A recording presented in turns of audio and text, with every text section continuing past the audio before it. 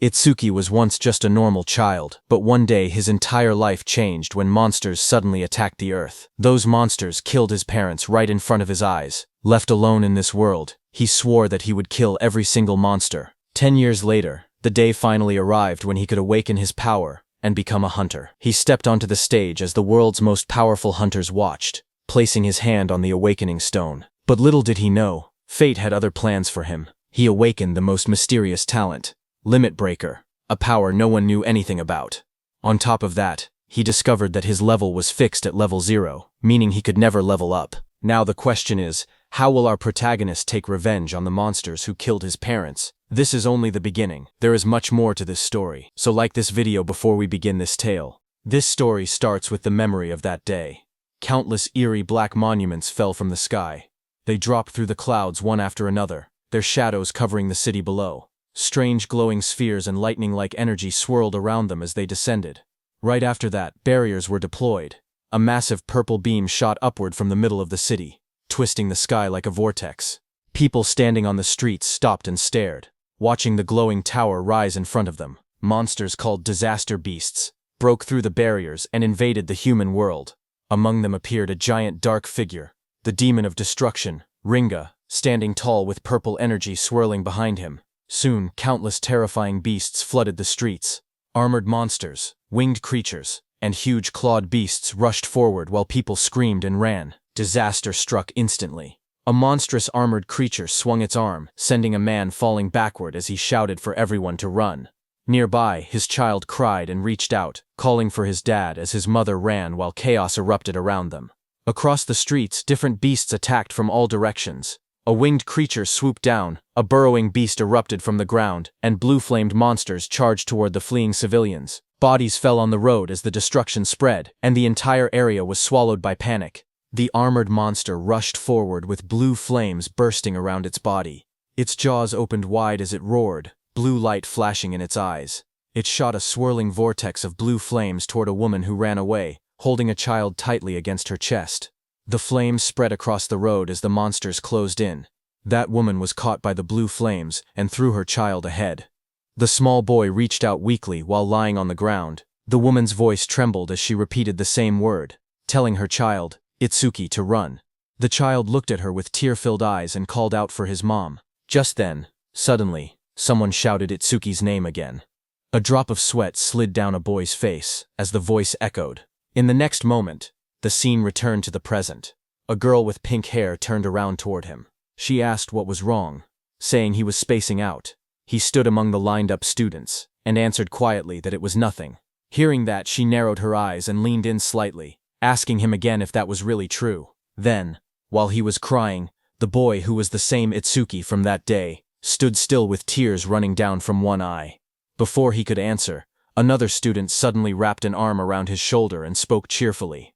He said Itsuki must be sleepy, since he was usually asleep at this time, but today there was suddenly a school-wide assembly. While they were talking, Itsuki pointed toward the stage and told his friends that the teacher there was dressed strangely. On stage, the teacher, wearing some kind of armored helmet, explained what happened after the disaster beasts appeared.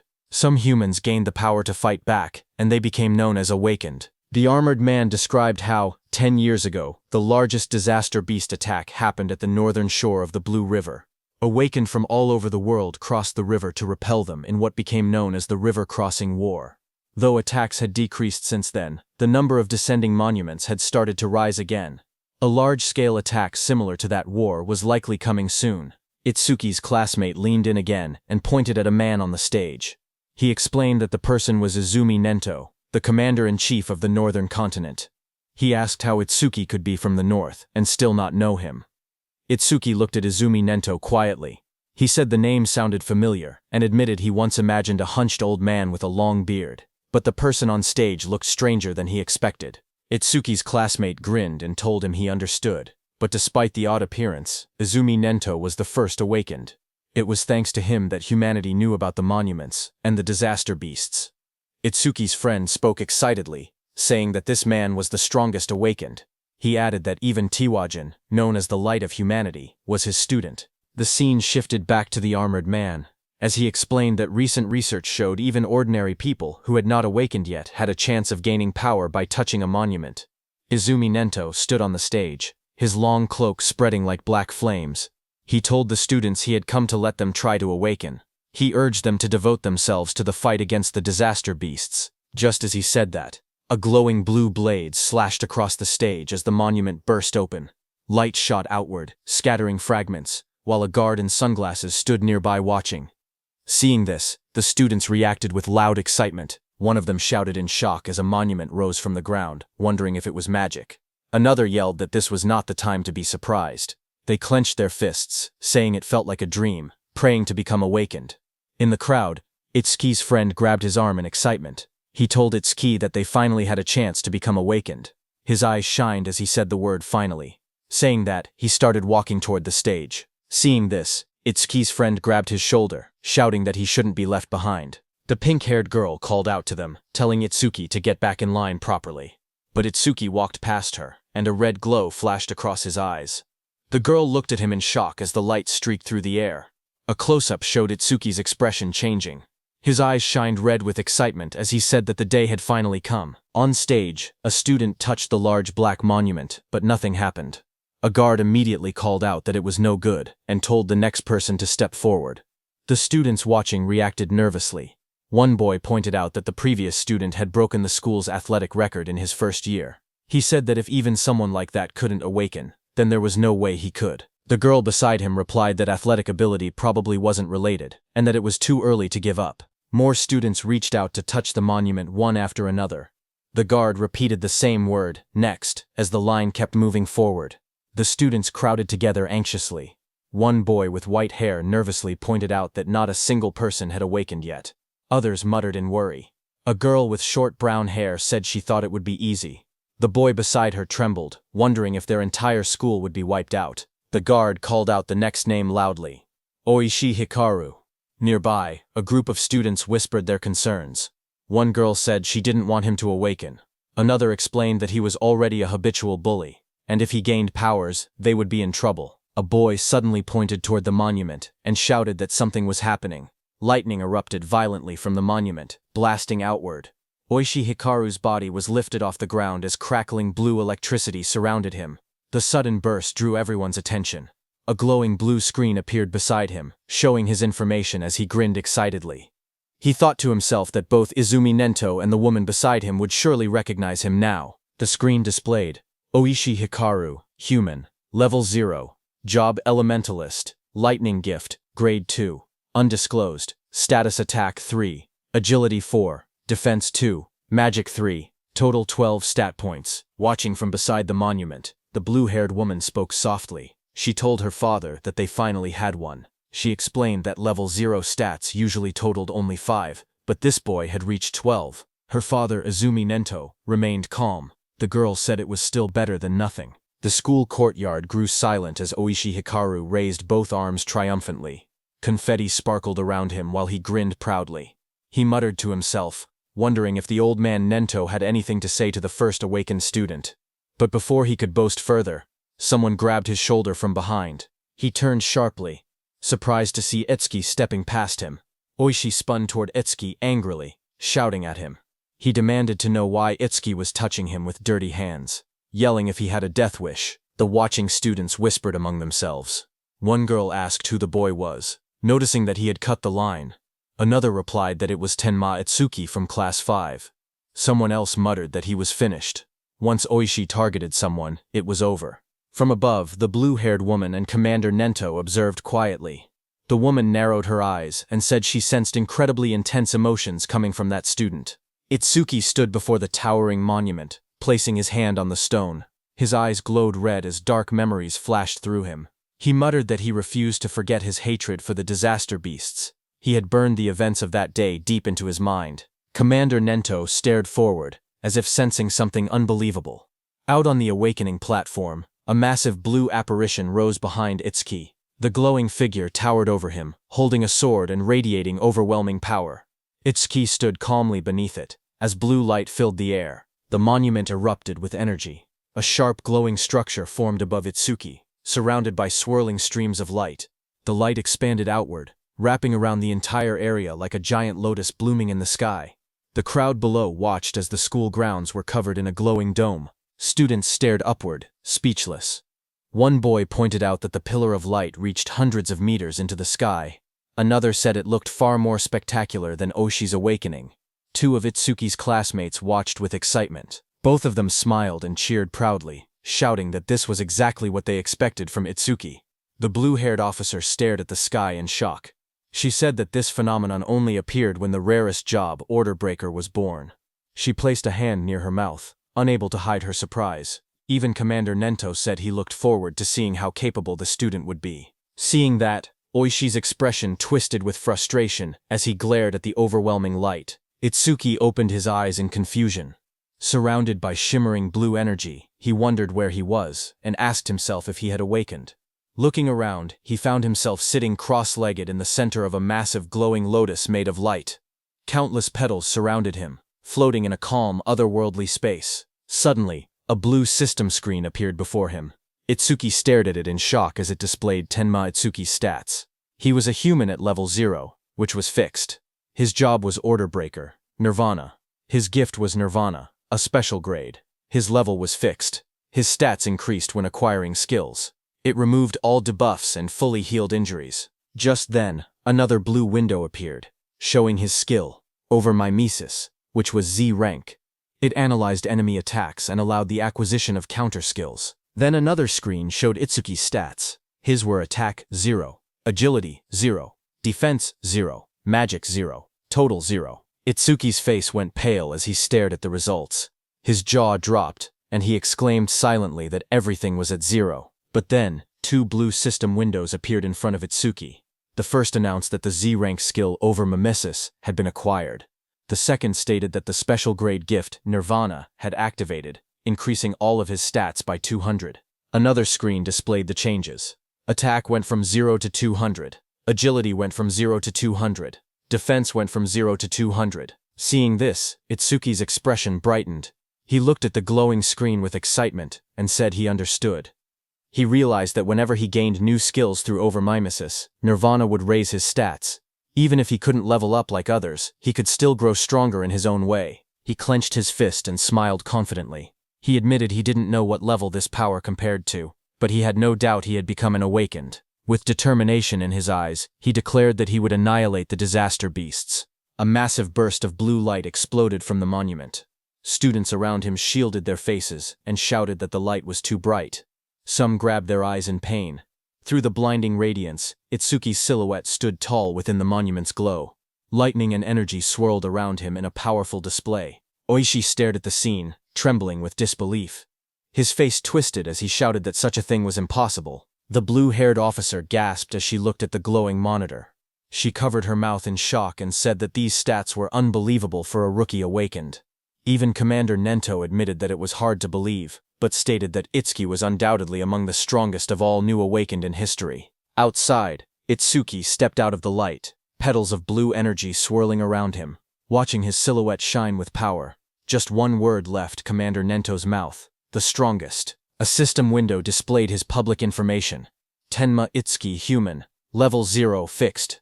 Job Order Breaker. Gift special grade. Undisclosed. Skill undisclosed. Status, Attack 200, Agility 200, Defense 200, Magic 200, Total 800. In the crowd, students and teachers erupted in cheers. They shouted that Tenma's stats had shot up all at once. Someone cried out in disbelief, saying they never imagined their school would have someone this amazing. An older teacher yelled that this feat would go down in school history. But among the cheering crowd, Oishi trembled with rage. Lightning crackled around him as his eyes glowed red.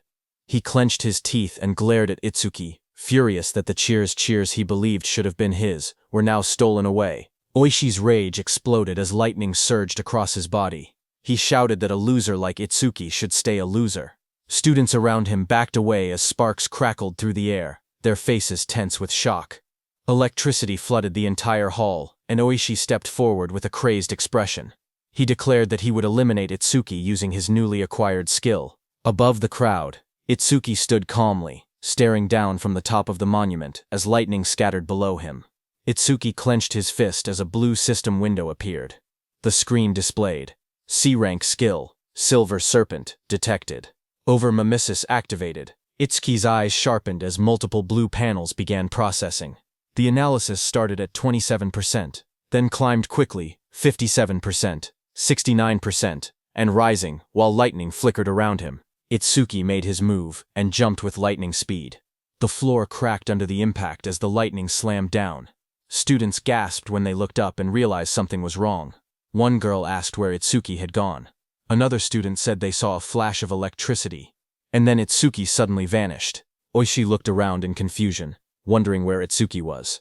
A glowing blue window reached 88% as Itsuki appeared behind Oishi like a shadow wrapped in lightning. His eyes shone with a blinding horizontal beam. Oishi froze in terror. Sweat poured down his face as he realized Itsuki was behind him. He panicked, unable to move. Itsuki placed a hand on Oishi's shoulder. His voice was cold as he told Oishi to consider himself lucky for being born human. He added that if Oishi were a disaster beast, he would have killed him about 100 times already. Oishi trembled uncontrollably, fear tightening his entire body. Moments later, Itsuki casually stepped forward while Oishi collapsed onto the ground. Another student shouted in shock, asking when Itsuki had moved behind him. Someone else laughed nervously, saying Oishi must have been so scared his legs gave out. Another warned them to be quiet before Oishi heard them. A new panel floated above Itsuki, showing 94%, then rising quickly. Blue energy swirled around him as the progress reached 99%. Itsuki glanced at the glowing screen and commented that maybe the analysis was fast because it was only a C-rank skill. The display turned pitch black and flashed. Analysis progress 100%. Lightning exploded around him as a new message appeared, saying C-rank skill Thunderbreaker acquired. Itsuki stood in the center of the crackling blue electricity, his body glowing as the newly gained power wrapped around him like living lightning. The students watched nervously as the light began to glow again. One of the boys stared in shock, saying it was happening once more.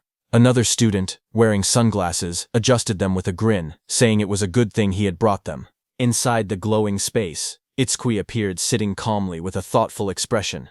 He realized that every time an analysis finished, he was forcibly brought into this strange place. In front of him, the system windows appeared, stating that the analysis of Silver Serpent was complete, and the skill Thunderbreaker had been acquired. Another window opened, showing the description of Thunderbreaker Level 1. The skill allowed him to absorb C-rank and lower lightning attacks into his body. When releasing the absorbed lightning energy, his agility would increase by 50%. It also had a passive effect. Each time he absorbed a C-rank lightning attack, his agility would permanently increase by 5%. Another message added that all his stats had increased by 10, all debuffs were removed, and his injuries were fully healed. Outside, the students shielded their eyes as a massive burst of blue light exploded from Itsuki's body. The lightning wrapped around him in swirling arcs as he stood in the center of the arena steps. The electric pressure pushed outward, and the crowd instinctively stepped back or covered their faces.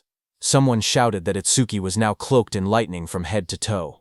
Another student panicked, saying Itsuki's lightning was even brighter than Oishi's. Oishi, who had attacked him earlier, stared with trembling eyes, unable to believe how Atsuki had learned a skill like that. Atsuki's body glowed intensely as the system displayed his rising stats. It showed each attribute increasing: attack, agility, defense, and magic, all rising from 200 to 210, bringing his total from 800 to 840. Just then, the students looked up at the sky in confusion. One of them said it had been sunny just a moment ago. Another asked if it was rain. A third student lifted his hand, trying to feel the drops, when someone suddenly shouted that something was falling. A dark, coffin-shaped object wrapped in lightning descended from the stormy clouds. The rain poured harder as it crashed down toward the school grounds. The woman with blue hair and glasses saw it and shouted in shock, calling it a monument. She questioned why it had appeared here of all places. Commander Nento quickly announced that the school-wide assembly was cancelled, and ordered everyone to evacuate outside the school grounds, just like in their drills. He realized that there was no doubt the target was him. The woman turned to Commander Nento and told him that they should escape too, since combat wasn't their specialty. But Commander Nento beside her shook his head. He warned that if they ran, everyone else would panic. He pointed ahead, telling her to look, because the boy standing there was calmer than both of them. Ahead of them, lightning exploded around the descending object. Students ran in all directions, fleeing in fear. Only one boy, Itsuki, remained still in the middle of the field, bathed in a faint blue glow. From behind, the blue-haired woman shouted at him, demanding to know why he wasn't running. A massive dark pillar crashed down from the sky, shaking the ground as debris exploded outward. Rain poured heavily around it. Nearby, a group of students panicked. One boy shouted that disaster beasts were coming and urged Itsuki to escape, but Itsuki, with glowing red eyes, stood still. His voice was cold as he declared that he would exterminate every single one of them. His friends stared at him in shock. One of them yelled that he would die if he didn't run. Another insisted that since he had only just awakened, he couldn't possibly fight disaster beasts. They told him to leave everything to the other awakened, but Itsuki shook his head. He calmly told them to trust him. The pink-haired girl hesitated, worry written all over her face. Finally, she shouted that if he died, he shouldn't blame them. She grabbed the other guy's clothes and dragged him with her. The glasses-wearing boy asked her if it was really okay to let him go, reminding her that the enemy was a disaster beast, a walking weapon of mass murder. As the two ran off, Itsuki looked ahead with a crazed smile. His eye glowed bright red through the rain. He muttered that his first enemy after becoming an awakened was the one who killed his parents, and that it was lucky. Lightning curled around him as he stepped forward. A glowing panel appeared beside him, displaying the status of the creature before him. It was Skeleton Soldier 10369. Level 8. Gift. Grade 2. Defense increases by 100%. If the enemy's attack exceeds its own defense, the gift becomes invalid. Skill. Bonefire. B rank. Its stats were: Attack. 15. Agility 10. Defense 120 plus 120. Magic 30. Total 295. The skeleton soldier stood covered in blue flames as Itsuki faced it head-on. A surge of lightning wrapped around Itsuki's arms as he tightened his stance. His red eyes glowed sharply as he wondered if he should test the skill he had just acquired. In the next moment, he charged forward, electricity exploding around his body. Blue lightning trailed behind him as he rushed toward the flaming skeleton beast on the field. The two forces collided, sparks scattering through the rain. The skeletal beast swung its arms to punch, but Itsuki dodged. Then Itsuki swung his electrified fist with full force, shouting that he would not let anyone else die. His punch struck the creature's chest, and a violent burst of energy erupted. The impact sent the disaster beast flying across the field, smashing through the school building. The ground trembled as debris scattered in all directions. Students watching from afar stared in shock. One student said Itsuki's strength was too overwhelming, that maybe they didn't need to run anymore. A female student was stunned, seeing how the impact had blasted the monster away in a single hit. The blue-haired inspector stared at the ruined wall, stunned that a rookie who had just become awakened could send a level 8 disaster beast flying with only one blow. Heavy rain poured down as Commander Nento watched from a distance, thinking to himself that Itsuki's speed and power were on a completely different level from other level zeros. But even then, he believed that defeating a skeleton soldier was impossible. He explained that skeleton soldiers had two troublesome abilities. The first was a gift that increased their defense. The second was a terrifying skill called Bonefire, a flame that burned anything it touched into ash. Blue flames erupted violently across the field, spreading like a wave toward Itsuki. The students gasped as the fire surged forward. Itsuki's friends cried out in fear, shouting Itsuki's name. Oishi stepped forward with a crazed smile, yelling that the fool who didn't know his place would just burn to ash. Meanwhile, glowing screens appeared in front of Itsuki. A system message informed him that the enemy was using Bonefire. The analysis began, first at 1%, then rapidly accelerating. As the blue flames engulfed him, more screens appeared. 25%. Itsuki stood firmly inside the blazing Bonefire, surrounded by data streams. He calmly observed that the analysis speed increased whenever the enemy's skill struck him. The blue-haired instructor watched with widening eyes. She said that even a level 10 awakened wouldn't stand a chance if they took a direct hit. Blue flames continued to swallow the arena as Itsuki stood in the center, half of his body burned away and glowing like a skeleton. The blue-haired instructor's voice echoed through the flames, saying it would be tragic for a genius who had just appeared to be killed by a disaster beast before he could grow. System windows floated around Itsuki, showing 77% and 81%. Itsuki looked at his burning body and muttered that this was what it felt like when the body burned. He added softly that it must have hurt. A memory flickered through the flames. He saw his mother's face, half burned away. He realized that it hurt so much, but even in her last minutes, she smiled so as not to scare Itsuki. Commander Nento peered out with a sharp gaze, wondering if Itsuki hadn't used his full power yet. The blue fire swirled violently as the progress bar climbed. Itsuki's skeletal hand tightened, and he said that once the analysis was complete, the enemy was finished. The system window flashed. Analysis progress. 100%. Outside the flames, the students whispered nervously. One asked if it had been too soon to hope for a rookie who had just become awakened. Another admitted he had been stupid to expect anything. But suddenly, someone pointed forward in shock. He shouted that the blue lotus flower had appeared again. He said Itsuki might show them another miracle. Blue light swirled around Itsuki as he stood inside the burning aura, wondering what kind of skill he would gain this time. The flames around him continued to fade, revealing his burned and cracked body beneath the blue energy. Then a system window appeared, showing that the analysis of Bonefire was complete. It stated that a new skill, Black Wall, had been acquired. More windows followed, explaining the skill. The active effect would create ice on the body by consuming magic power, and could block B rank or lower fire skills. The passive effect increased defense when blocking those skills. Another notification appeared, saying that Black Wall LV2 had been acquired and that all of his stats had increased by 20. It stated that all debuffs were removed and his injuries were fully healed.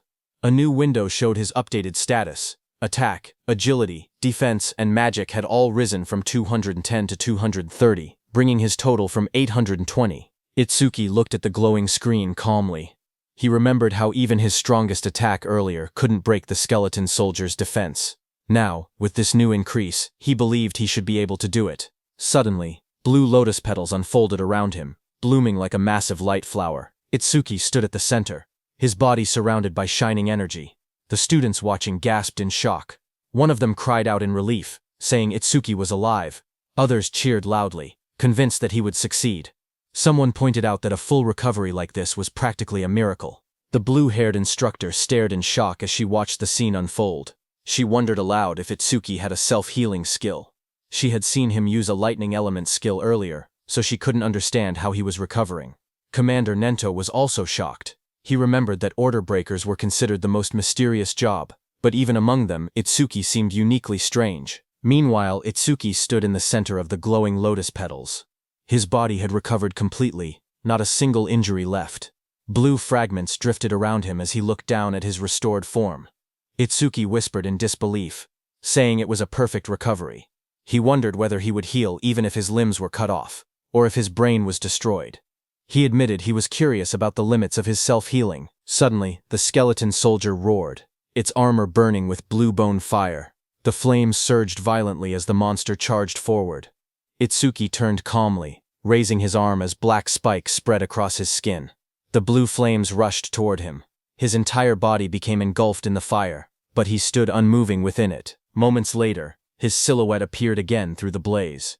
Thick layers of black spikes covered him completely, and his red eyes glowed coldly behind the cracked ice armor. Itsuki cracked through the air as he shot upward. The explosion of blue flames shook the area when he crashed down. Itsuki's armored body glowed with electricity as he readied another strike. The skeletal beast struck, but Itsuki moved again, instantly appearing behind the beast faster than anyone could follow. Itsuki then raised his arm, and it turned into a massive black spike sword, lightning running through it. Itsuki moved with lightning speed, and with a single slash, cut the skeletal beast in two with that sword. The students watching from afar were stunned. One of them said that Itsuki moved behind the disaster beast in an instant, as if he had teleported. Another said that only awakened people could track movements like that. Oishi was also stunned, saying she couldn't see Itsuki's movements at all. She compared it to what she had seen before. The blue-haired instructor questioned if someone like Itsuki could really be a rookie. On the other hand, as the dust settled, Itsuki stood alone.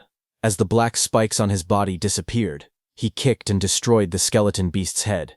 He was stunned to realize that it not only generated solid armor to protect his body, but could also shape that armor into any kind of weapon he wanted. A divine skill that combined both offense and defense. Suddenly, someone shouted his name. Itsuki turned his head in surprise as his friend rushed toward him and wrapped him tightly in a relieved hug, saying he was glad Itsuki had won because he had been worried the entire time. Itsuki stayed still for a moment before asking about Saya. His friend pulled back and admitted that Saya had been watching earlier with a face that looked like she might cry, but now she was nowhere to be seen. Itsuki looked toward the crowd, wondering why she didn't come. He scanned the students in the distance, confusion growing. He quietly wondered if she might be angry. Not far away, the blue-haired instructor watched the aftermath of the fight. She spoke seriously, noting that for a boy to defeat a skeleton soldier, Something even a level 10 awakened would struggle against was unbelievable.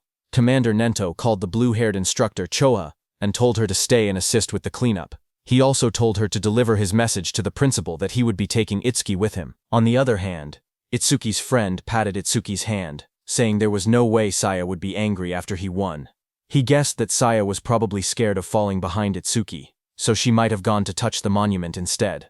Itsuki lowered his gaze slightly and murmured that he hoped that was the case. Just then, a voice called out to him, asking if he was Tenma Itsuki. Itsuki turned and noticed someone approaching. Commander Nento, wearing a long cape, stood before him. Itsuki looked up at him in silence. People watching from a distance began whispering among themselves. They saw that Izumi Nento, a famous figure, was talking directly to Itsuki. Some wondered if he intended to take Itsuki as a student. Others doubted it, saying the only person Commander Nento had ever accepted as a student was Tiwajin, humanity's strongest. They insisted that no matter how strong Itsuki seemed, something like that wouldn't happen. Itsuki's friend stepped away nervously and said he would go look for Saya. Commander Nento then looked down at Itsuki and spoke calmly. He told Itsuki that he was quite special. Itsuki looked at Commander Nento and repeated the word softly, asking what he meant by calling him special. Commander Nento observed Utsuki closely and saw dark energy gathering around Utsuki. He told Utsuki that his heart seemed filled with anger and hatred. Utsuki stood in the darkness, a glowing light shining across his eyes. Commander Nento then stepped forward and said that he wanted to know the reason behind that hatred. Itsuki finally spoke, explaining that 10 years ago, his parents were killed by disaster beasts while trying to protect him. A scene from his childhood flashed before his eyes, his younger self crying helplessly as danger closed in. He remembered how he had nearly been killed as well, but an awakened appeared at the last moment and saved him. The powerful figure struck the beast right in front of the frightened Itsuki. Itsuki told Commander Nento that, right before his eyes, he had watched his mother die. A glowing blue flame slowly consumed his mother's body. Even as half her face vanished into bone and ash, she smiled gently at Itsuki and told him that he must walk the rest of the path on his own. Young Itsuki stared at her with trembling eyes, unable to understand. His voice cracked as he cried out for his mother. Anger raged inside him as he looked at the beast. Words echoed in his mind, reminding him that both his mother and father had died because of beings like this. Tears streamed down his face as he shouted in denial. Before him, a towering monstrous figure rose from the darkness, an enormous being surrounded by raging purple flames. Its shadow loomed over Itsuki as he realized the horrifying truth. The creature before him was the root of all evil. Shaking with rage, Itsuki glared upward. His eyes burned red as hatred filled his heart.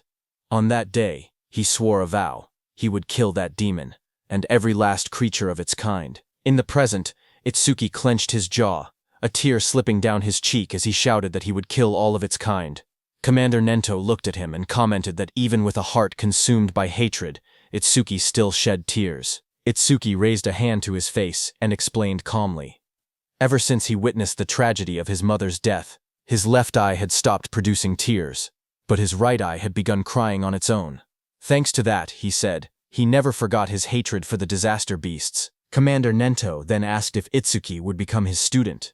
He promised to get him into the Salvation League and help him gain the immense power needed to take revenge on the disaster beasts. Itsuki repeated the words quietly, asking what the Salvation League was. Commander Nento then explained. He told Itsuki that to counter disaster beasts more efficiently and scientifically, the governments of the 5 continents had gathered strong awakened from around the world and created an official organization. The members of this organization were called saviors. He continued, saying that saviors were provided with resources such as dedicated training grounds and powerful weapons. They were also guaranteed high compensation. Even trainee saviors received 10,000 gold per month. Itsuki listened in surprise, realizing that 10,000 gold was enough to buy a car. Commander Nento then warned that such generous treatment was not given for free. Saviors were expected to constantly fight disaster beasts on the front lines and protect people's safety. Itsuki stood shirtless, his expression calm as he spoke. He said that he did not care about high pay or special resources. What mattered most to him was something else. Determination filled his eyes. His gaze sharpened as he clenched his fist.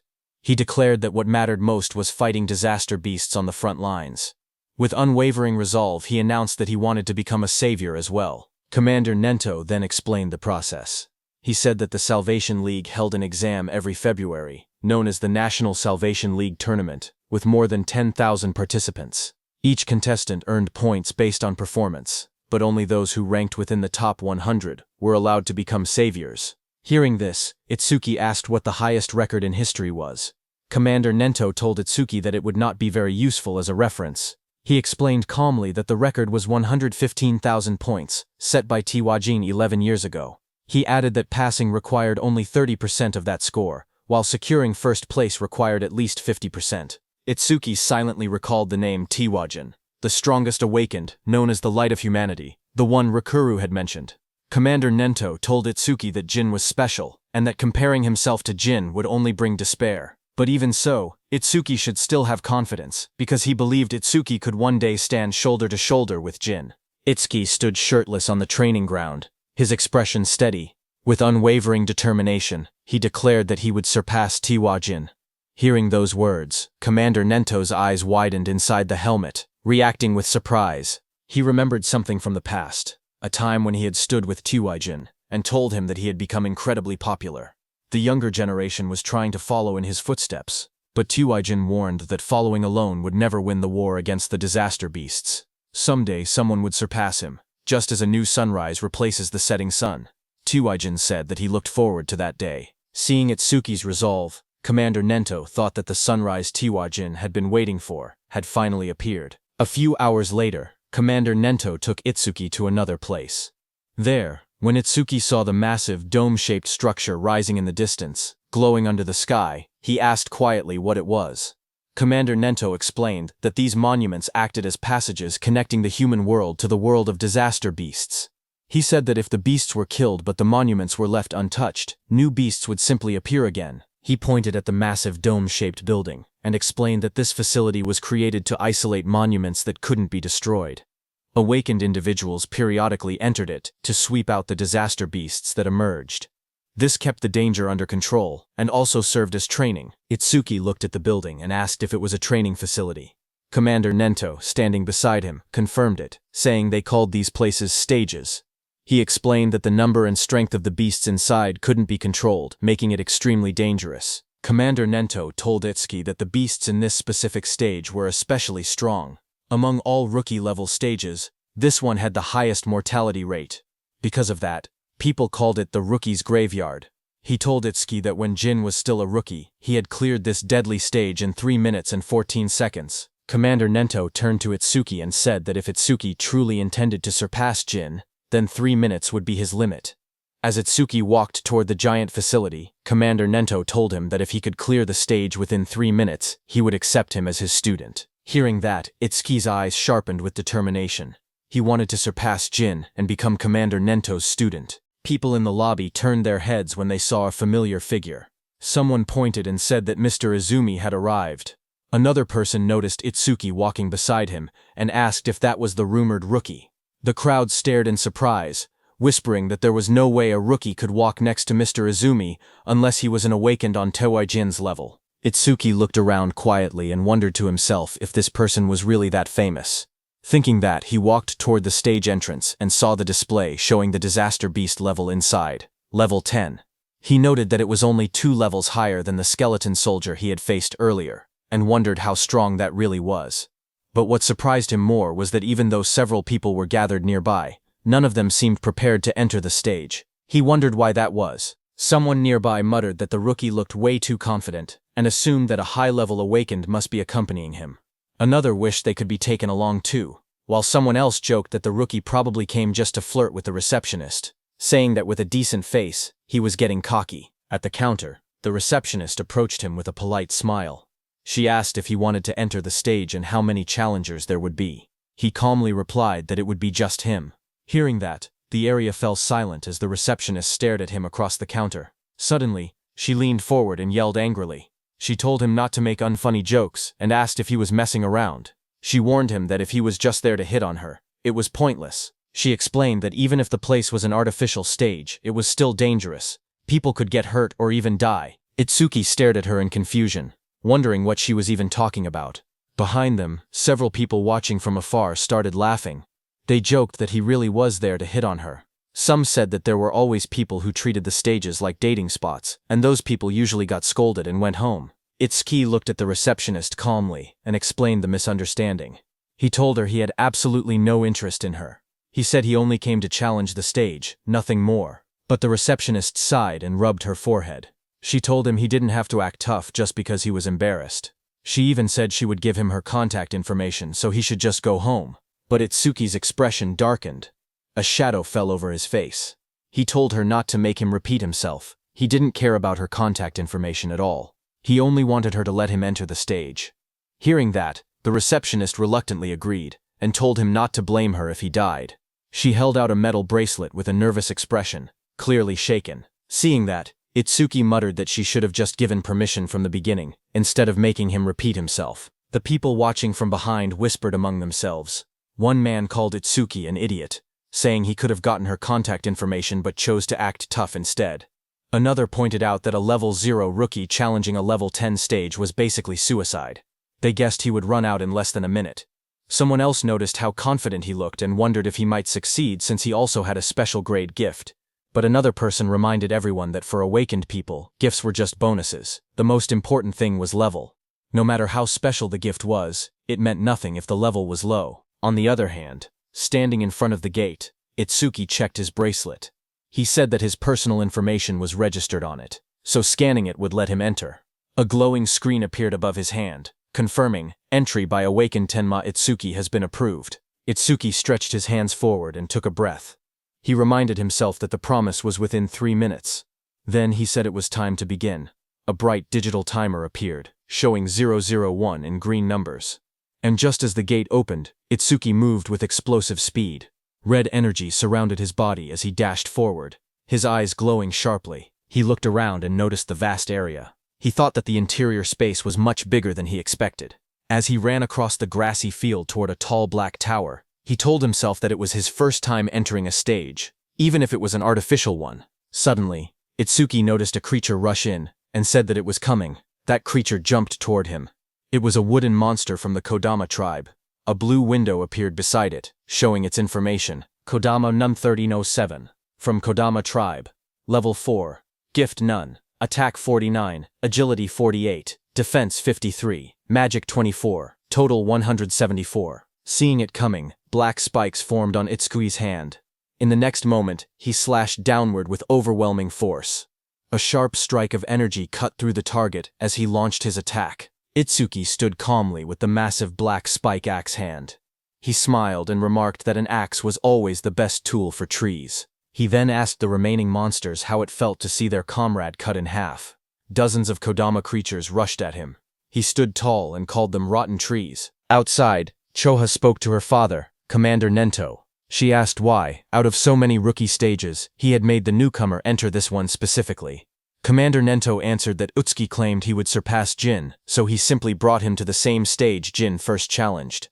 Hearing that, Choha frowned and said that surpassing Jin was impossible unless someone stepped outside the bounds of humanity. Hearing that, Commander Nento asked Choha if she believed Jin had already transcended humanity. Choha recalled the time she met Jin for the first time. She had once thought Jin was kind and approachable. Then she saw Jin instantly kill a level 97 disaster beast. She recalled that Jin's eyes during that fight were different. She remembered those eyes clearly, cold, solitary, and transcendent. She felt that they didn't seem human at all. She described Jin's gaze, saying his eyes were like the eyes of a god. Hearing that, Commander Nento told Choha that Itsuki also had potential comparable to Jin. But at the moment, he was nothing more than an unpolished gemstone. He added that if Jin could be compared to a godlike existence who saved people, then Itsuki was the opposite, a demon consumed by hatred. Meanwhile, on the battlefield, Itsuki stood among the fallen wooden beasts. He stated that Overmamises wouldn't even activate against disaster beasts of this level. Just then, a dark silhouette appeared behind him, its eyes glowing red. His own eye glowed the same way as the shadow towered over him. In the next moment, his body moved at extreme speed, cutting through the enemies with a sharp motion. Itsuki stood before the fallen creature and looked down calmly. He asked if that was the end. He examined the broken body, and wondered if level 10 disaster beasts were only this strong. But then he thought that if that were true, this place wouldn't be called the Rookie's Graveyard. There had to be something else. Just then, a blue system window appeared before him. It displayed B-rank skill, self-regeneration detected. Over-mimesis activated. Another window followed. Analysis started. Then a second one. Analysis progress 5%. Itsuki turned as a sudden sound caught his attention. His expression shifted slightly. That level 10 disaster beast rose again behind him, its entire form twisting upward with glowing green eyes. Its long vine-like limbs burst outward and lunged at him. Itsuki braced himself, thinking in surprise that he had cut off half its head, yet it had regenerated. The moment the towering monster regenerated, Itsuki narrowed his eyes and muttered that he knew things wouldn't be straightforward. A glowing blue system window appeared in front of him, revealing the creature's details. It identified the monster as regenerated Kodama Sum 520 of the Kodama tribe, a level 10 beast with a grade 2 gift. Its defense had dropped by 50%, but its self-healing ability had greatly increased. Another blue window listed its stats clearly. Attack, 110, Agility 100, Defense 60, Magic 180, total 450. As the creature's roots and branches whipped wildly, Itsuki tightened his fist. A system alert flashed. Black wall activated. The next second, his hand was covered by black spikes cutting through the roots. Itsuki jumped at the monster. While dodging the monster's attacks, he quickly analyzed the situation. He realized the beast couldn't regenerate if he damaged it fast enough. He told himself that he had to deal massive damage in a short amount of time. The analysis window appeared beside him. Itsuki smashed forward with his armored arm, splitting through the Kodama's defenses as sparks and debris burst around them. His eyes glowed red as he moved like a shadow, slicing through the forest of wooden limbs. Each step sent shockwaves across the ground, and each strike pushed the progress window higher. Itsuki surged forward again, his blade-like arm shining with a cold blue light. Then he shot upward before crashing down like a falling spear, splitting the monster's giant body in half. Light from his attack cut straight through the Kodama, illuminating the entire battlefield. The towering creature's body split down the middle, a glowing crack running from its head to its torso. Its golden eyes shone through the gaps as its massive frame began to fracture. Itsuki watched with sharp red eyes, a grin forming on his face. He said he wasn't done yet. He said he would mince the creature completely so it wouldn't regenerate. In the next moment, he raised both arms. A blinding vertical slash of light tore downward, cutting the giant monster clean in half. Cuts spread across the creature's body, and the wooden shell shattered into countless pieces. The fragments scattered through the air, glowing faintly before breaking apart completely. As the dust settled, Itsuki lowered his arm and exhaled. He said this should be enough. He added that using black wall for so long was draining his magic, but before he could rest, vines and roots twisted together again in front of him. That wooden creature's form surged upward with glowing yellow eyes, rising from the remains and preparing to attack. The glowing display in front of Itsuki showed 60%, but the fight still raged on. Wooden tendrils whipped toward Itsuki as he moved between them with sharp, fluid steps. He glanced back with an annoyed expression, thinking that even after all of this, the monster still refused to die. He quietly muttered that it was becoming a real pain. The attacks continued to strike from every angle. As he dodged, he noticed something important. Every time the monster regenerated, Over-Mimes's analysis speed increased. His eyes narrowed. That meant the longer this continued, the faster the analysis would complete. He realized he needed a new approach. He decided to cancel Black Wall to conserve his remaining magic, and instead rely on Thunderbreaker to avoid the attacks while keeping his distance. Continuing this pattern until the analysis finished would be the winning strategy, but there was a problem. He didn't have much time left before the 3-minute limit ran out. Lightning crackled across his arm as the display climbed to 75%. Determination hardened his expression.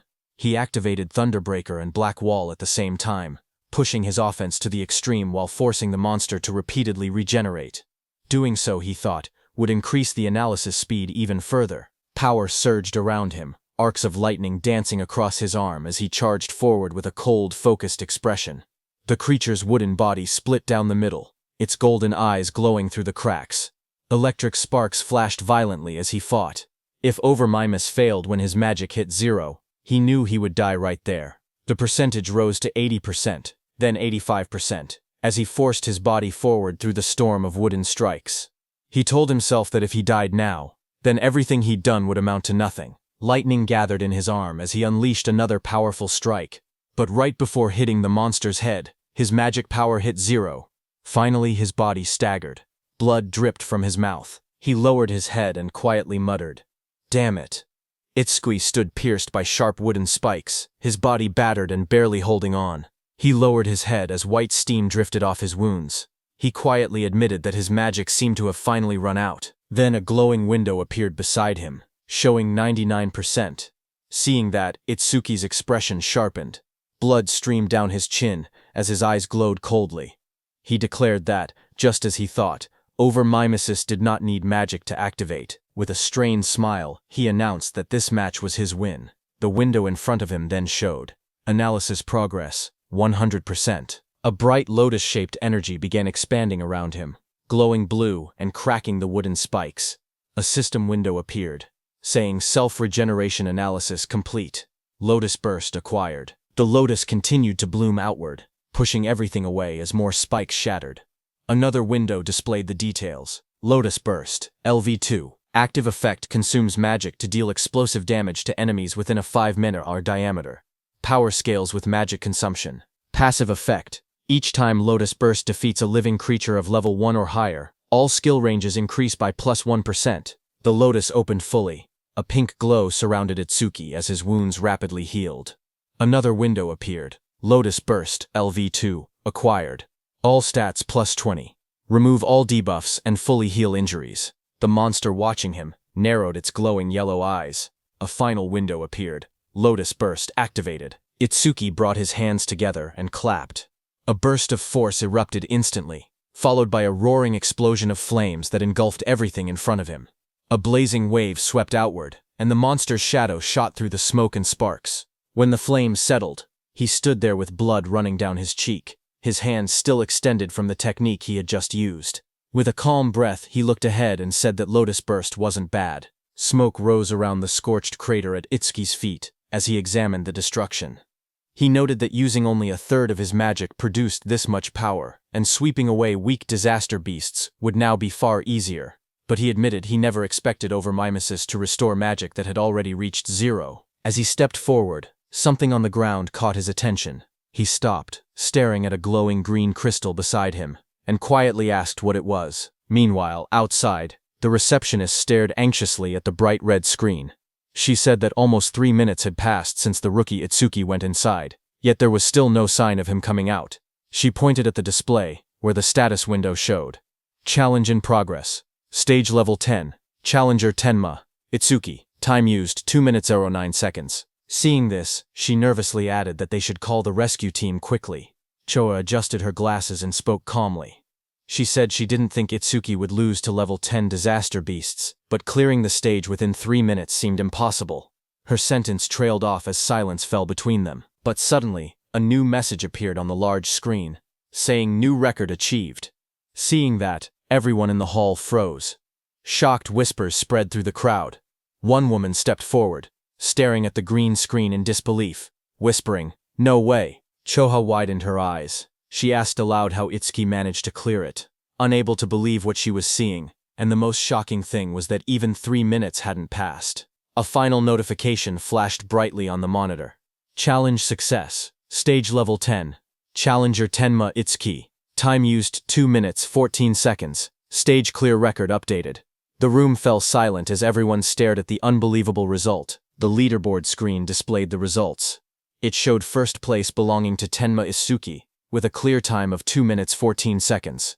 Second place belonged to Tiwajin, who cleared it in 3 minutes 14 seconds. Third place was Hiton Sho, with a time of 7 minutes 17 seconds. Just then, Itsuki came out of the gate, his clothes torn and stained with green liquid. Around him, people reacted in shock.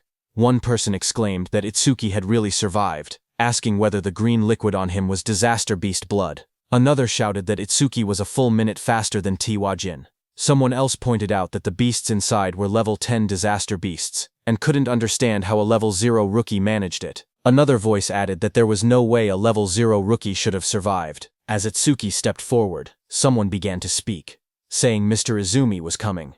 Izumi Nento turned toward Itsuki, who asked him if he could now officially receive Commander Nento's guidance.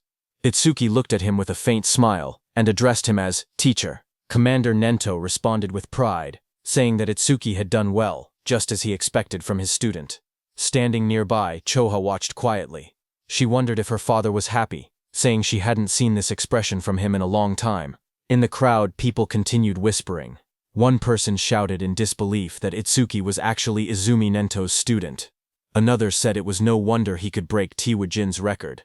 But someone else added that even if he truly was Izumi's student, as long as his level didn't increase, there would be no room for growth. Just then, the receptionist came forward nervously with a decorated box in her hands. She explained that it was a gift for breaking the record, and asked Itsuki to accept it. Her expression softened as she apologized for the rude things she had said earlier. Itsuki looked surprised as he received the box, asking if he truly got something for his achievement. He said that it was fine, because a level 0 rookie challenging a stage like that really did seem reckless. He added that he was a complete stranger to them, and it wouldn't have mattered to anyone if he had died, but since she tried to stop him, it proved she was worried. Hearing that, the receptionist blushed deeply. She stuttered as she insisted it wasn't like that. Itsuki simply thanked her, which only made her blush even harder. Not far away, Choha called out, telling Itsuki that she was leaving and not to lag behind. She tightened her glasses, annoyed, and warned him not to get cocky just because he had become her father's student. Itsuki straightened up and replied quickly, agreeing. Then Commander Nento, beside Choha, studied Itsuki and commented that a stage of this level now seemed too easy for him. He suggested raising the difficulty. He continued, saying that Itsuki should be able to challenge advanced stages now.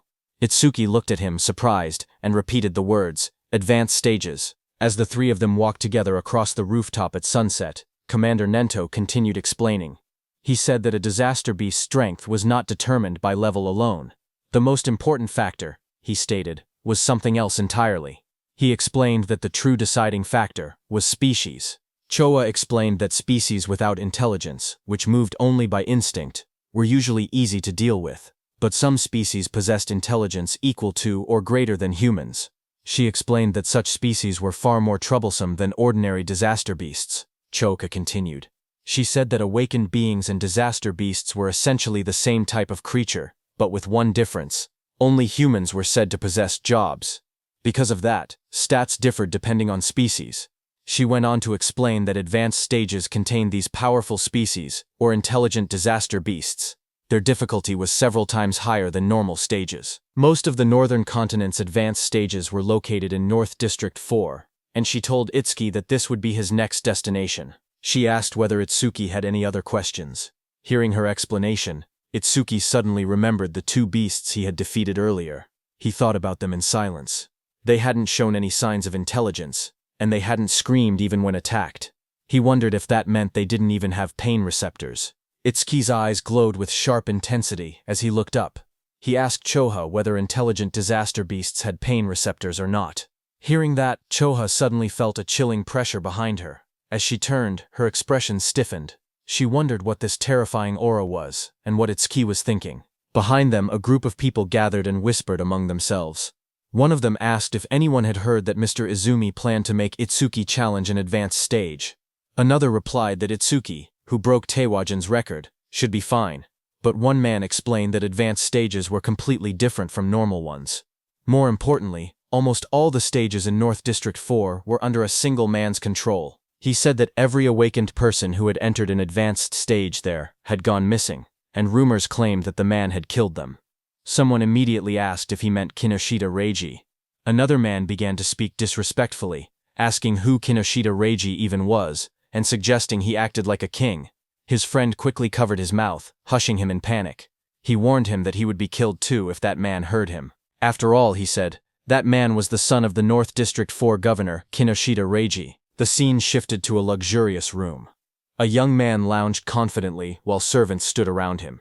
He was the infamous Kinoshita Reiji. A subordinate asked him when he would be departing. Reiji smirked as he answered. He said that all the stages in North District 4 were under his control, so he would go whenever he wanted. To him, waiting in line was something only commoners did. He lifted his glass with a satisfied smile. After leaving from there, Itsuki opened the small ornate box, revealing a shining stone resting on a red cushion. As the three of them sat together beneath the shade of the trees, Itsuki looked at the stone and muttered that it was from that time. Hearing that, Commander Nento beside him asked if he had seen a karma stone before. Itsuki nodded and explained calmly. After defeating the disaster beasts inside the stage, something identical to this had dropped, But then he paused and added that there was a slight difference. He took out a green crystal. He stared at the one in his hand and said the color was green, but something about it wasn't the same. Hearing that, Choha's eyes widened in shock. She exclaimed that it was an intermediate karma stone appearing inside a beginner stage. She stepped closer, adjusting her glasses to take a look. Itsuki asked what exactly a karma stone was. Choha turned to him and began explaining. She reminded him that he had been a rookie. She said karma stones were also called experience stones. She explained that when a disaster beast or an awakened being died, karma or an invisible energy similar to experience points came from their corpse. Absorbing this energy increased a person's level. In other words, a karma stone was an object that contained karma. A figure glowing with energy appeared in her explanation, demonstrating how someone could use a karma stone to absorb the karma inside. She continued, saying that karma stones didn't occur naturally, which made the situation strange. Choha wondered aloud why such a stone had appeared in that stage. Beside her, Commander Nento quietly said it was probably because of Itsuki's gift. Hearing this, both Itsuki and Choha looked confused and asked again about the so-called gift. Commander Nento explained that normally, the karma of a defeated enemy would be absorbed by the one who killed them. Yet even though Tenma had defeated 2 disaster beasts, he never leveled up. That meant the karma had not been absorbed. He added that manifested karma never disappeared without a reason. He continued, saying that if his speculation was correct, the karma of the disaster beast that attacked the school had been absorbed by the awakened individuals present, meaning the people standing there. He explained further that a stage was an enclosed space. Because Tenma was unable to absorb the generated karma and there was no other recipient inside, the leftover karma clumped together and formed a karma stone. Hearing this, Choa looked startled. She asked how Itsuki's stats increased if he truly could not level up. Hearing that, Commander Nento suddenly stood up and reminded Choa that an awakened person's gift was top secret and could not be disclosed. Startled, she apologized immediately. Commander Nento then turned back to Itsuki. He told him that he could choose whether to keep the karma stone or sell it. He added that he would be leaving soon for a commander-in-chief meeting of the 5 continents and that during his absence, Choha would look after him.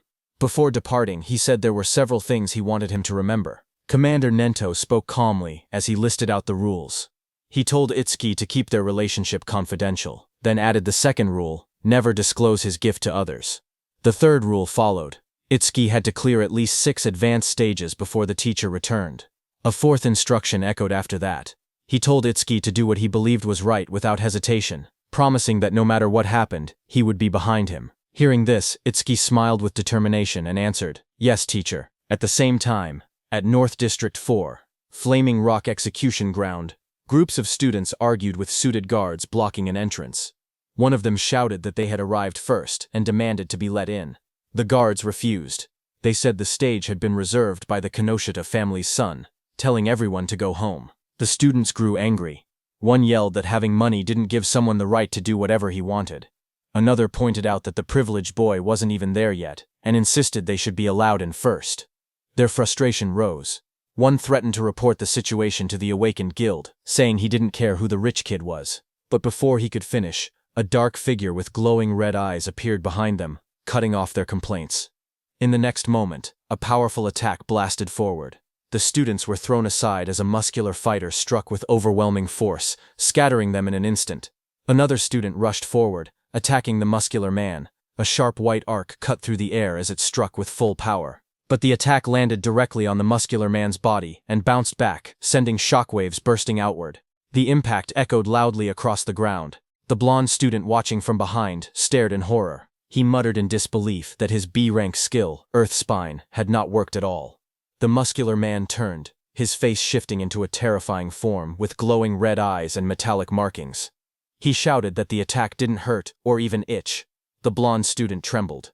He thought to himself that Earth Spine was a technique meant to pierce anything. He wondered if the man in front of him was actually a monster. Before the student could react, the monstrous man lunged forward and grabbed him, his red aura flaring violently as he towered over the frightened student. The muscular man smacked the blonde student's head. The blonde student slammed down violently. Blood burst from his mouth as his eyes rolled back, his body twisting from the impact. Around him, the spectators reacted in shock.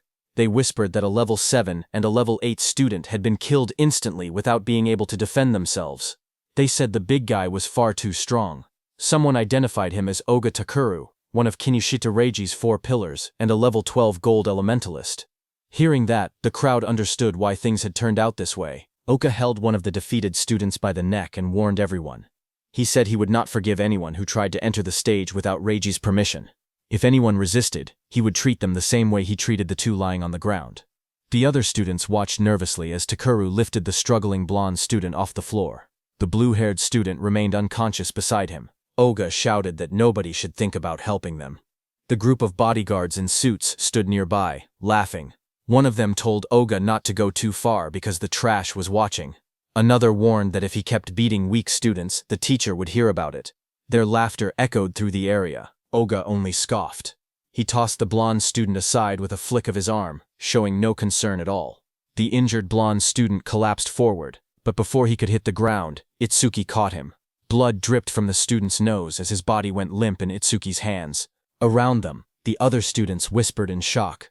One of them asked who the newcomer was and wondered why he didn't listen when they told him not to interfere. Another panicked voice said that a level 0 person was definitely going to die. Someone else stared at Choa and muttered that the beauty beside him looked familiar. Not far away, Oga glared at Itsuki. He shouted that nobody was allowed to pass without Reiji's permission. He warned that if Itsuki didn't want to end up like the unconscious student, he should just go home quietly. Hearing that, Itsuki lowered his head slightly. He calmly said that he understood he wouldn't be able to enter the stage unless he defeated this man. Beside him, Choa raised her hand, saying she would contact the North District 4 administrator because this kind of behavior couldn't be allowed. But Itsuki stopped her. His eyes glowed bright blue as he said it wasn't necessary. He repeated what his teacher had told him, that he should do what he believed was right without hesitation. He then turned to Choha again and spoke plainly. He said he would leave the treatment of the injured students to her. Then he turned to Oga. As Itsuki stepped forward, a thought appeared in Oga's mind as he stared at him. He wondered who this man was. A status window floated beside Itsuki, showing his information. Tenmatsuki, human, level 0, fixed, job, order breaker, gift, special grade, skill, undisclosed, status, undisclosed. Seeing this, even though Itsuki was level 0, he stood firmly without any fear. Oga wondered if Itsuki had a rare job that allowed him to stay calm like this. Oga suddenly felt something strange. Even with his higher level, he felt pressured. He told himself that rare job or not, he was 12 levels ahead. The stat difference shouldn't be something Itsuki could bridge. Another window appeared beside Oga, showing his status. Oga Takeru, human level 12, job, elementalist, gift grade 2. After metallization, defense plus 50% in stationary state. Skill, metallization, status, attack, 110, agility, 100, defense 250, magic 145, total 605. As Oga stared, his expression changed. His eyes widened, and in the reflection of his pupil, he suddenly saw Itsuki rushing toward him at incredible speed. In the next moment, Itsuki's fist collided with Oga's body with overwhelming force, sending a shock through the frame as the impact landed cleanly. The crowd watched in shock as 2 students stared ahead, sweat running down their faces. One of them exclaimed that the speed was unreal and wondered if Itsuki was really level 0. The other admitted that even though he was level 8, he wasn't sure he could keep up with that kind of movement. But as the dust settled, it was revealed that Itsuki's fist had struck Oga's metal head, sending steam rising from the impact. Oga had blocked the blow with his metallization skill, his face hidden behind the shining metal layer. Seeing this, Itsuki pulled back slightly, his eyes narrowing as he realized the strike had been stopped. Oga then raised both hands, his arms transforming completely into polished metal. He looked down at Itsuki and commented calmly that the speed was good. Then he moved and lunged forward with overwhelming force, shouting that Itsuki's attack still lacked power. The floor shattered beneath him as debris exploded outward. Itsuki braced himself, analyzing the situation in silence. He thought about what it would take to successfully land a surprise attack on an enemy above level 10. As his body blurred into motion again, he concluded that he needed to further increase his agility using Thunderbreaker. Just then, a system window appeared. The display showed Tenma Itsuki's status. It listed him as a human at level 0, with a fixed job called Order Breaker. Nirvana Gift, a special grade ability. His Nirvana skills were shown. Over Mimesis, Zoo Rank, Thunderbreaker, Love Library Run. Blackwall Love Library 2, on Lotus Burst Love Library 2. All of his stats, attack, agility, defense and magic, were listed as 250, totaling 1000. Then another screen appeared. It detected a C-rank skill, metallization. At the same moment, overmimesis activated and began analysis. The progress bar rose to 1%. Itsuki crouched on the ground, watching his opponent. He wondered if the threat level was high enough for overmimesis to activate. He decided he needed to get serious. A new screen showed the analysis increasing to 5%. Itsuki observed Oga's metal-covered body in front of him and thought that normal attacks couldn't break through the metallized areas. He concluded he would have to aim for the parts that were still flesh. His foot slid across the ground as he accelerated. But Oga looked at him and laughed, calling him a weakling with no power or speed as he raised his shining, hardened arms to counter. Itsuki tightened his gaze as he thought to himself that his opponent had let his guard down, believing that the speed Itsuki had shown earlier was his maximum. His expression remained calm and focused, a faint glow of blue lightning beginning to trace along his body. Lightning wrapped around him as he prepared to accelerate. He readied his fist, and in that moment, he decided to increase his speed using Thunderbreaker. Across from him, Oga widened his eyes in shock when he saw the lightning erupt. He shouted in disbelief, wondering how Itsuki possessed the lightning element. Before he could react, Itsuki surged forward, lightning crackling violently around him. Itsuki declared that he wouldn't give him time to metallize. Itsuki continuously attacked Oga. Dozens of blue screens appeared around them, showing percentages climbing, 25%, 59%, 66%, tracking the rapid progress of the attack. Spectators from the side watched in shock. One man asked why Itsuki could use skills from another job. Another said the speed was too fast for his eyes to follow. Someone else muttered that the level 0 boy might actually defeat Oga. Oga himself struggled to react. Sweat ran down his face as he realized he had no time to metallize. He gritted his teeth, questioning how a level 0 could move so fast. Desperation grew inside him as he admitted that, at this rate, he would lose. Electricity wrapped around his entire body, trapping him. He couldn't even scream. Panic overtook him as he shouted in his thoughts for the others to stop watching and help him. As the lightning surged around him, Oga clenched his teeth. His expression twisted in desperation, and he thought to himself that he had no choice left. He would have to try that technique. With a loud shout, he suddenly tore off his shirt and released a burst of power. Waves of force exploded from his body as he activated his ultimate skill. Before Itsuki, Oga's entire body turned metallic from head to toe. Itsuki stared in shock, realizing that his opponent had managed to metallize his entire body at once.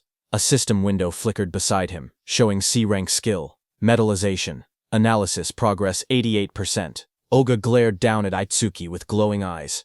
He said he was grateful he had never managed to metallize his entire body before, but Itsuki had pushed him enough to finally achieve it.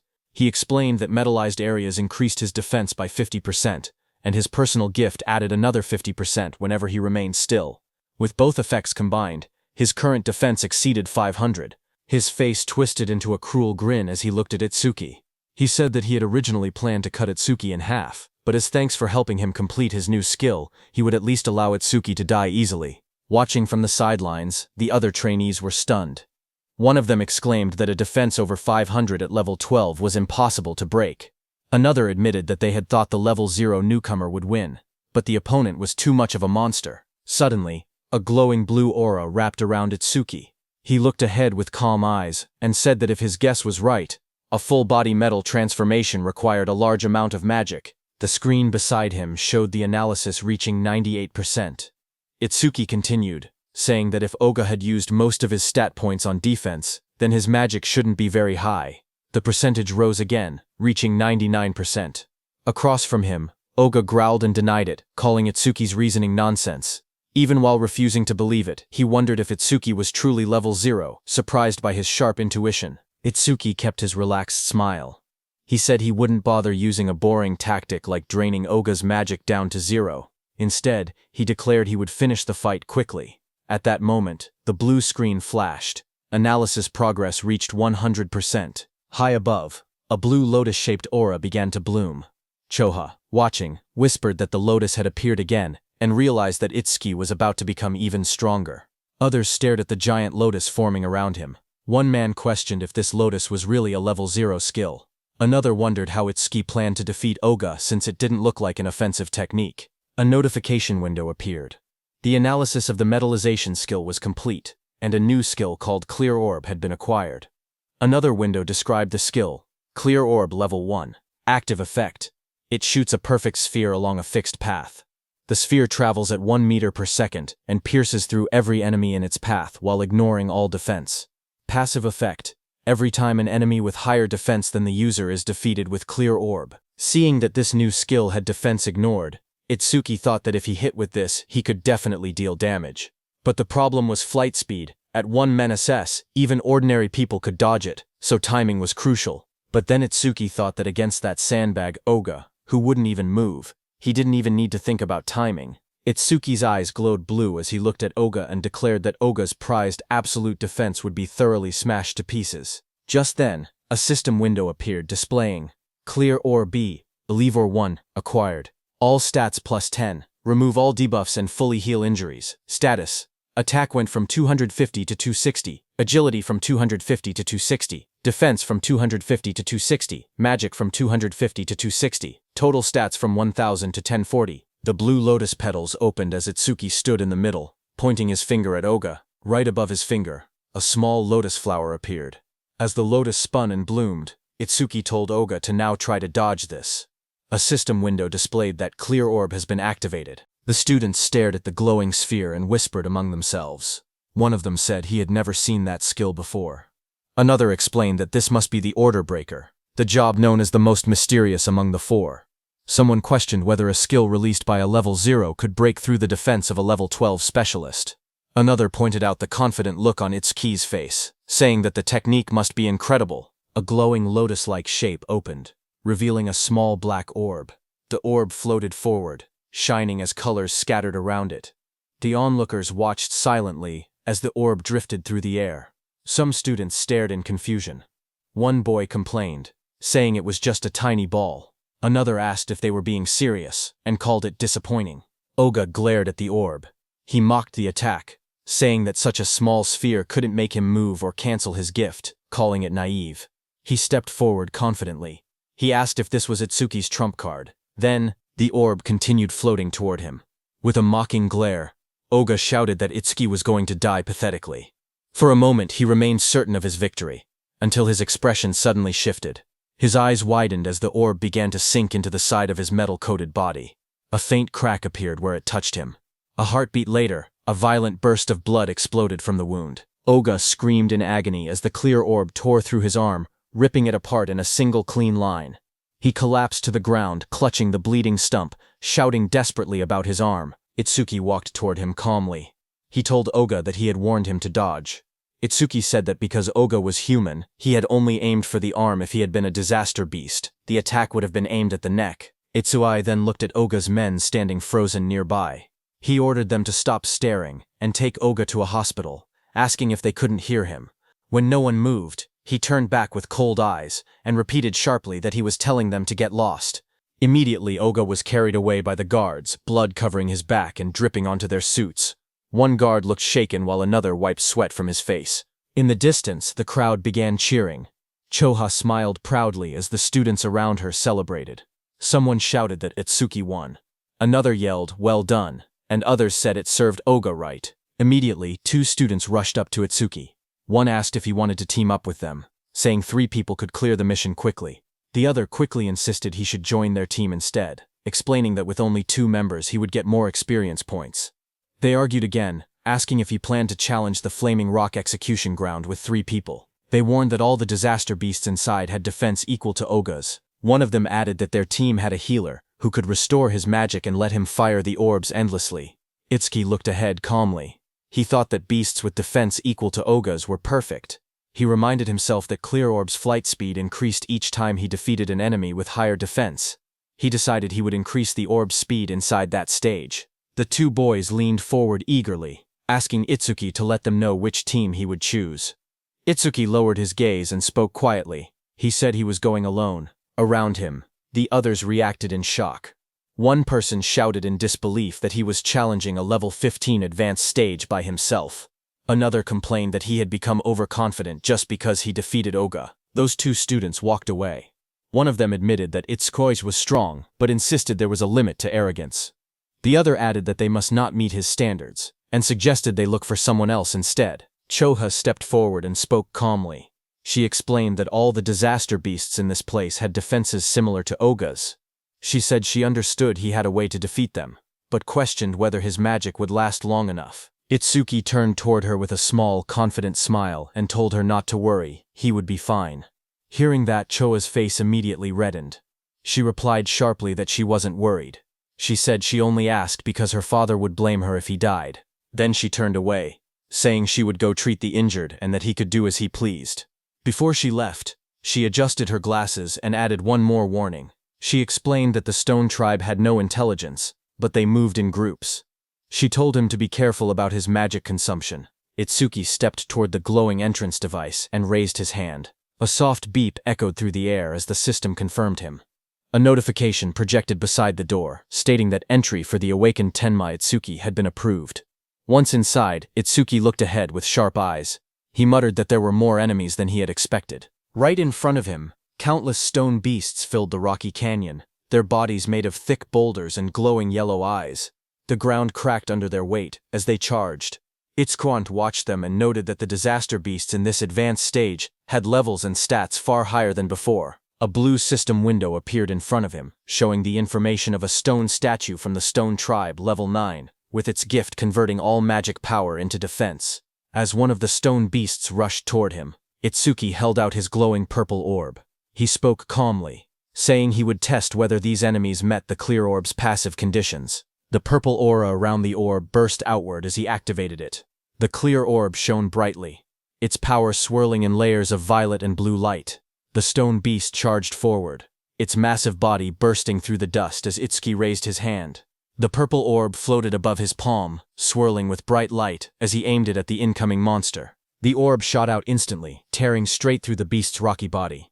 A large hole opened behind it, and Itsuki stepped through the fading purple glow as the system window appeared. The screen displayed the message, Stone Statue, Level 9 defeated. Another line followed, Clear Orb, flight speed increased by 100%. Itsuki watched the notification and nodded. He thought to himself that it was exactly as he expected. More stone beasts roared as they appeared in front of him, their yellow eyes shining from within the broken cliffside. Itsuki stood calmly among them, the purple light reflecting across his silhouette. Lightning began crackling around Itsuki's body, and his eyes glowed red.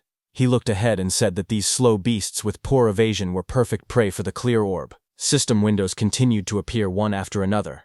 Stone Statue, Level 9 defeated.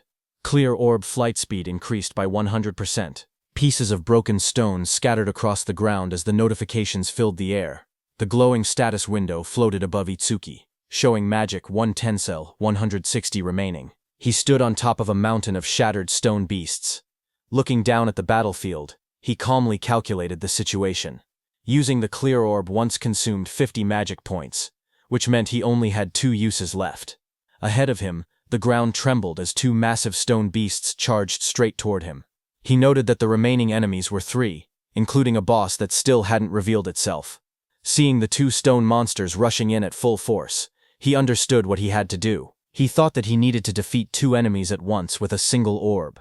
Itsuki lowered his stance and gathered the purple energy swirling from the clear orb. With a powerful jump, Itsuki left the ground and shot upward. Then the beasts crashed with explosive force, shattering the rocky ground. As dust and stone fragments blasted outward, Itsuki leapt forward. Now, he said, moving straight through the debris. His eye glowed blood red as he pushed through the shockwave. A fierce grin formed on his face. Take this, he shouted, preparing the next strike. The purple orb shot downward with blinding speed, its light stretching across the sky as Itsuki hung in the air above it.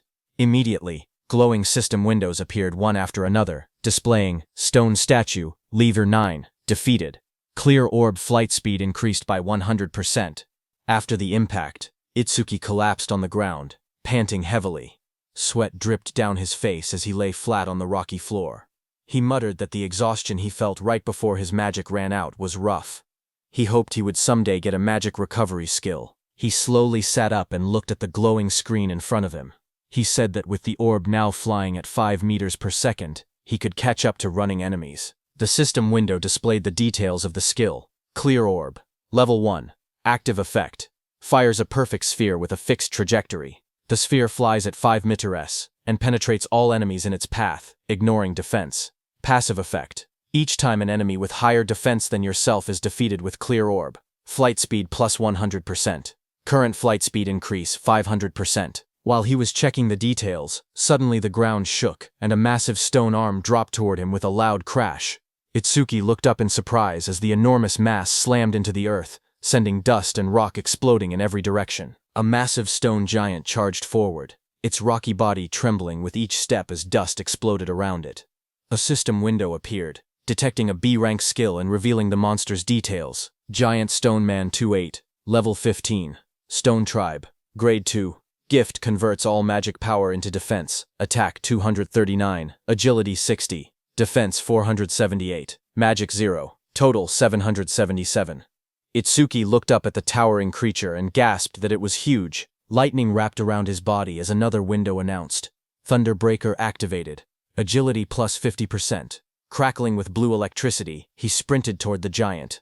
As he dashed below the monster's massive frame, he wondered if he could defeat it with a single clear orb hit. He looked up at the stone giant's head and thought that maybe aiming for the head would work. Lightning trailed behind him as he climbed the monster's rocky body. He spotted a moment of opportunity and shot a clear orb at the monster's head. However, Itsuki soon realized something troubling. He told himself the orb was too small, and even if it penetrated, it wouldn't deal much damage. The massive stone giant swung its enormous arm, and the impact sent wind blasting through the air. Itsuki leaped upward, light and energy swirling around him as he tried to avoid the attack. His eyes widened when he realized he was stuck in the air. He clenched his teeth and thought that this was bad. He couldn't dodge while mid-air. A system window appeared as dark spikes wrapped around his arm. Black Wall activated just as the giant's blow landed. Itsuki smashed into the rocks with a violent explosion, kicking up dust and debris across the rocky ground. When the dust settled, Itsuki was wedged into a stone wall, breathing heavily. He muttered that this big guy was tougher than he expected. Another system window flickered in front of him. A B-rank skill, Gigantification, was detected. Overmimesis activated and began progressing at 1%. Seeing that, Itsuki looked up with a confident grin. Realizing the monster grew huge because of a skill, he said this would be easy. With one hand, he grabbed onto the giant's stone body and prepared for his next move. Meanwhile, outside, one of Kinoshita Reiji's men got the news of what had happened to Oga and froze in shock. Behind him, Kinoshita Reiji, dressed in a golden vest, sat calmly. He narrowed his eyes and warned his man not to make noise in front of him.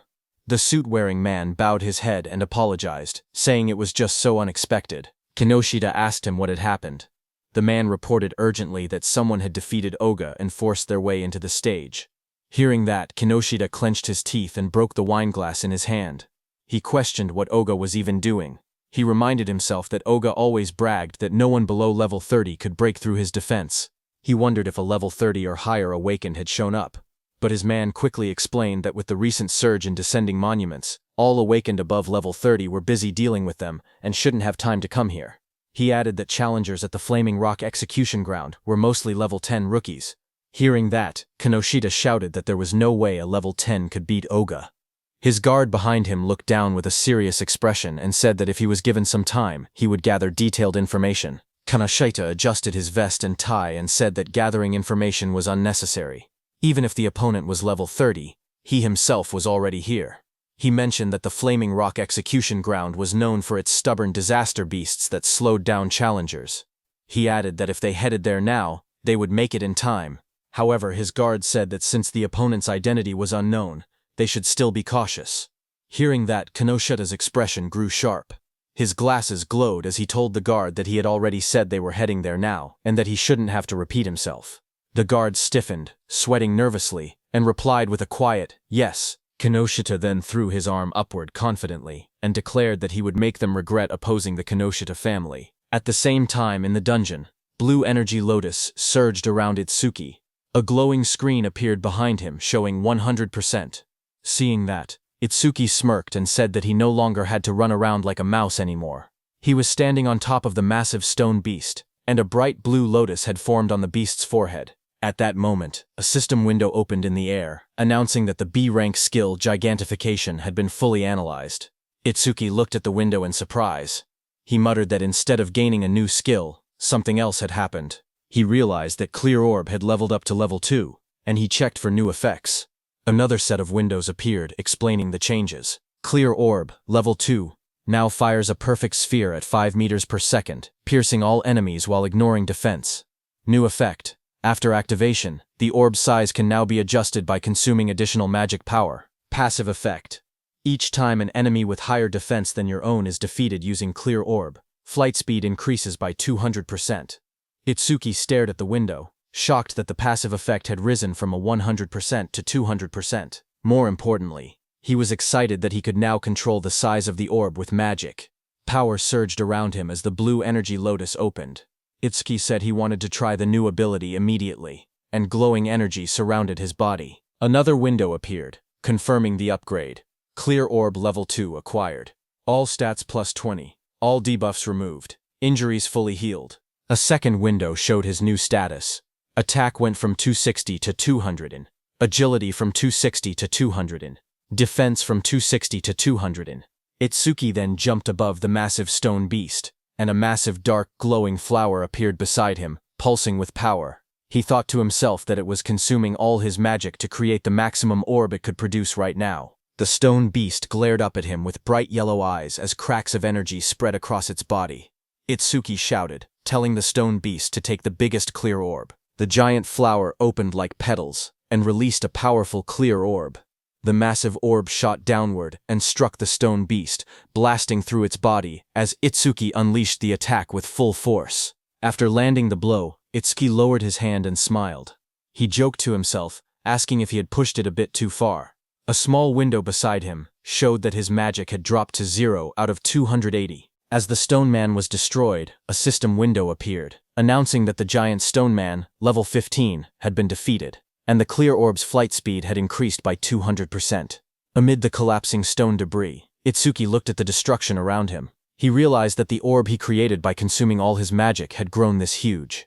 He examined its power calmly. The orb's flight speed had reached 7 meters per second. He thought to himself that if he cleared this stage 2 more times, it would become as fast as a car. Just then, a new system panel displayed the skill information. Clear Orb Level 2. Active effect. Fires a perfect sphere on a fixed path. The sphere travels at 7 meters and penetrates all enemies, ignoring their defense. After activation, the orb's size can be adjusted by spending more magic. Passive effect. Each time he defeats an enemy with higher defense than his own using Clear Orb, the orb's flight speed increases by plus 200%. The current total increase had reached 700%. Itsuki held a glowing green crystal in his hand while reading the information. He admitted that he had ignored passive effects until now, but now saw how useful they actually were. Dust settled around him as he walked forward. He then thought about another passive skill. Lotus Burst's passive expanded the range of all skills. That meant Clear Orb's range should also increase along with it.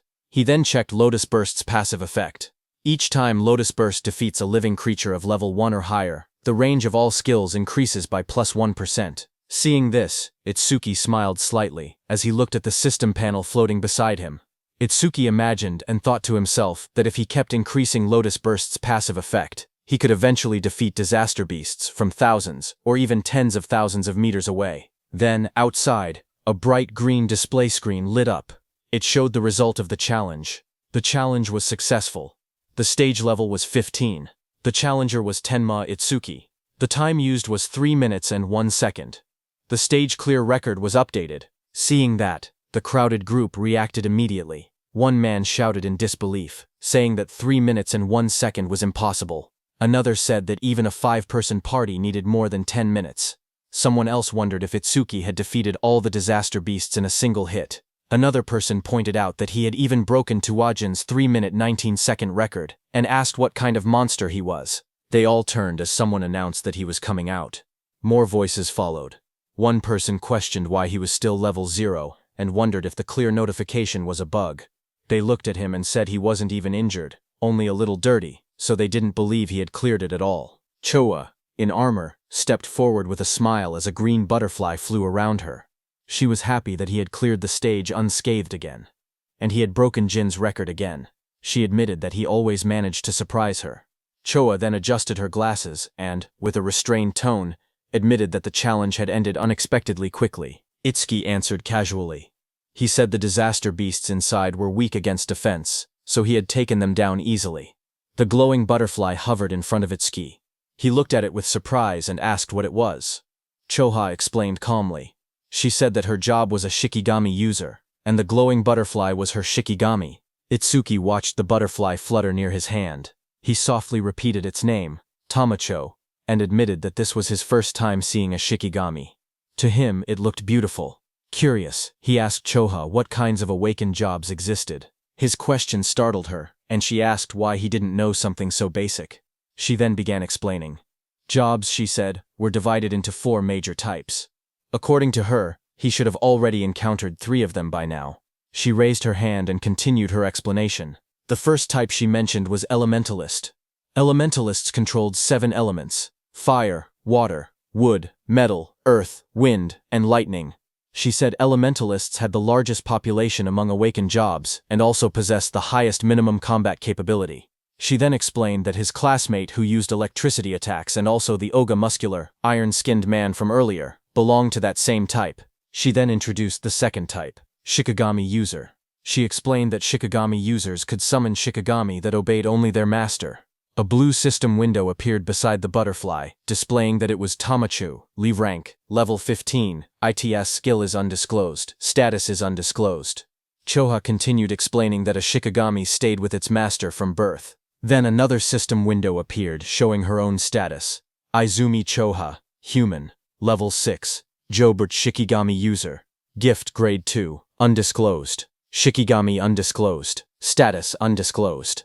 After explaining everything, she asked him if he had any questions so far. Itsuki looked at her Shikigami, and then asked why her own level was lower than her Shikigami's level.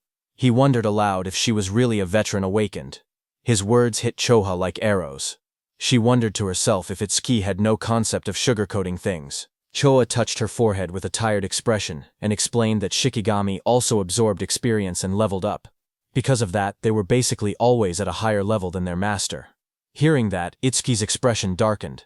Half of his face sank into shadow, and his eyes glowed coldly. He stated that in that case, when fighting a Shikigami user, it was faster to target the person themselves. Seeing that, Choa's eyes widened. She noticed the negative aura seeping out of him again and wondered what was going on with him. Itsuki then looked at her calmly and asked what else there was, pointing out that she had only introduced 2 types so far. Choa straightened herself and explained that the third job was currently the most mysterious one, with the least information known about it. She pointed at Itsuki and told him that his job was Order Breaker. Itsuki listened quietly as she continued explaining. She said the reason this job was mysterious was because every Order Breaker possessed different abilities, like the Blue Lotus Flower ability he had shown earlier. She then explained that there were Order Breakers who could change the size of their bodies at will, others who could create infinite clones, and even some who could stretch their bodies freely like rubber. Next, she compared Order Breakers to regular awakened jobs. She explained that normal jobs had skills divided into 4 ranks, C, B, A, and S, while Order Breakers had only Z-rank skills, abilities that stood completely outside that ranking system. Choa said that Order Breakers were treated differently because of these rare exclusive skills. She warned that if an Order Breaker's abilities became known to their enemies, they would lose their greatest advantage. That was why her father had scolded her earlier when she tried asking about his skills. She looked at him seriously and added that he was an irregular existence, even among Order Breakers. From what she had observed, he could already use at least 3 different skills, and 2 of those skills were normally only possible for elementalists. Hearing her words, Itsuki looked uneasy as he realized the teacher wasn't there. He thought to himself that he would be in trouble if Choha continued talking about him. Itsuki then asked her about the last job, adding that he had never seen it before. When Choha heard Itsuki asking about the last job, she kept a calm expression and told him she would only explain it after he actually saw it. She added that this was his punishment for never telling her anything about himself. Hearing that, Itsuki let out a quiet sigh and answered with a simple, "Fine." As she turned away, Choa reminded him that the students he saved were now safe. Then she asked what he planned to do after this. Itsuki replied that he was thinking of clearing the stage a few more times. Choha looked back at him sharply. She asked him if he really didn't know anything, explaining that stages had cooldown times. She warned him that this one had an especially long cooldown, meaning he couldn't enter again for at least 2 days. Hearing that, Itsuki's eyes widened in surprise. He wondered aloud if cooldown times really existed. He realized that this must be why Kinoshita monopolized the stages. Determined, He decided that if he couldn't raise the passive effect of his clear orb skill, then he would increase the power of his lotus burst instead. Itsuki then turned and asked Choa if there was a stage filled with disaster beasts. Choa thought for a moment, trying to remember any stage filled with disaster beasts. She then smiled confidently and chose a stage for him. She explained that in that stage, the levels of the disaster beasts were not very high, but the number of them was enormous. The place was called Locust Wasteland. She explained that there were at least 100 locust-type disaster beasts, even by a conservative estimate, and many awakened people backed out just from seeing how many there were. She then looked at him seriously and asked what he planned to do, since it would be difficult without AoE skills. For those who didn't know, AoE meant Area of Effect, or Area Attacks. Itsuki answered firmly that he was going. In his thoughts, he remembered that he hadn't used Lotus Burst in front of her yet, so she didn't know he actually had an area attack. A shocked Choa asked him again if he was really going. She reminded him once more that without AoE skills, he would have a really hard time. But Itsuki told her not to worry, saying he would be fine. Some nearby awakened individuals became shocked as they listened. One of them asked if he was really going to the Locust Wasteland and said he must not know fear. Another person whispered that once Kinoshita Reiji heard about Oga, he would definitely come.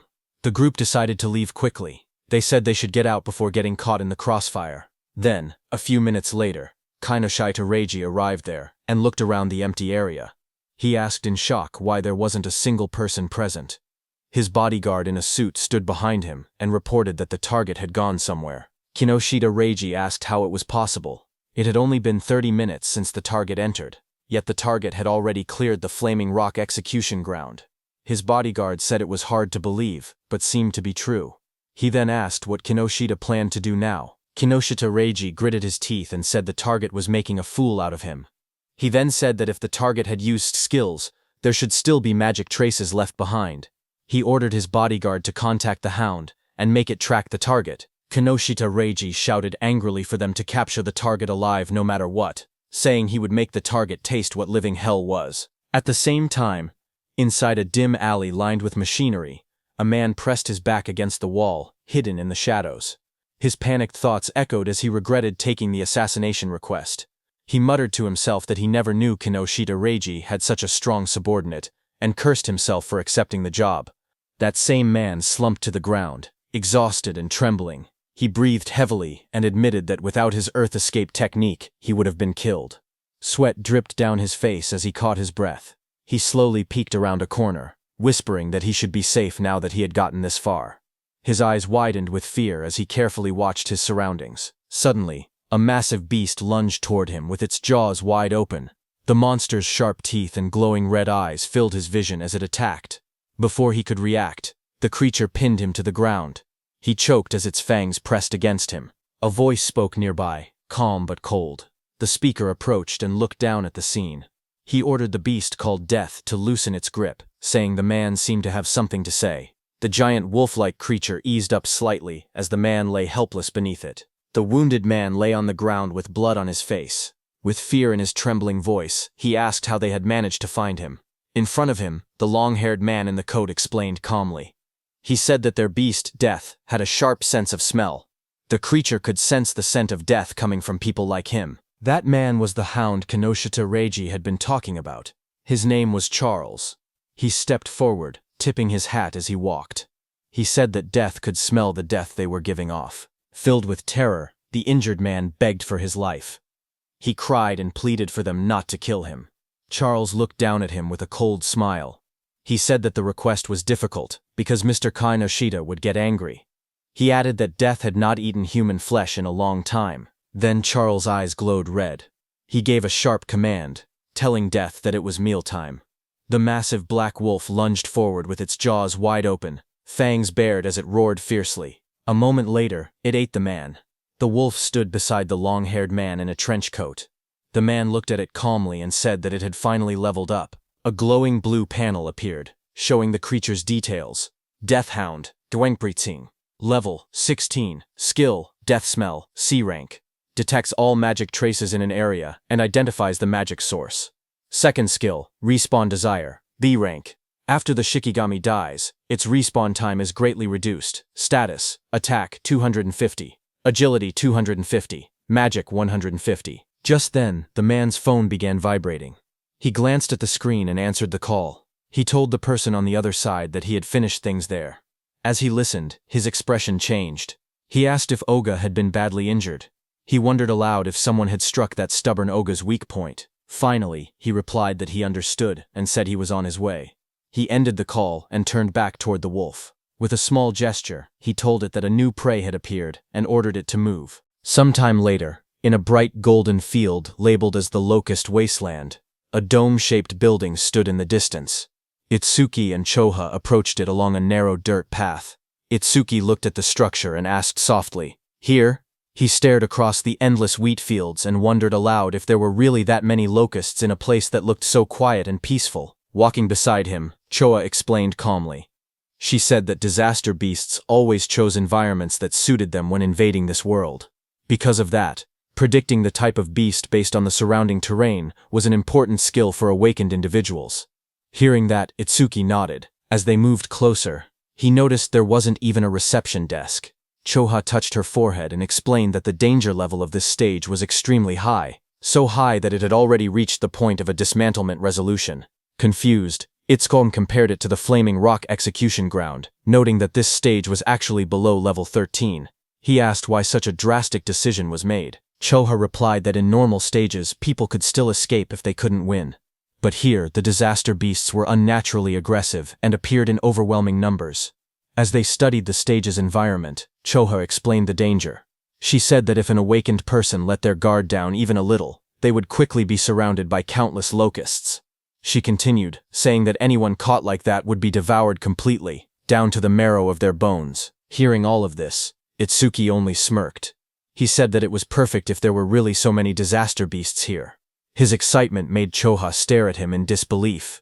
She asked if he was in a rush to die. He calmly replied that he wasn't desperate enough to die by being eaten by bugs. Moments later, he stepped toward the entrance of the glowing stage gate.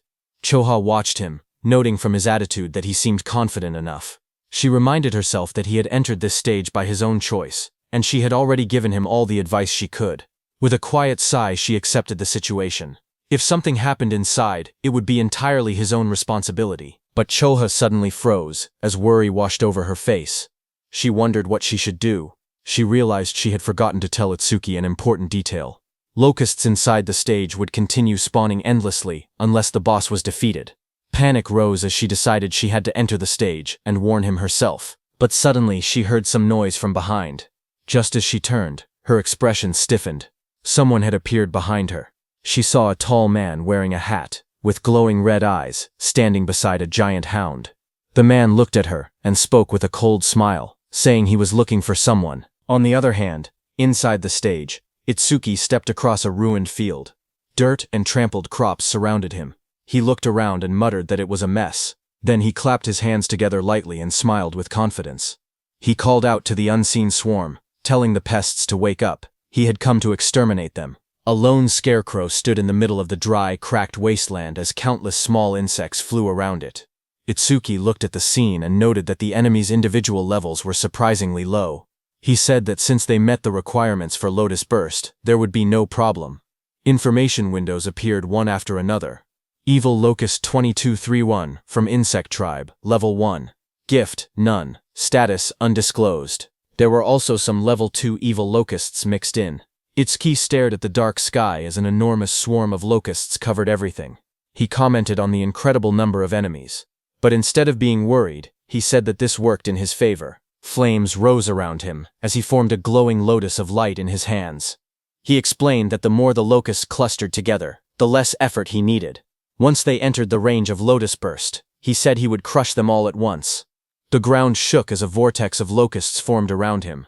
When the moment was right, he shouted a single command, "Now." A bright red explosion ignited in the air as the system message appeared, stating that Lotus Burst had been activated. Then there was a huge explosion. Right after the blast, notifications flashed one after another. Each one reported that an evil locust had been defeated by Lotus Burst, increasing all of the user's skill ranges by 1%. More messages followed, showing both Level 1 and Level 2 locusts being wiped out instantly. When the smoke cleared, Itsuki stood calmly in the middle of the scorched ground. Sparks drifted around him, while charred insect bodies lay scattered at his feet. Another notification floated beside him, confirming the defeat of a level 2 Locust and awarding another 1% increase. New windows opened, explaining Lotus Burst's abilities. The active effect consumed magic to deal explosive damage within a 10.5-meter range, its power proportional to how much magic was spent. The passive effect stated that every time Lotus Burst killed a living creature of level 1 or higher, all skill ranges increased by 1%. Itsuki glanced at the numbers and made a small comment. He had defeated 110 enemies, which meant a 10% increase, therefore receiving 10% at once. Lotus Burst's range had now expanded to 10.5 meters, which he considered impressive. He analyzed the situation calmly. Against disaster beasts of this level, consuming 10% of his magic to output 10% of his firepower should be enough. Taking his remaining magic and recovery speed into account, he could probably use about 10 more shots.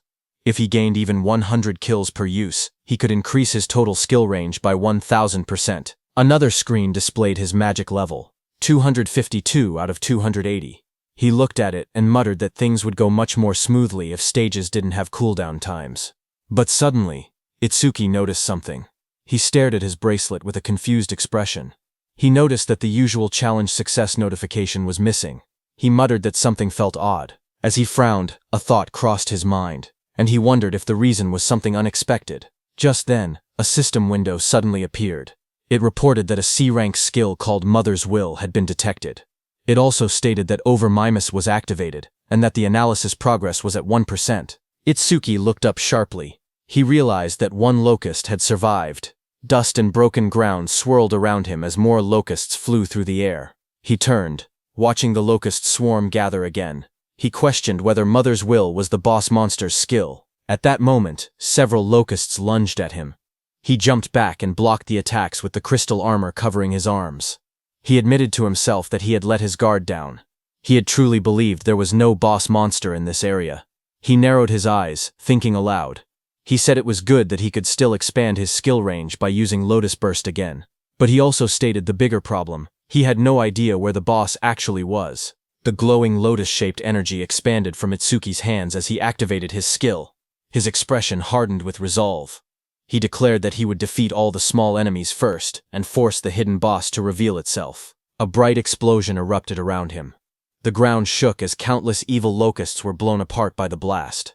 System notifications appeared one after another. Each message showed that an evil locust, either level 1 or level 2, had been defeated with Lotus Burst, and every kill increased all his skill ranges by 1%. The notifications continued stacking until the Lotus Burst total experience reached 220%. His Lotus Burst leveled up. Another message explained the updated skill. Lotus Burst LV2 now consumed magic to deal explosive damage within a 16-meter diameter, and its power increased based on how much magic was used. Itsuki looked at the smoking battlefield and murmured that the range had expanded to 16 meters, calling the new effectiveness outstanding. But even after defeating 10 small enemies, the boss still hadn't appeared. Deep underground, inside a dim nest filled with shifting shadows, many insect-like creatures began to crawl and move. Their wings rustled as more of them gathered around a glowing cluster hidden in the darkness. As the locusts crawled out of the cracked ground, a notification floated in front of Itsuki, showing the analysis progress rising to 27%. He looked ahead sharply and muttered that they had spawned again. Another screen appeared, showing his magic at 232 out of 280. He noted that he could still use Lotus Burst 9 more times. Fire erupted around his hand as he stepped forward, declaring that no matter how many times the monsters appeared, he would thoroughly deal with them.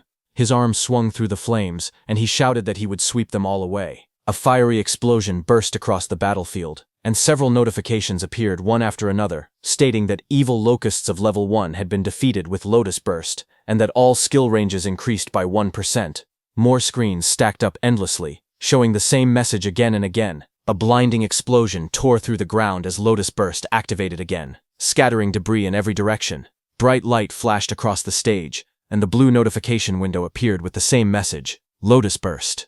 Another massive blast followed right after, engulfing the area in a wave of yellow flames and flying rubble. The screen repeated the skill name, Lotus Burst. A new system panel displayed the updated description of the skill. It stated that Lotus Burst LV2 consumed magic to deal explosive damage within a 54.5-meter diameter, its power tied directly to magic consumption. Below it, another panel explained the passive effect. Every time the skill defeated a creature of level 1 or higher, all skill ranges increased by +1%, now reaching a total of +990%. Itsuki ran forward through the burning battlefield, sweat rolling down his face. He glanced at the glowing screen. He said that up until now, he had wiped out large groups 9 times and expanded Lotus Burst's range by 990%, but he only had enough magic left to use it one more time. He wondered why the monsters kept appearing non-stop. His magic display dropped to 5280. He looked up as the sky darkened with swarming insects. He muttered in frustration that there was no end to them. The swarm grew thicker overhead, but even after all the destruction, he saw no trace of the stage boss. He frowned and said that there was still no sign of the boss appearing at all. He considered withdrawing temporarily from the stage and returning after the analysis finished. But even as he thought it through, the endless swarm closed in around him. Itsuki narrowed his eyes sharply as a thought erupted in his mind. He declared that behaving like that was what third-raters would do. Fire gathered in his hand, and flames wrapped around his arm. With determination burning in his expression, he stated that no matter how many disaster beasts appeared, he would defeat every single one of them. A massive explosion erupted like a lotus blooming in fire, sending shockwaves across the ground. As smoke rose around him, Itsuki steadied himself and muttered that with this attack. But before he could finish, countless more insects filled the air. Swarms surrounded him, and he realized in frustration that there were still more, and their numbers hadn't decreased at all. A glowing system screen appeared before him, showing the analysis progress at 91%. Itsuki's eyes widened as he tried to make sense of the situation. He wondered what was happening. All the disaster beasts that had appeared since the first defeat were still only level 1. Their bodies were small too, as if they had just hatched. As he connected all the dots, he realized the truth at once. The boss's ability was infinite reproduction. A massive golden insect, the queen locust, crouched in the darkness as glowing eggs shot out from its abdomen. A system window identified it. Queen locust Sumbro 379, insect tribe, level 13, gift, grade 1, lays large quantities of evil locust eggs, skill, mother's will. Itsuki looked up, sweat trailing down his face. If the queen could reproduce endlessly, then fighting the small ones meant nothing. The only way forward was to defeat the boss itself. His magic was nearly gone. But the analysis bar floated in front of him, rising steadily. 98%. He clenched his teeth as the final percentage completed. The blue sphere of the analysis pulsed outward. Analysis progress, 100%. A new message appeared. Mother's will. Analysis complete. Skill acquired. Magic detection LV1. Another window followed. Magic detection LV1. Active effect. After activation, continuously consumes magic to sense magic flow within a 100-meter diameter. Passive effect. Range expanded to 1100 meter because of Lotus Burst's passive effect. Additional passive. Each time one enemy unit is detected, the user's magic recovers by 10%. Seeing this, Itsuki's eyes widened as he read the description. A detection skill. Its effective range now stretching over 1,000 meters, and every enemy detected would restore his magic. A smile curved across his lips. The passive effect was perfect for this stage. Hunting the smaller creatures again and again would now benefit him greatly. He tilted his head slightly, his eyes shining with confidence. He thought that leaving the queen alone for a moment and clearing out more enemies wouldn't be a bad plan at all. As he lowered his gaze, he thought quietly to himself. He realized he had been keeping Choha waiting. For now, he decided to finish clearing the stage before returning. A blue system window appeared before him, announcing that magic detection level 1 had been acquired. All of his stats rose by 10 points. All debuffs were removed, and his injuries were fully healed. Another window displayed the updated numbers. His attack increased from 280 to 290. His agility rose from 280 to 290. His defense moved from 280 to 290. His magic stat climbed from 280 to 290, where, terrening, his total grew from 120 to 1160. Itsuki then raised his hand to his forehead, as swirling energy surrounded him. He activated the new skill, focusing intently. He began locating the boss using magic detection. Wide ripples of energy spread out from his body, expanding across the entire area like rings on water. The waves traveled far into the distance, lighting up the surroundings as they moved. Down below, the massive golden insect boss lifted its head, its yellow eyes glowing as the waves passed over it. Itsuki's eyes suddenly sharpened. In the next instant, He spotted the reaction in the distance. He slowly raised 2 fingers and pointed them forward, a confident smile forming on his face. A surge of dark, swirling energy formed at his fingertips, twisting the air around him. He was going to use his clear orb skill. Amid the chaos, his steady voice echoed. He said that even if the enemy used its children as shields, it would be useless. The clear orb began to glow, merging with the power of Lotus Burst. A bright lotus-shaped light burst outward, illuminating the battlefield. He declared that with Lotus Burst's passive effect and the clear orb's current flight range, the attack would definitely reach its target. A system window appeared, stating that the clear orb's flight distance was now 120 meters. In the next instant, the glowing orb shot across the field like a streak of purple lightning. Wind burst apart in its wake as the Queen Locust recoiled in shock, spreading its golden wings wide to escape, but Itsuki was already behind it, surrounded by crackling blue crystal. His transformed figure loomed like a shadow. Lightning surrounded Itsuki as he appeared above the queen. Looking at her, he said, "Checkmate." He slammed his attack down, overpowering the queen with sheer force. He cut down the queen into pieces. Immediately, the whole insect swamp was disturbed. Seeing that, he realized the swarm fell into chaos after losing its queen. Itsuki turned toward them with cold eyes. Flames erupted from his crystal-covered arm as he promised to send the remaining creatures to their mama right away. After the Lotus Burst explosion, all insects fell to the ground. Itsuki stood in the settling dust, looking at the battlefield calmly. He stated that all his skill ranges had increased by 1210%, that Lotus Burst's explosion radius now reached 65.5 meters, and that the clear orb's flight distance had expanded to 131 meters. A system window appeared, describing Lotus Burst at level 2. It explained that the active skill consumed magic to cause explosive damage within a 65.5 meter diameter, its power tied to magic consumption. The passive effect showed that every time Lotus Burst defeated a living creature of level 1 or higher, all skill ranges increased by 1%, now totaling plus 121-10%. A second notification appeared, showing the flight distance of the true ball, 131 meters. Itsuki looked at the result and smiled, saying it had been a good harvest.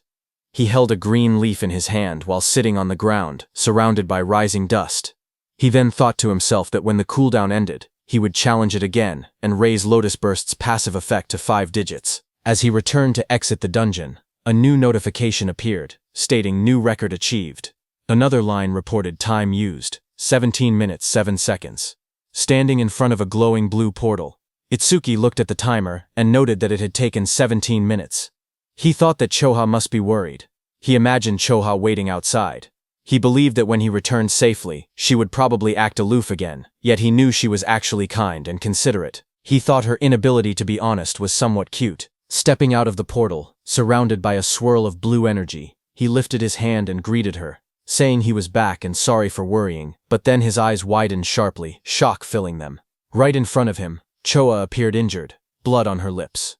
A man with glowing red eyes held her up by the collar. He looked down at Itsuki and spoke coldly. He said that going solo and coming out of the stage safely could mean only one thing. Itsuki was the guy Reiji had been looking for. Charles in the wide-brimmed hat looked at Itsuki and spoke calmly. He said the timing was perfect. He had been trying to get information about Itsuki from Choha, whom he had captured, but even in her current condition she refused to talk. Charles added that Choha had more backbone than most men. Across from him, Itsuki stepped forward. His voice was cold as he told Charles to let go of Choha with his filthy hands. He warned that if Charles did not do so now, he would only be half killed.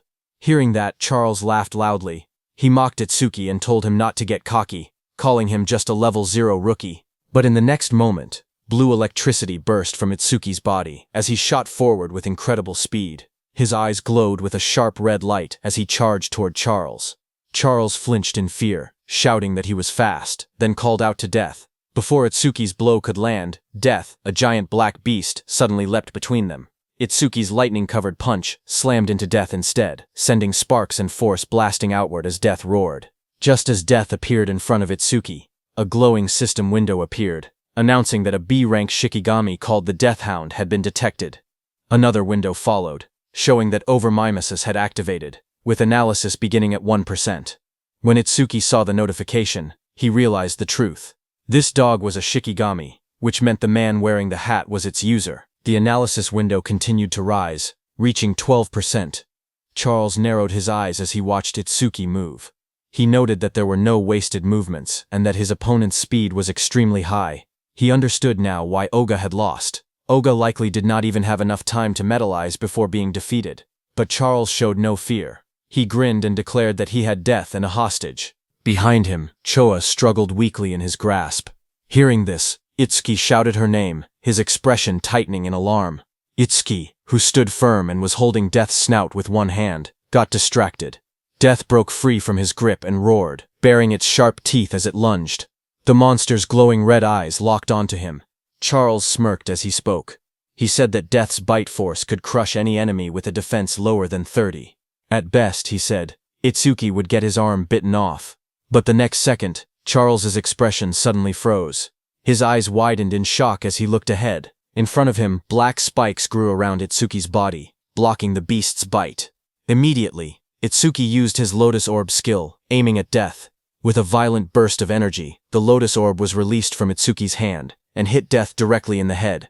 It tore through Death's skull, ripping out its core and ending its life instantly. A blue window appeared, showing the analysis progress climbing. The number reached 77%. Itsuki stood calmly over the defeated hound. He explained that without a Shikigami user was basically defenseless. Charles stared at him in disbelief. He wondered if Itsuki did not know that as a rookie, the Shikigami could respawn. On top of that, because of the B-rank skill Respawn Desire, Death's respawn time was greatly reduced. The next second, Death respawned and attacked Itsuki from behind. Charles warned Itsuki that staying careless like that would make him Death's prey. The beast charged, jaws wide open, but suddenly waves of magical detection spread out as Itsuki activated his skill, Magic Detection. Itsuki sensed Death's attack and moved with lightning speed to counter it. Well to himself that keeping Magic Detection active ever since he acquired it had been the right choice. The analysis progress climbed. 89%, 91%. Itsuki glanced at Charles, who was watching while holding Choa, and noted that the analysis would finish soon. He thought that if the Blue Lotus appeared from over Mimas, Charles might become wary. The progress bar reached 95%. Seeing Itsuki move and kick Death without even looking back, Charles started sweating. He realized the truth: this opponent had more power and more speed than Death and even possessed detection skills. He panicked, realizing he could not launch a surprise attack at all in this situation. Charles pulled Chosha in front of him and tightened his grip around her neck. His voice trembled with panic as he warned that if Itsuki resisted any further, Chosha's life would end. Itsuki watched quietly. He wanted to finish his analysis without revealing the Blue Lotus, but the situation made it difficult. Just then, a bright system window appeared before him, showing analysis progress 100%. Another screen followed. Death Eater analysis complete. Shikigami Eater has been acquired. It explained the active effect. By directly touching a Shikigami, he could take ownership of the opponent's Shikigami. Itsuki looked at the result and realized he could even control whether the Blue Lotus appeared, because the analysis had completed without revealing it. More system messages appeared, saying Shikigami Eater, Level 2 acquired. All stats increased by 20. Then a system notice explained that because Over Mimas had activated incompletely, debuff removal and full recovery had failed. Itsuki's updated status flashed. Attack, agility, defense and magic increased from 290 to 310, and his total stat points increased from 1060 to 1240. Seeing the notification, Itsuki thought to himself that skipping the Blue Lotus came with a price, since it lost its recovery ability. But he had already fully recovered once during the last stage. Because of that, he could still fight at almost full strength even without recovering now. Just then, Death charged forward with its jaws wide open, roaring as it rushed toward Itsuki. In that moment, Itsuki realized something important. He understood that this new skill allowed him to steal other people's Shikigami. He looked down at the glowing energy gathering in his hands, calm despite the danger. He thought to himself that if that was the case, then he already knew what he should do. Blue energy burst around him as he raised his hand. With sharp determination, he placed his hand on top of Death's head, deciding that he would take Charles's dog. Blue flower petals erupted like a storm. Death's body was wrapped in swirling petals of energy as the power pulled it away. The next second, Itsuki stepped forward with overwhelming speed and kicked Death, sending it blasting across the field. Death went flying and fell behind Charles. Seeing that, Charles panicked. He stared at the scene and cursed angrily, calling Death a useless mutt. He shouted in frustration, demanding to know what he had fed it all that experience for. Charles tightened his grip on the injured Choka and shouted in rage. He warned that if Itsuki resisted any further, he would snap her neck. Choka, battered and barely conscious, forced her eyes open. With a trembling voice, she told Itsuki not to worry about her. Across from them, Itsuki slowly raised both his hands in surrender. He called out, telling Charles not to touch her. Seeing that, Charles smirked coldly. He said that if Itsuki had been obedient from the beginning, Choa wouldn't have had to suffer like this. Itsuki glared at Charles and asked why he was being targeted, saying he didn't remember doing anything to earn such a grudge. Hearing that, Charles sneered, accusing him of still trying to probe for information. He then explained that it didn't matter, because Itsuki would meet him soon anyway. He told Itsuki that Kinoshita Reiji was furious that Itsuki had entered a North District 4 stage without permission. He introduced himself, saying he was Charles the Hound, sent under Reiji's orders to capture him. Hearing that name again, Itsuki muttered that he needed to meet Kinoshita directly and talk things out. Charles grinned and said that Itsuki would meet him soon, but only in a battered body.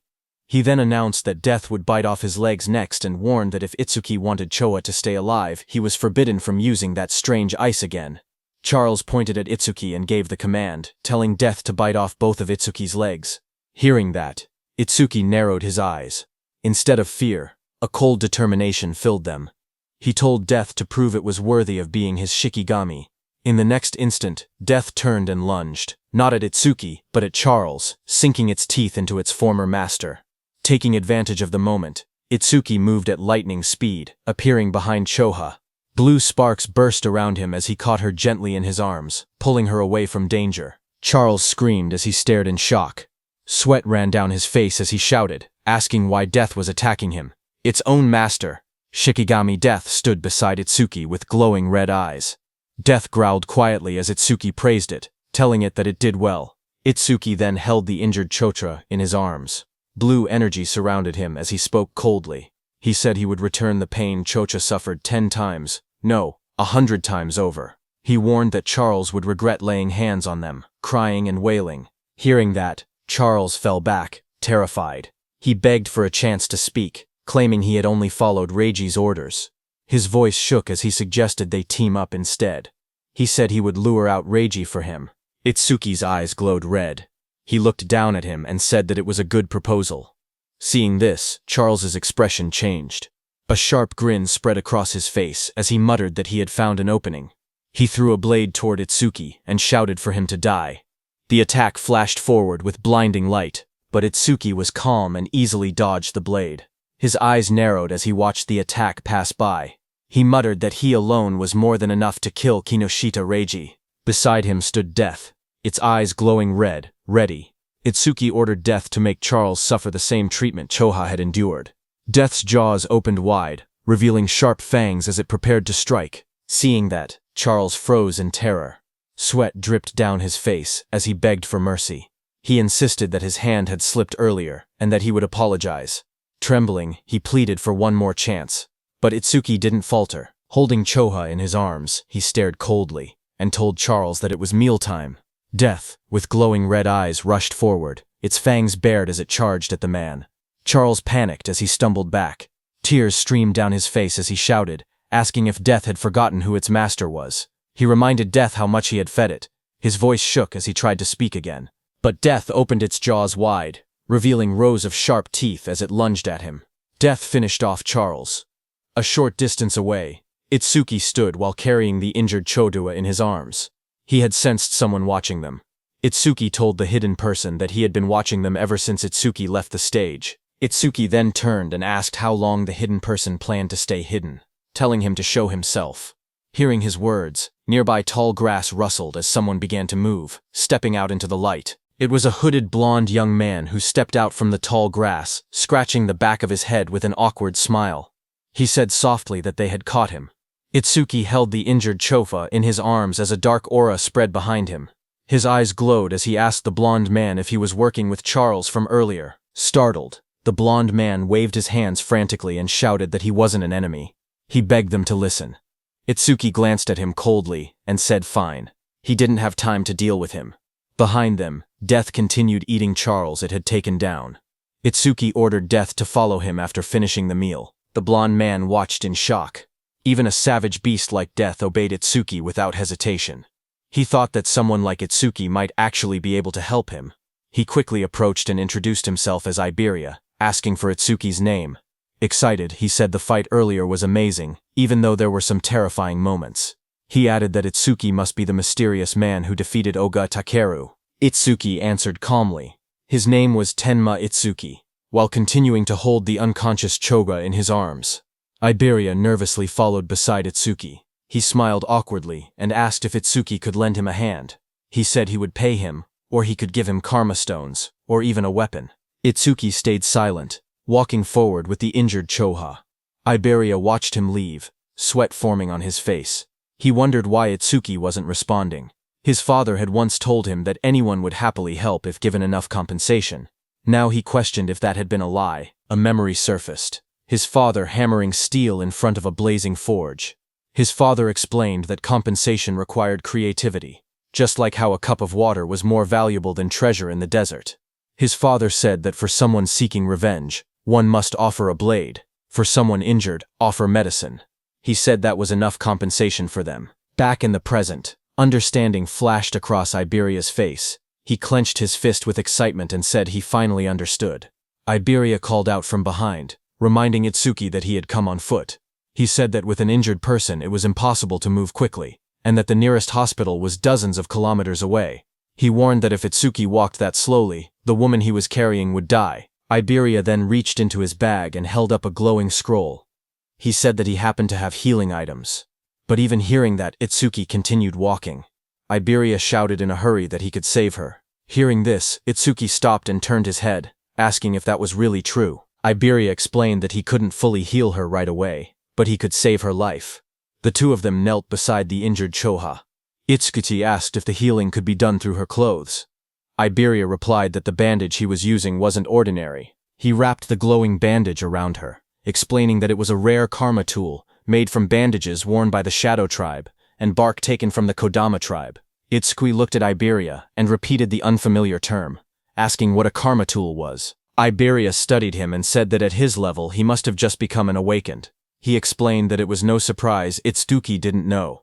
Iberia explained that modern weapons didn't work on disaster beasts. Guns were useless against them, so firearms couldn't be used in real combat. However, crafters were able to forge special anti-disaster beast items known as karma tools, created from monument materials and the body parts of disaster beasts. He said that karma tools were divided into 4 ranks depending on the crafter's skill and the materials used. The 4 ranks were normal, rare, epic, and unique. Iberia then explained using a simple longsword as an example. Normal karma tools weren't much different from regular weapons, except they were capable of damaging disaster beasts and awakened beings. The sword was labeled an ordinary longsword. The next weapon was the ocean sword, rare, which increased agility and magic. Iberia said that rare karma tools boosted their owner's stats. The third weapon was the blood sword, epic, which increased attack power and absorbed blood to raise the blade's temperature and reduce an enemy's self-healing by half. Iberia explained that epic karma tools not only boosted stats but also possessed special effects. Iberia continued by explaining the final rank of karma tools, which was the holy sword, unique. It granted increased attack and agility. Its unique effect allowed the user to obtain the inexhaustible magic sealed inside it, enabling infinite magic usage. Iberia said that the ultimate goal for every crafter was to create a unique karma tool, weapons with massive stat boosts and powerful one-of-a-kind effects. Iberia went on to explain that crafters themselves didn't have much combat power, and there were very few of them. But because they could forge karma tools, all awakened people respected them. Hearing that, Itsuki asked Iberia if his father was a crafter. Iberia smiled and replied that his father wasn't just any crafter. He explained that countless crafters couldn't create a unique karma tool even once in their entire lives. Across the 5 continents, there were only 10 crafters who had achieved that level. Then he proudly added that 3 of those 10 unique tools were made by his father. That was why everyone called his father the Crafter King of the Northern Continent. Saying that, Iberia grinned proudly. Finally, he turned and saw that Itsuki wasn't even looking at him. He got angry and shouted, asking Itsuki if he was even listening. He complained loudly that he was explaining everything kindly, while Itsuki was being rude. He shouted at him not to ignore him, but Itsuki didn't respond. Instead, he quietly examined the crossbow in his hands and said that it was the same crossbow Charles had been using. Iberia was shocked, seeing that even after hearing about his father, Itsuki didn't look surprised at all. He muttered that any normal awakened person would have already been flattering him. Meanwhile, Itsuki kept studying the weapon, and thought that having it would let him reduce how often he needed to use the clear orb, and also lower the risk of exposing his abilities. Iberia looked at it and told Itsuki that this weapon was a rare karma tool. Hearing that, Itsuki commented that it was unfortunate there were no arrows left. Iberia explained that projectile karma tools didn't need normal arrows. Any ordinary ammunition could be assimilated into karma tool ammunition, so there was nothing to worry about. Just then, a screen appeared showing the name Hunter's Crossbow Rare, with an agility increase of +50. Then the crossbow vanished. Itsuki looked surprised and asked why it disappeared. Iberia told him that this was another feature of karma tools. Once a karma tool linked with its owner, it would be stored away and reappear whenever the owner wished to use it.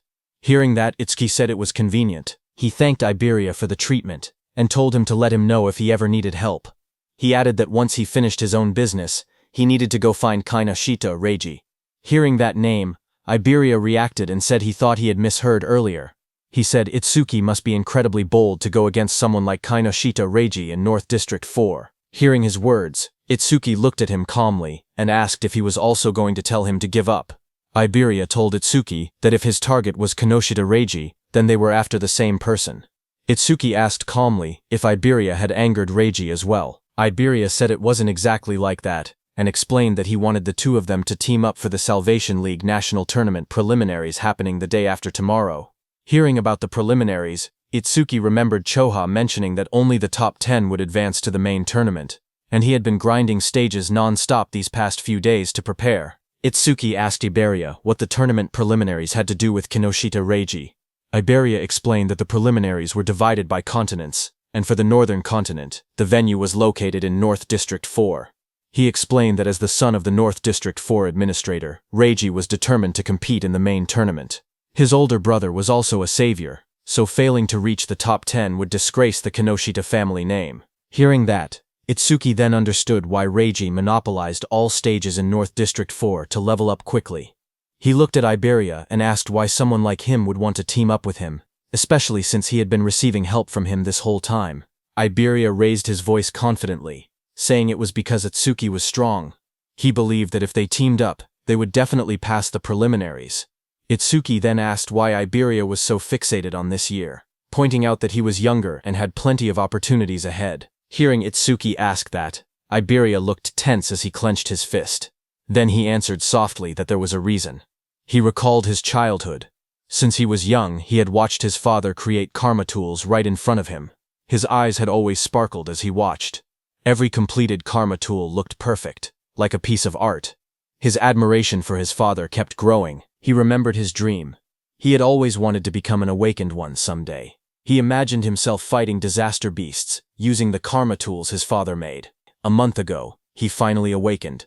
Excited, he begged his father for a karma tool, but his father refused, telling him it was too early. His father said that only saviors could use his karma tools. Iberia didn't give up. He kept begging.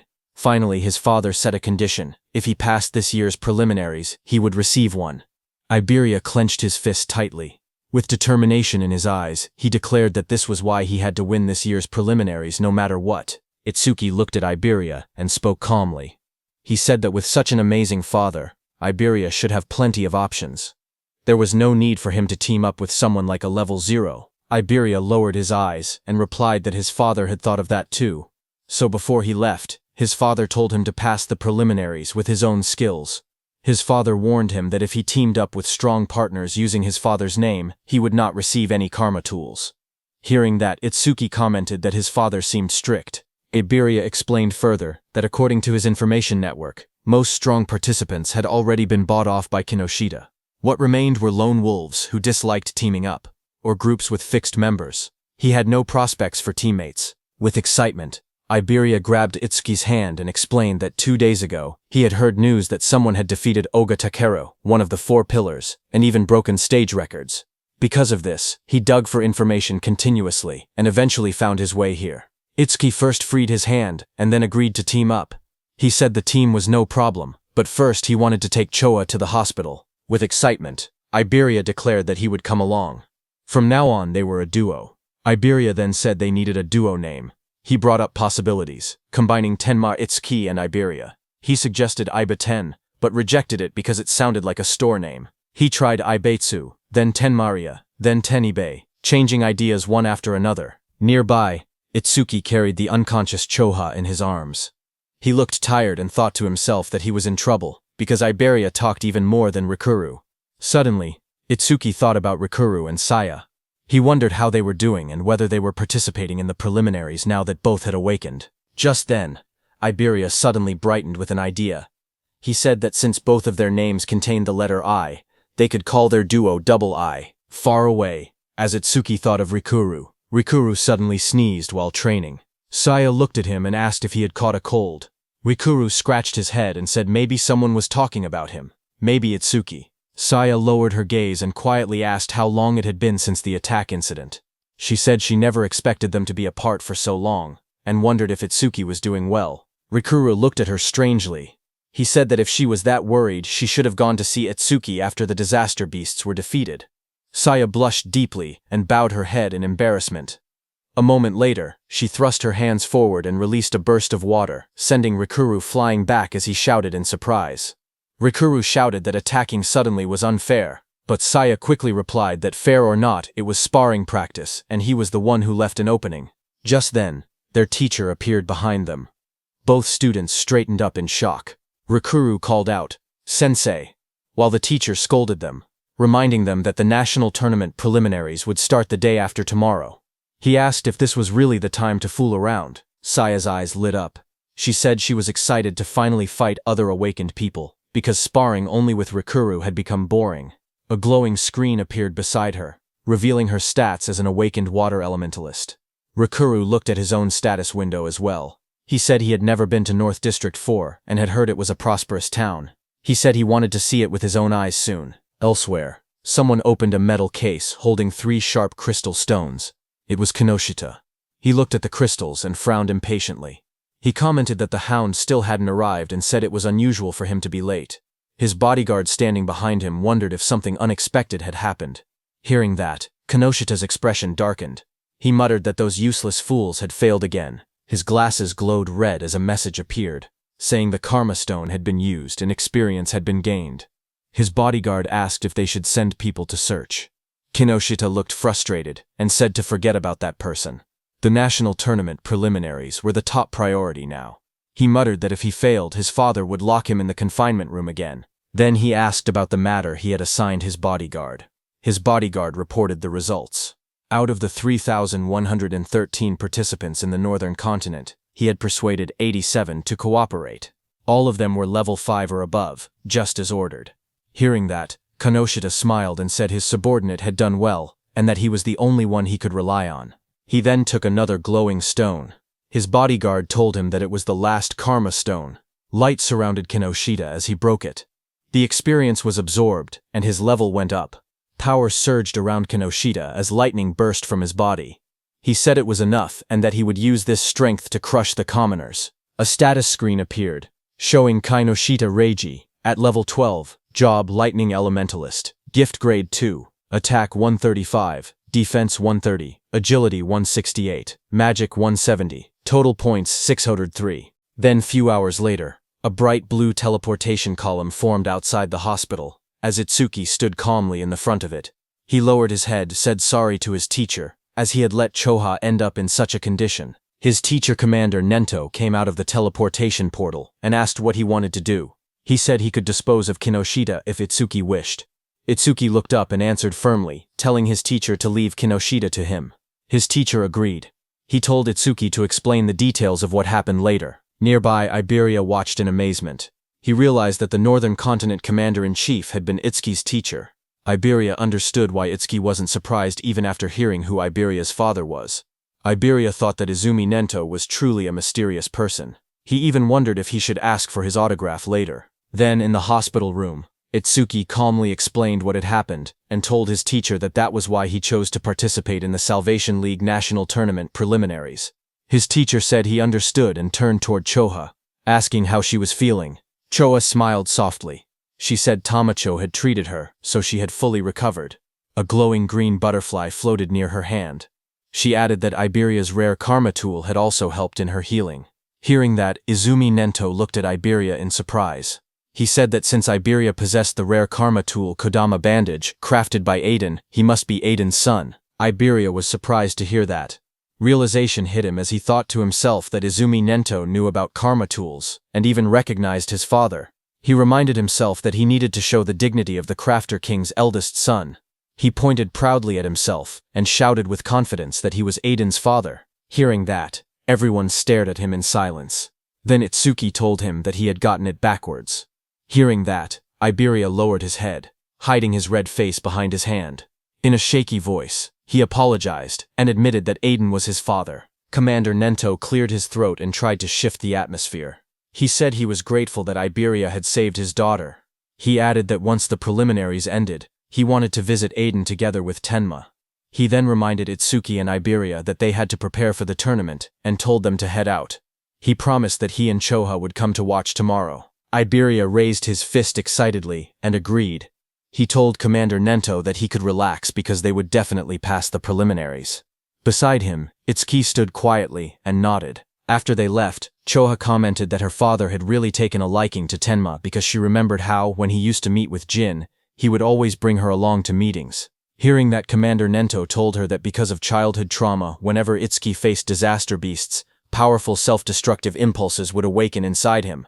But Itsuki's self-destructive impulses weakened only when someone he wanted to protect was nearby. He explained to Choha that this was the reason he placed Choha by Itsuki's side. Hearing that, Choha realized that her father wanted her to become Itsuki's friend, become his weakness, and become the person he wanted to protect.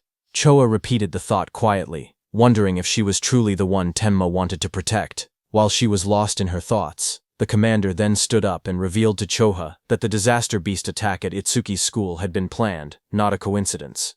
Hearing that, Choha reacted with surprise.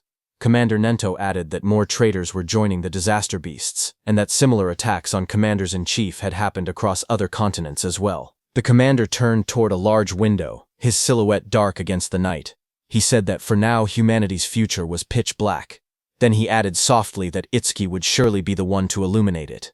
His voice rang out that Itsuki would become a light of hope. Then, at the national tournament preliminary venue in North District 4, the massive circular arena sat in the middle of the wasteland.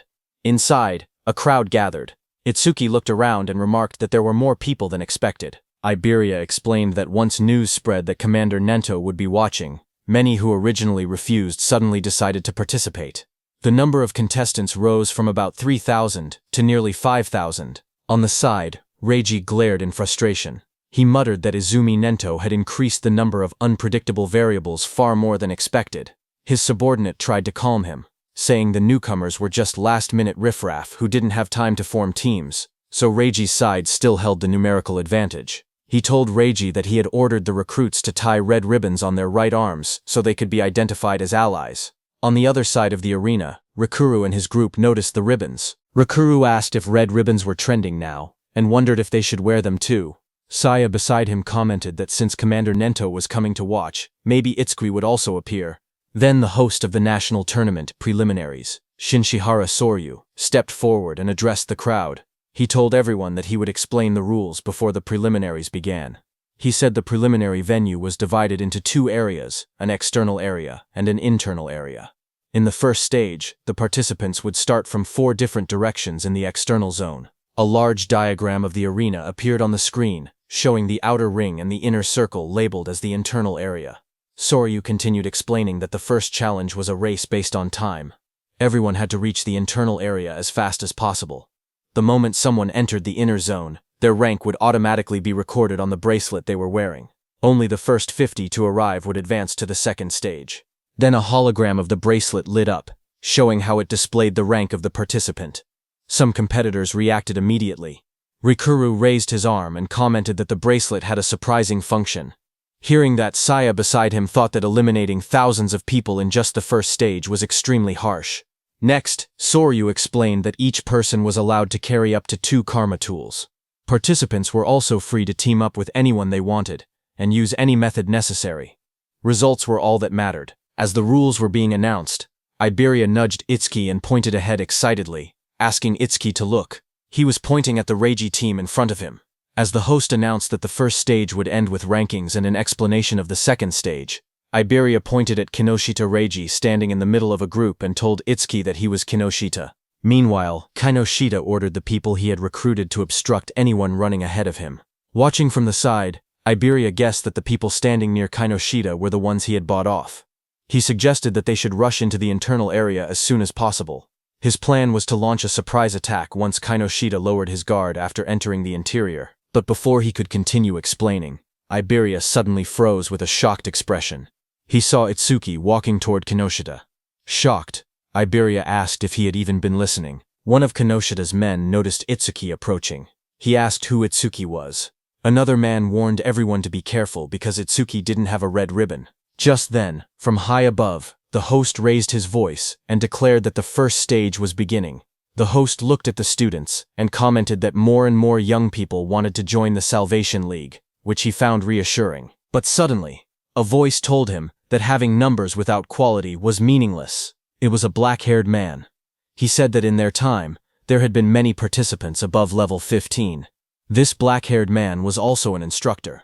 A blue screen appeared, showing Heitan Akira's information, but most of it was hidden. Instructor Soryu corrected him, saying that only 2 participants had reached that level in Heitan's year. That year, Heitan Akira was at level 18, and along with him was Taewajin at level 21. Remembering the past, Instructor Heitan commented that things were boring now without rookies like Taewa. He said he hoped someone similar existed in the current group. But Instructor Soryu shook his head and replied that geniuses like that did not appear easily. Instructor Heitan stepped forward and asked Commander Nento about a rumor. He said he had heard that a student from the northern continent had defeated a level 8 skeleton soldier right after awakening and later became Commander Nento's pupil. Instructor Soryu widened his eyes and asked if it was true, calling it ridiculous for someone to defeat level 8 monsters immediately after awakening. Commander Nento, covered in dark flames, answered calmly, saying that the rumor was true. Hearing this, Instructor Heitan asked if that person was in the group they were watching. Instructor Soryu thought that since this was Azumi's second recognized pupil after Taewajin, it meant the student must possess exceptional talent. Examiner Soryu looked at the participants list and wondered who the mysterious participant could be. The tablet displayed the first candidate. It showed Horino Rakuru, a level 10 metal elementalist.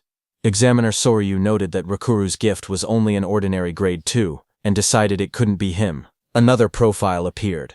Kisaragi Saya, a level 11 water elementalist with a grade 1 gift. She specialized in support-type abilities, so he assumed she wasn't the one either. The next image revealed Hanyu Kana, a wood elementalist at an unusually high level 16. Seeing this, he guessed she must be the hidden talent, but when he looked at Commander Nento, he didn't say anything. Seeing that, Instructor Soryu realized that his guesses seemed incorrect, even though Hanyu had the highest level among all participants. Just then, Instructor Heitan pointed out that among this year's participants, there was even someone at level 0, but Instructor Sorya didn't think much of it, and remarked that there was always one person every year who joined the tournament out of curiosity, only to get beaten badly and withdraw soon after. On the other hand, Kinoshita's group burst into laughter as Kinoshita pointed toward Itsuki, shouting in disbelief that a level 0 had really joined the competition. His team laughed loudly, mocking Itsuki and asking if he had gotten lost.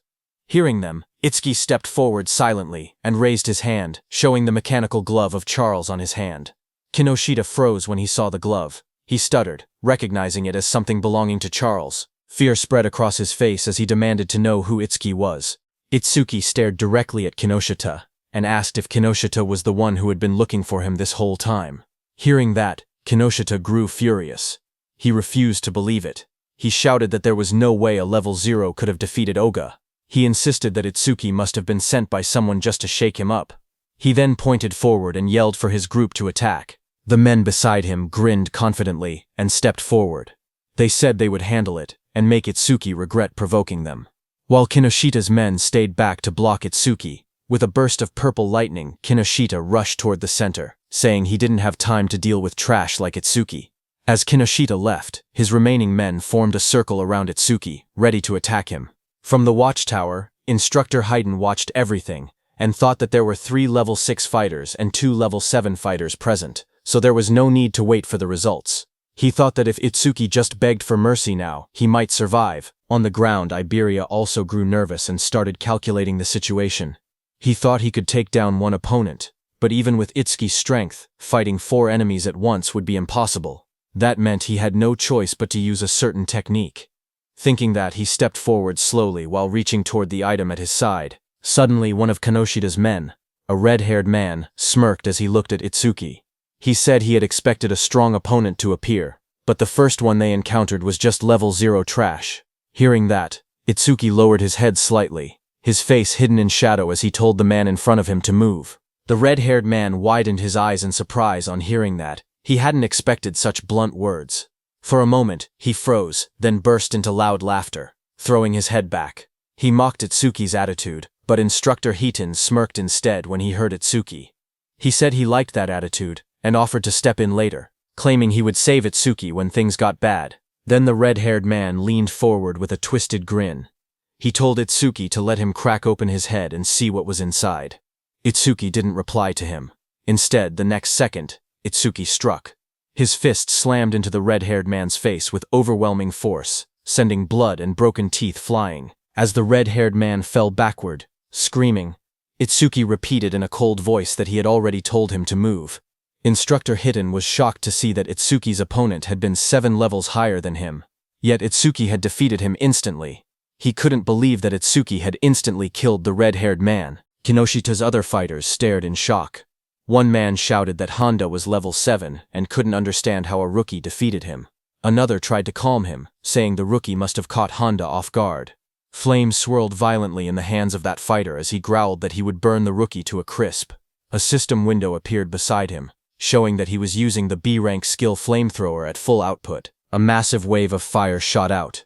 Iberia, watching, gasped, saying the attack was so fast he couldn't even use his karma tool in time. The flames roared across the arena.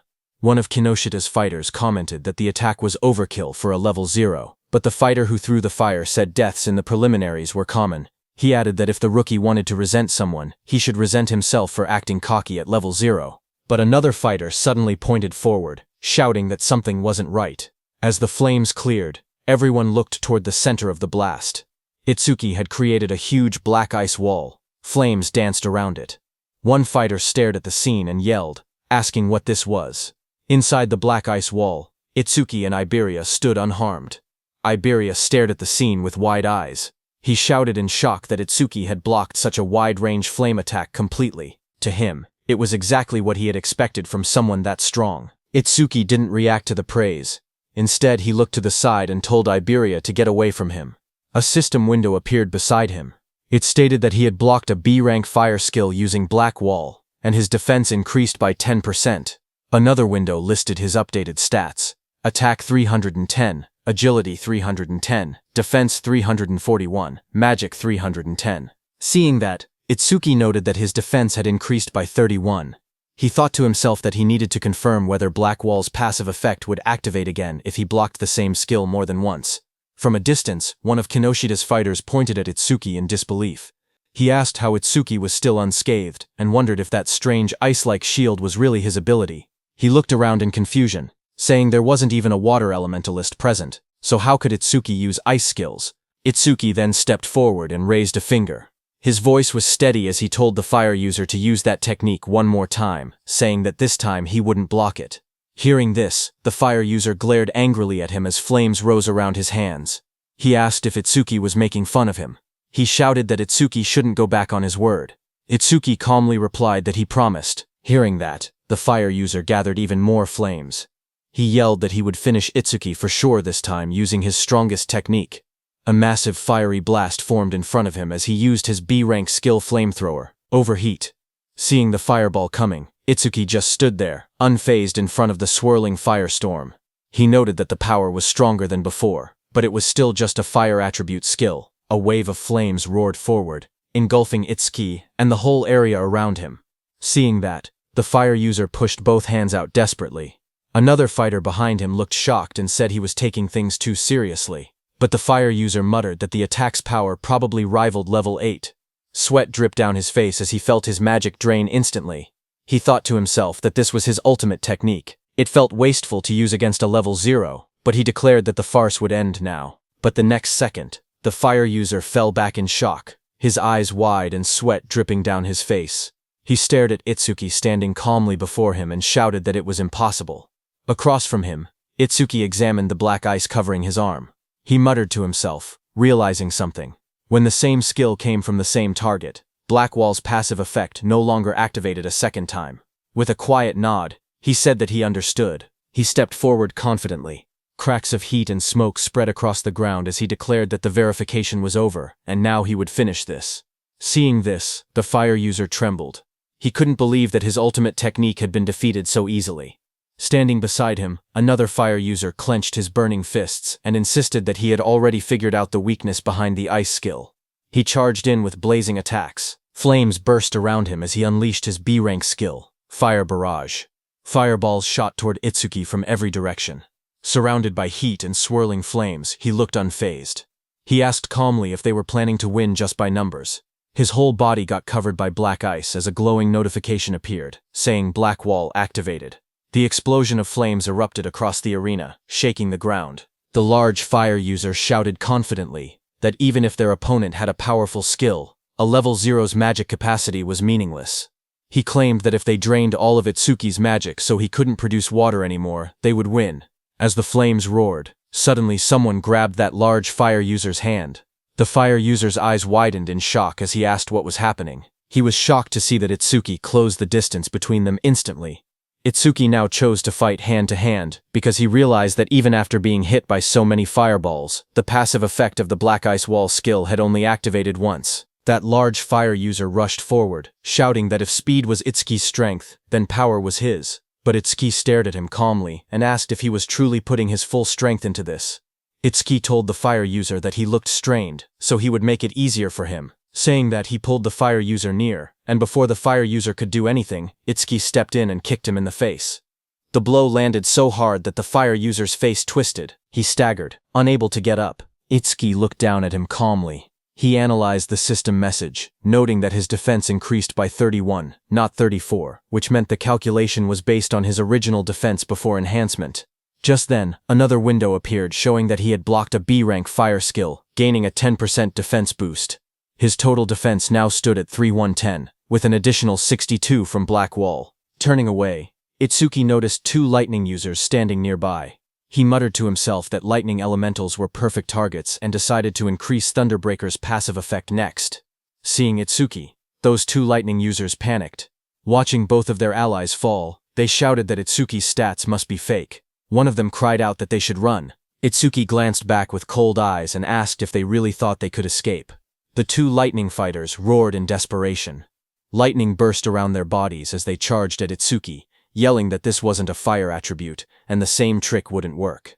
Their combined skill, C-rank Silver Serpent, activated in a surge of electricity. As the lightning attack hit Itsuki, a system message appeared again, showing that Itsuki had absorbed the C-rank lightning skill with Thunderbreaker, raising his agility by 5% twice in a row.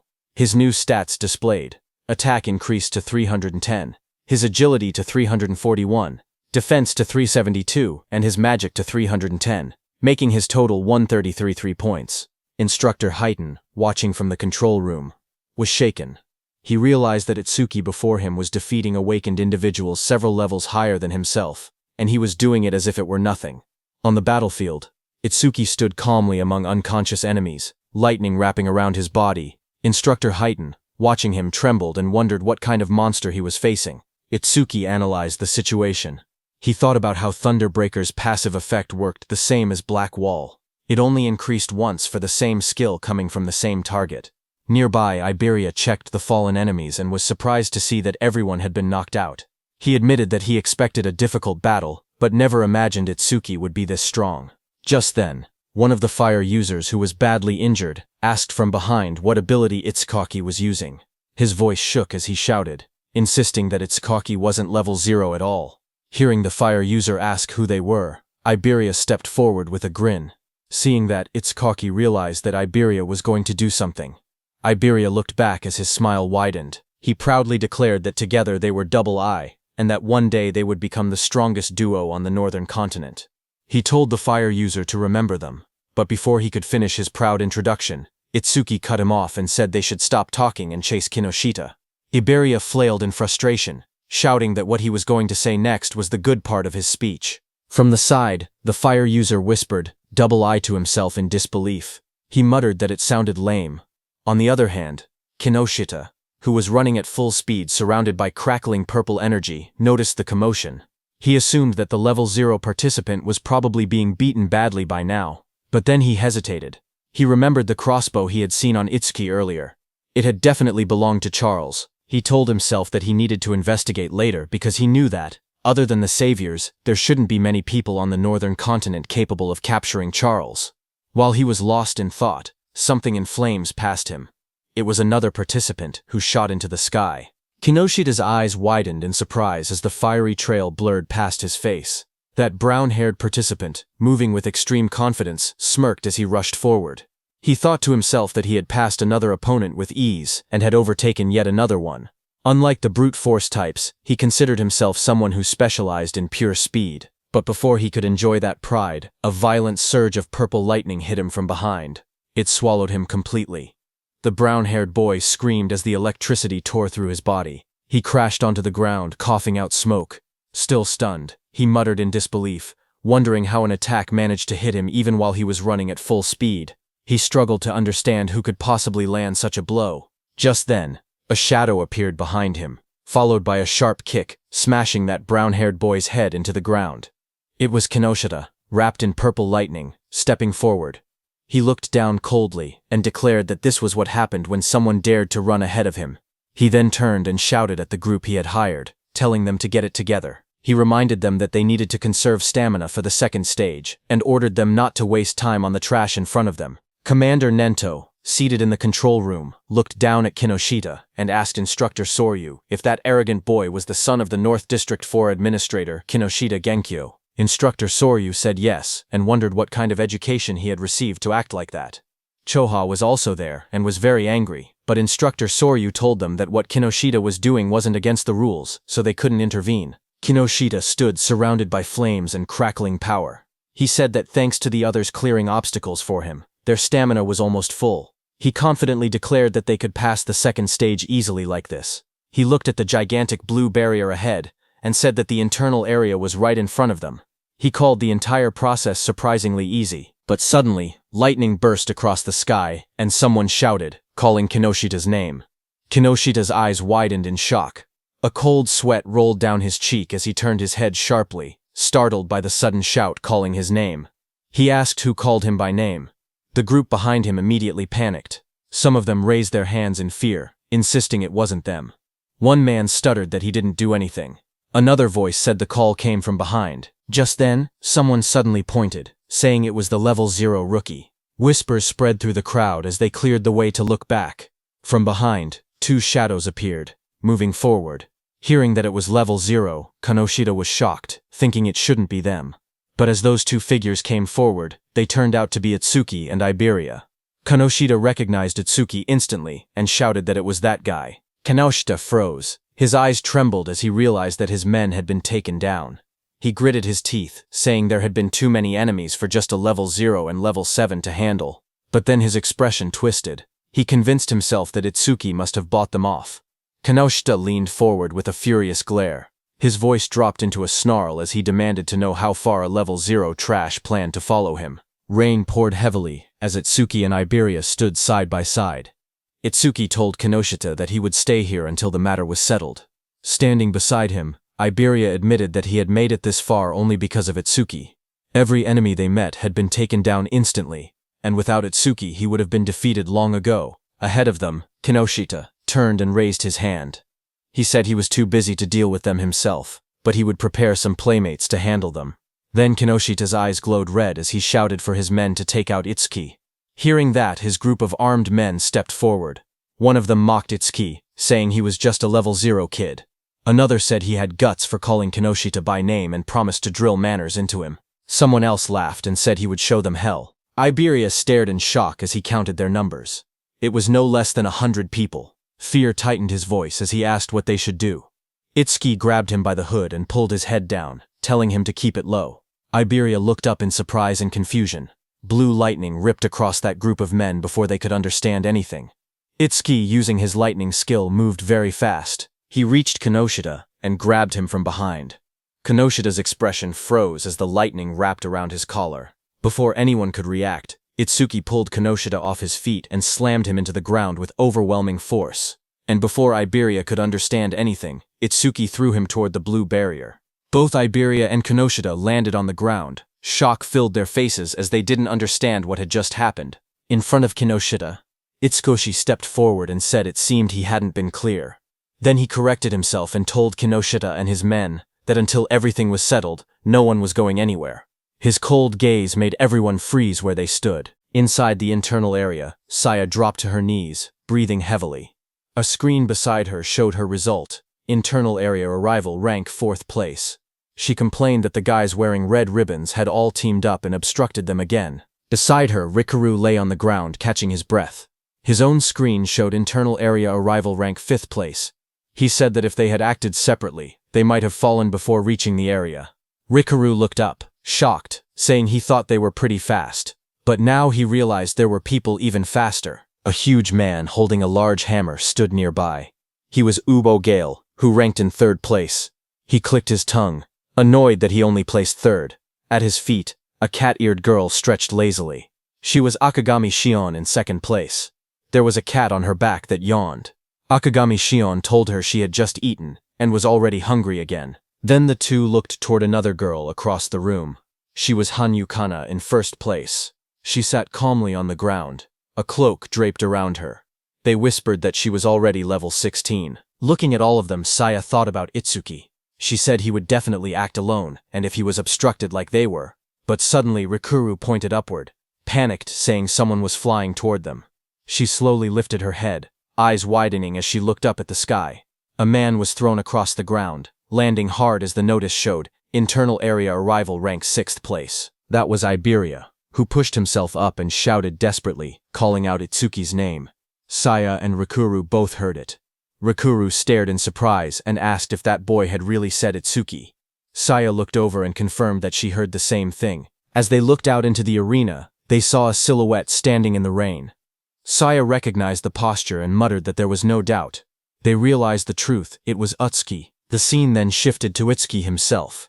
He stood firm under the falling rain, and repeated his earlier words that until they settled this, he wasn't letting anyone go anywhere. From inside the control room, Instructor Soria watched the scene unfold. He noted that the rookie was only one step away from entering the internal area. He wondered why he was so focused on Kinoshita Reiji. Choha watched Itsuki with a worried expression. Sweat slid down her cheek as she looked toward the scene in front of her.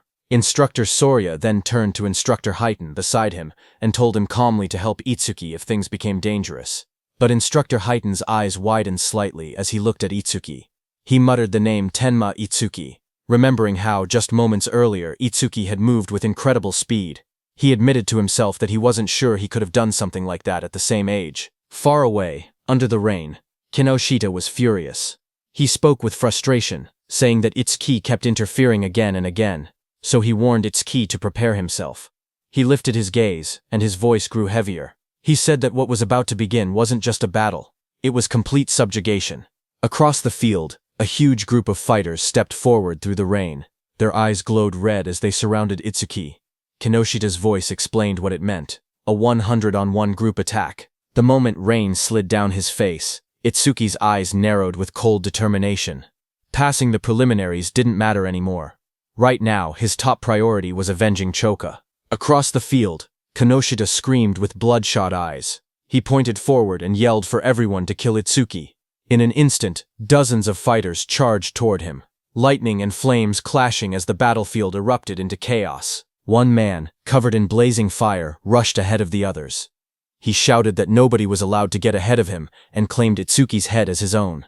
Flames wrapped around his arms as he used his C-rank skill, Fire Punch, and lunged straight at Itsuki, but Itsuki didn't move. He simply raised his arm and grabbed the fiery fist with his bare hand. The fire user froze, shocked. In the next second, Itsuki swung his fist and punched him in the face. He slammed him into the ground with overwhelming force, ending the attack in a single motion, the impact cracking the floor around him. The others watching were shocked. One of them shouted in disbelief that their companion had been knocked out with just a single punch. Another quickly tried to calm everyone, saying they had many people on their side and there was no way they would lose to someone who was still level 0. More voices joined in, urging everyone to attack together. Itsuki stood calmly as they prepared to charge. He muttered the word perfect as a system window appeared in front of him. It stated that he had blocked a C-rank fire skill using Black Wall, and his defense had increased by 10%. Itsuki then raised his clawed arm, flames swirling around him. He declared that he would end this farce quickly. The fiery lotus in his hand glowed brighter as the system announced, Lotus Burst. Activated. The flames wrapped around his whole body, spinning wildly, and then Suki clapped. A massive explosion erupted. The fire burst outward like a wave, blasting everyone off their feet and sending bodies flying across the arena. The dust settled, and everyone stared at the ruined ground. Rikuru trembled as he looked at the destruction. He asked in shock if this overwhelming attack was really Itsuki's skill. Behind him, Saya covered her mouth, unable to speak. Gaku rushed over, asking what had just happened. Beside him, Shion calmly stroked her small cat, saying that Michan should be able to swallow an explosion of this size without any problem, speaking as if the blast meant nothing. Not far away, Kana sat silently with her sword, her expression unreadable as sparks drifted through the air. From inside the control room, Instructor Soria stared at the screen in disbelief. He shouted that the explosion had been caused by a level 0. He couldn't understand how someone with such a low rank could use so much power. What shocked him even more was how Itsuki used skills that didn't belong to his job class at all. Instructor Haiten was also shocked. Choth couldn't believe her eyes because she never knew Itsuki had learned an AoE skill. She thought back to the Locust Wasteland incident and finally understood why he had been so confident back then.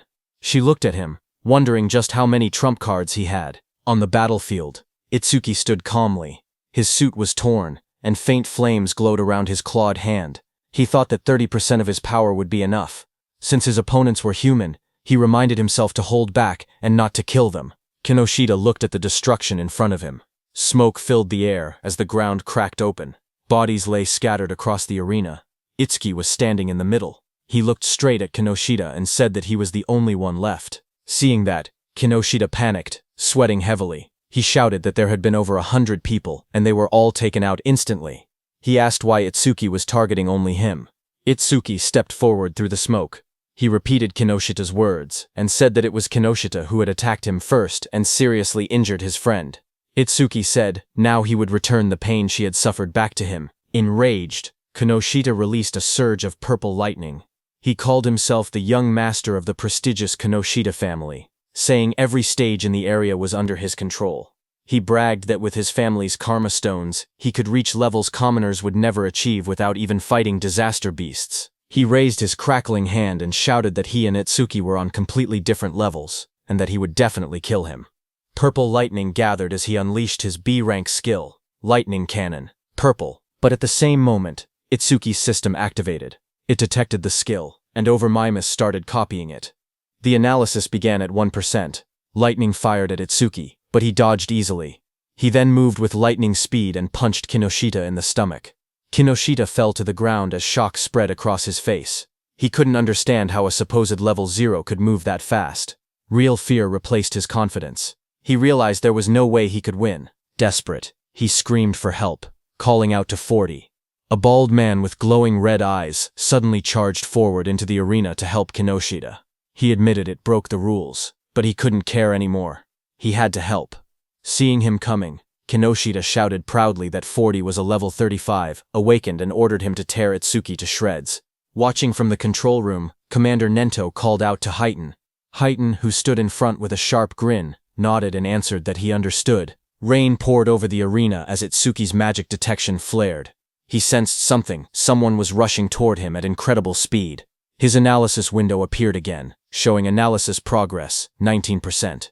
But before Itsuki could do anything, he suddenly realized that it wasn't just one attacker. Multiple people were coming. A figure crashed down from the sky, landing on Kinoshita's bodyguard, 40, with heavy force. Dust shot up everywhere, as Itsuki stood calmly watching with sharp, focused eyes.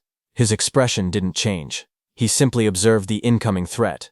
But then he realized that it was Instructor Haiten, who sat calmly on top of Kinoshita's bodyguard. Without even looking back, he told Itsuki to keep going. Utsuki then turned and stood in front of Kinoshita, surrounded by glowing purple lightning. He stared down at the trembling Kinoshita and said that it looked like his lifeline wouldn't be coming anymore. Seeing Itsuki, Kinoshita panicked. He stuttered and begged for a moment, explaining that his father was the North District 4 administrator, and his brother was a member of the Salvation League. Sweat rolled down his face as he warned that touching him would cause trouble. Before he could finish, a scream tore through the air, long and painful. The next moment, Kinoshita lay flat on the cracked ground, unconscious. Rain fell lightly around him. Itsuki walked away slowly, his coat swaying in the wind. He then looked up at the control room and muttered softly that this settled the score for Choha. From the control room, Choha looked toward him while blushing, realizing that he did this for her. Instructor Soria was surprised to see that Itsuki had really beaten Kinoshita Reiji, but he wondered why Itsuki was suddenly looking their way. Meanwhile, the system window showed Itsuki that his analysis was at 99%. He thought to himself that if he paused it now, he could reset his condition once during the second stage. He stopped the analysis just before completion. Just then, from the internal area, Saya shouted Itsuki's name. Hearing her voice, Itsuki froze for a moment.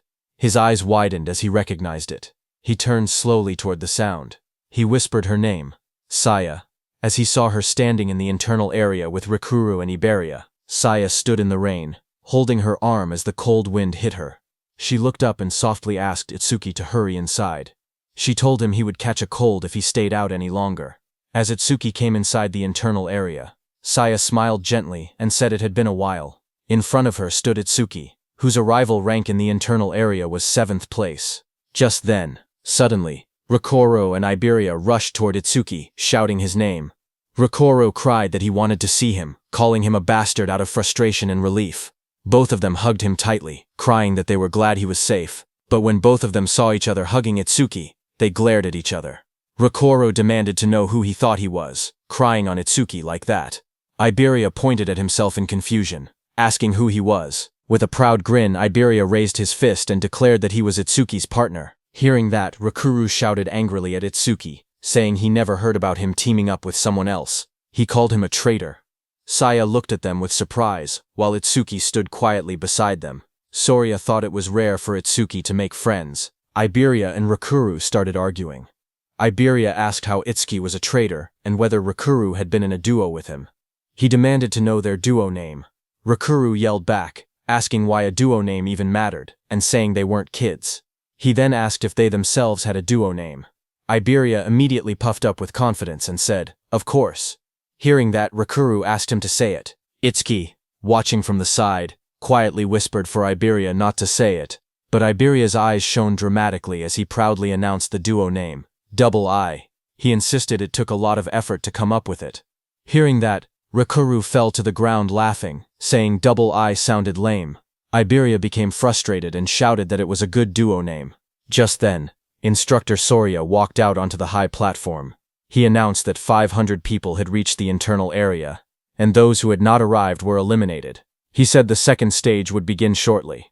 He told them that in the second stage they would fight disaster beasts alone in the trial grounds for 1 hour. Hearing that, Rikuru got very excited, saying finally it was the second stage. But Iberia was shocked when he heard that he had to be alone in the second level. A wide smile appeared on Instructor Heiton's face when he heard that the second stage was finally here. He had been looking forward to it. He looked at the top 7 participants, wondering what they had got. These 7 participants were Kana at first stage rank 1st, Shion at first stage rank 2nd, Gaku at first stage rank 3rd, Saya at first stage rank 4th, Rikuru at first stage rank 5th, Iberia at first stage rank 6th, and Itsuki at first stage rank 7th. Then sometime later, as the large metal structure stood in the center, countless participants gathered around it from all sides. Itsuki and the others walked toward the entrance. Rikuru looked up and asked if the second stage venue was inside the building.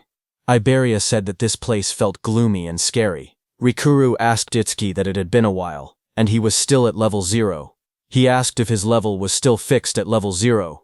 Itsuki quietly answered yes. He then asked how Itsuki became stronger if his stats never increased. Iberia agreed, saying he was also curious why Okuki was so strong despite being level 0. Okuki looked away awkwardly and said his teacher told him not to tell people. Saya reminded them that they learned in class that order breaker skills were state secret level. She told Ikuki he didn't have to deal with the questions. Then suddenly, far ahead, the instructors and Commander Nento, along with Choha, appeared.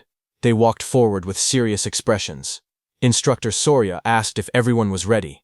Hearing that, Iberia suddenly stiffened in shock, turning his head sharply. Up on the raised platform stood several well-known figures.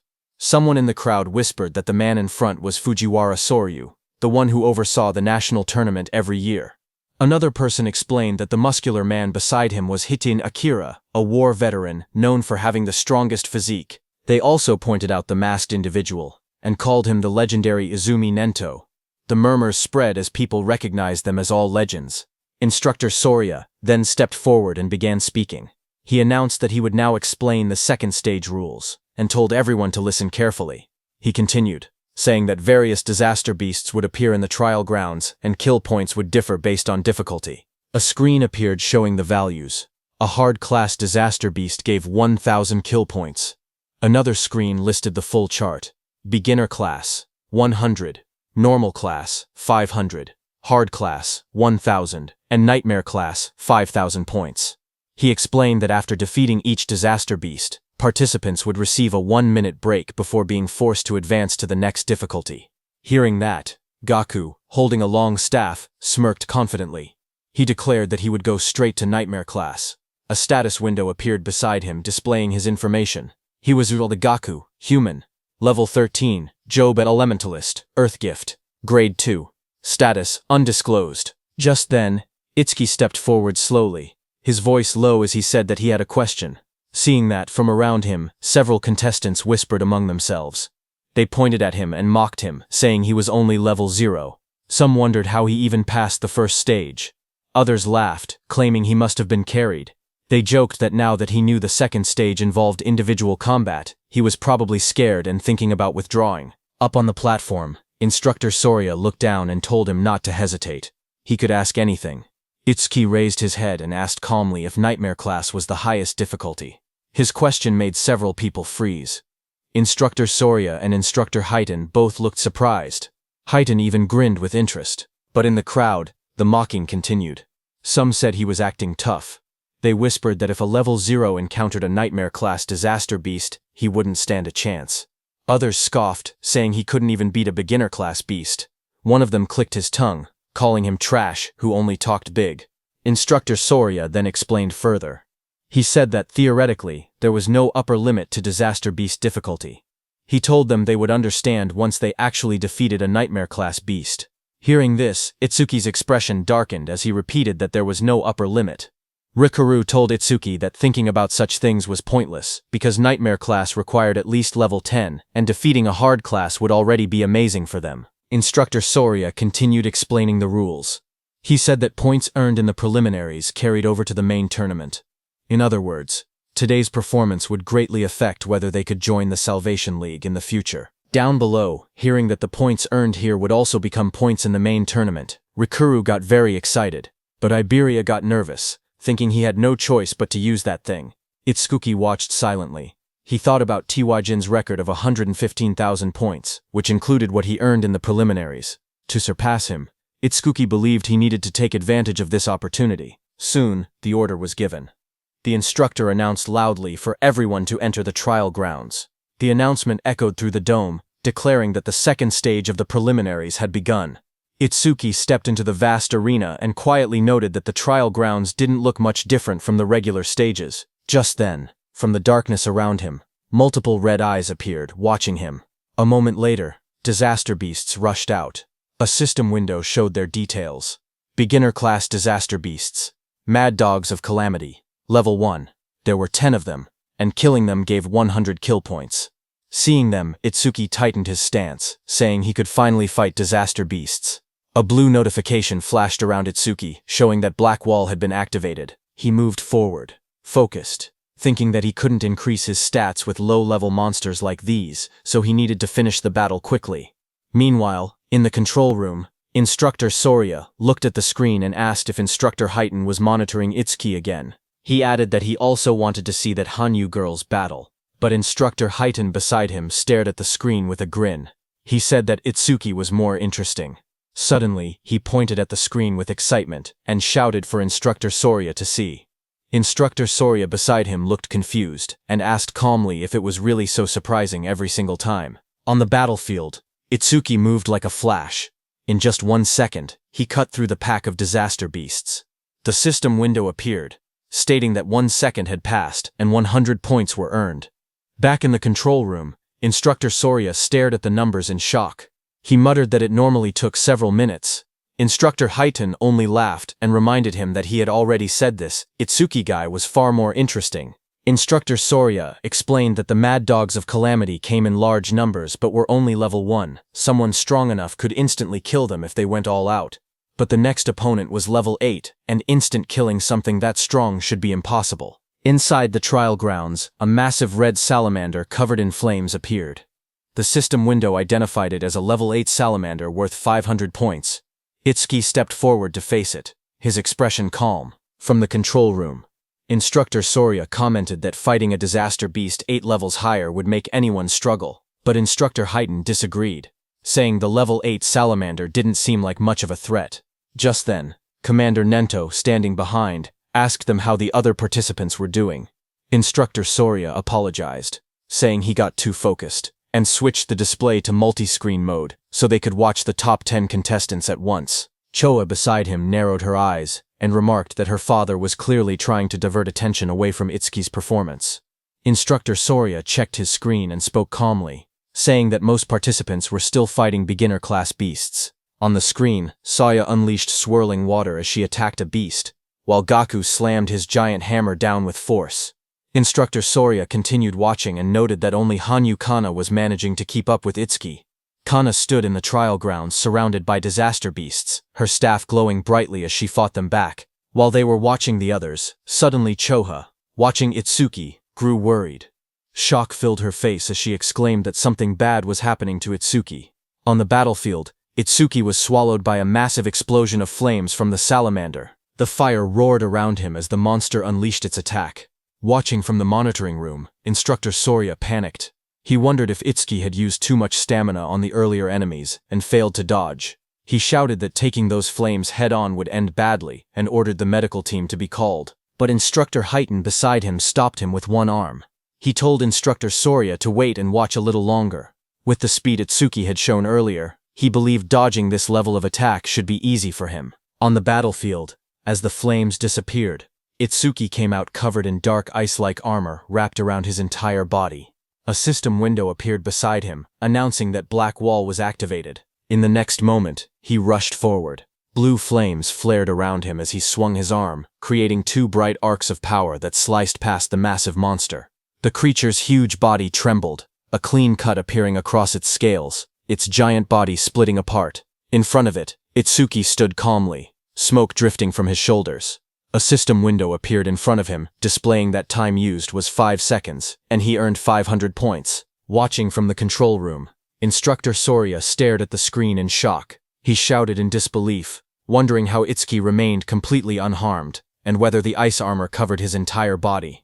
Instructor Highton beside him narrowed his eyes, questioning why Itsuki chose to take the monster's attack instead of instantly killing it. Just then, another system notification appeared beside Itsuki showing that he blocked a C-rank fire element skill with Black Wall. His defense increased by 10%.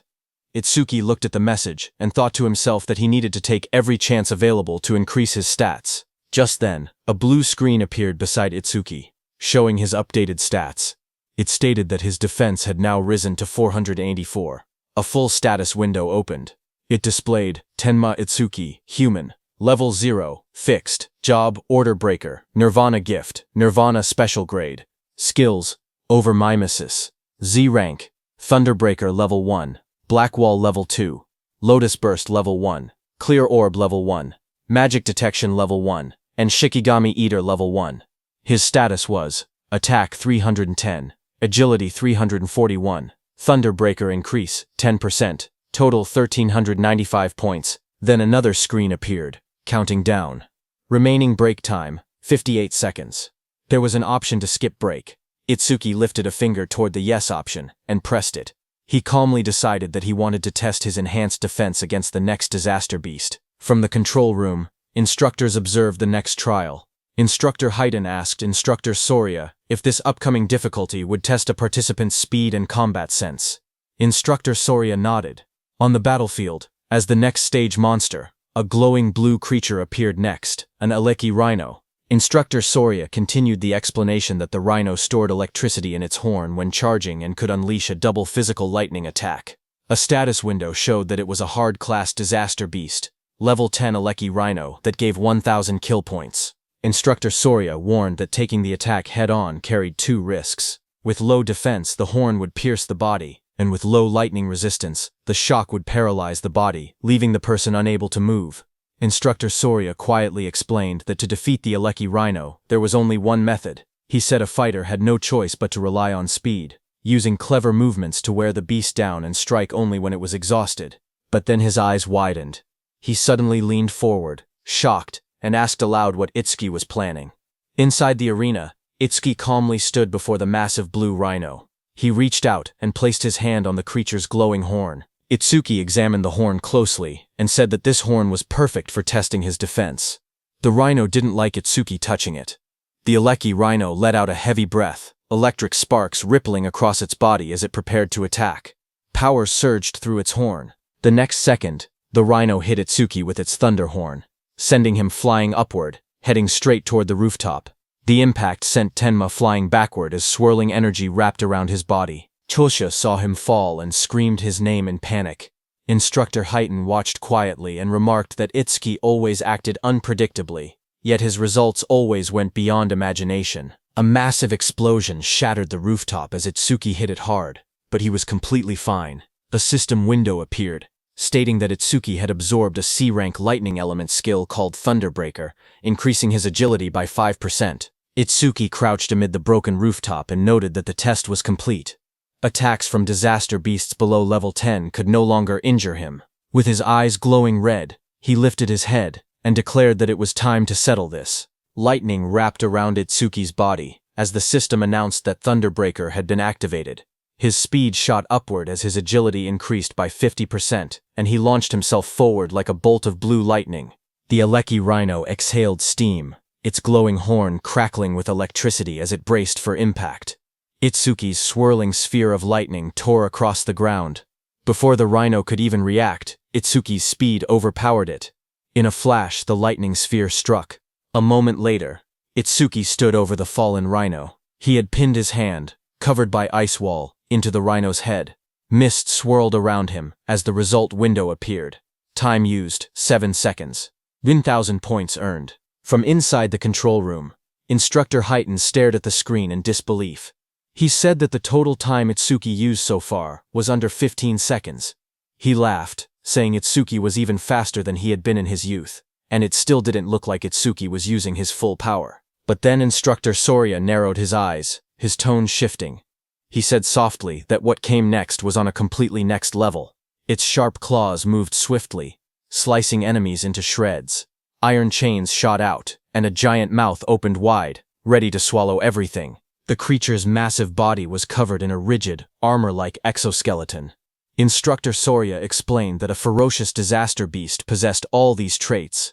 It was the most powerful creature in the preliminaries, and the greatest goal for every participant. A system window appeared, showing the identity of the monster. Nightmare-class disaster beast, Inferno Giant. Level 15. Kill points 5,000. The giant charged forward with a roar as chains rattled around its body. Seeing that, Itsuki raised his hand and purple energy gathered around his hand.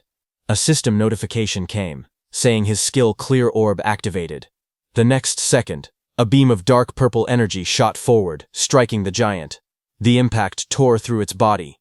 Itsuki lowering his hand after using his skill. A system window appeared below him. It announced that the Inferno Giant, level 15, had been defeated, and the Clear Orb's flight speed had increased by 200%. Inside the control room, both instructors and Commander Nento stood frozen. Their eyes widened in shock as they stared at the screen. The remains of the Inferno Giant lay on the ground as Itsuki stood beside it. A system window appeared soon, saying that Clear Orb flight speed was 9 meters per second, and its flight speed increase was 900%.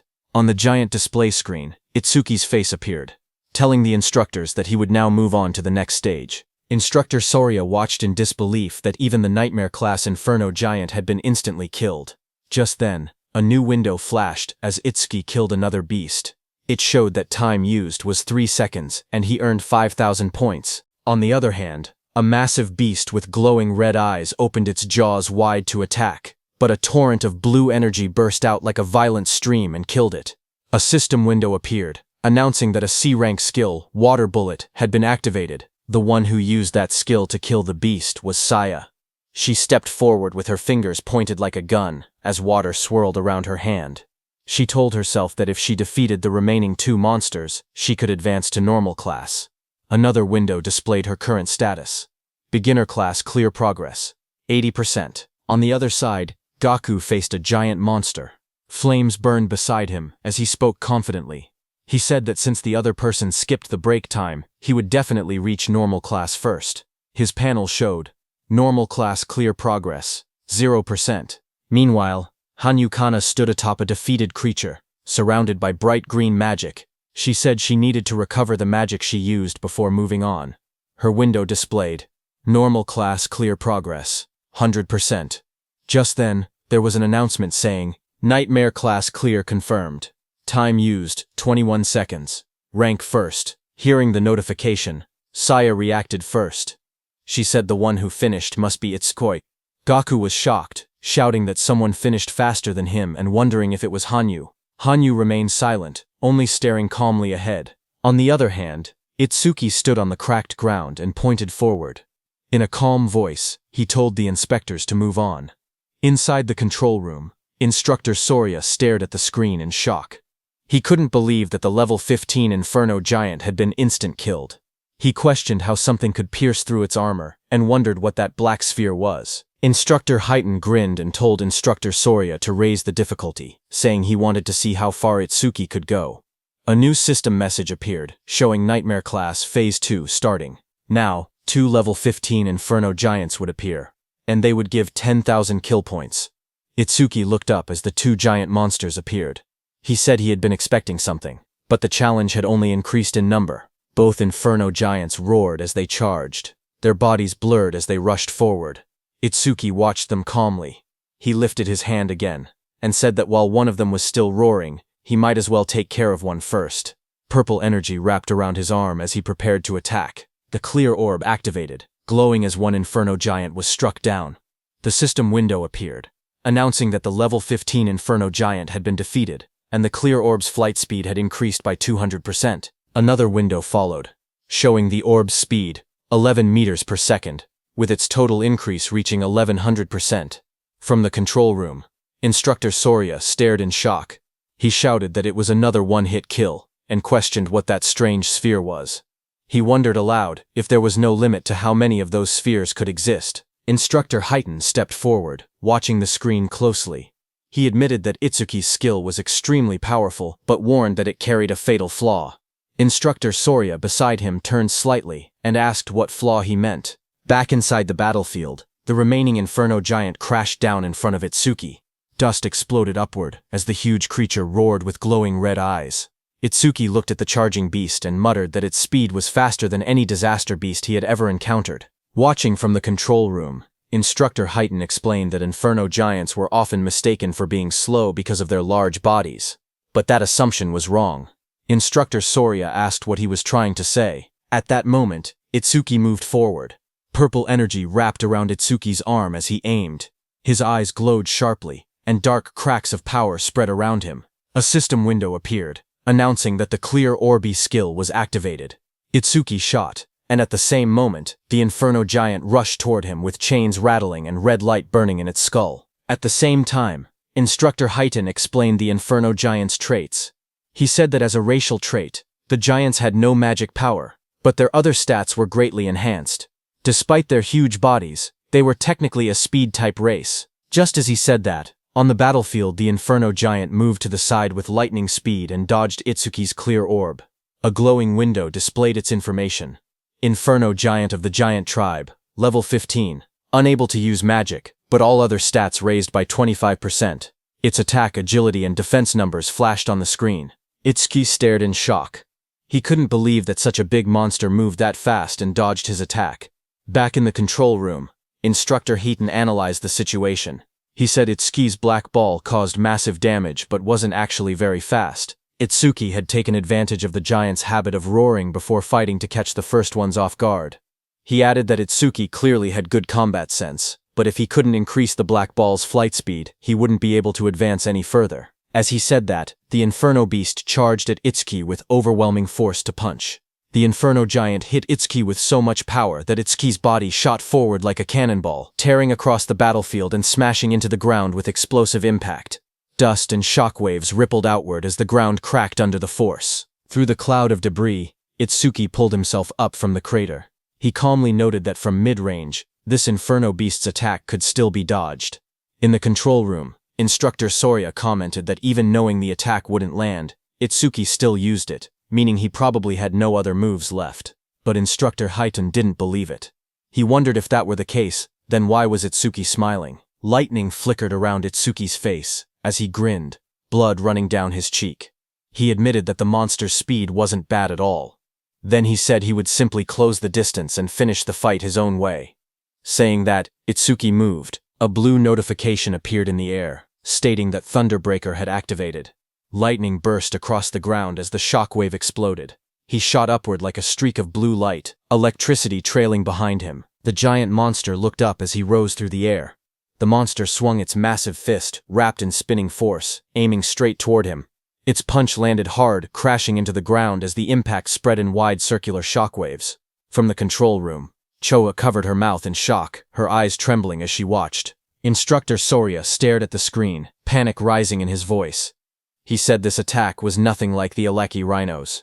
If Itsuki took a direct hit, even he wouldn't survive unharmed. He ordered the rescue team to be called immediately, but Commander Nento told Instructor Soria to wait. Instructor Soria was shocked to hear that. Instructor Heaton watched the battlefield and spoke calmly.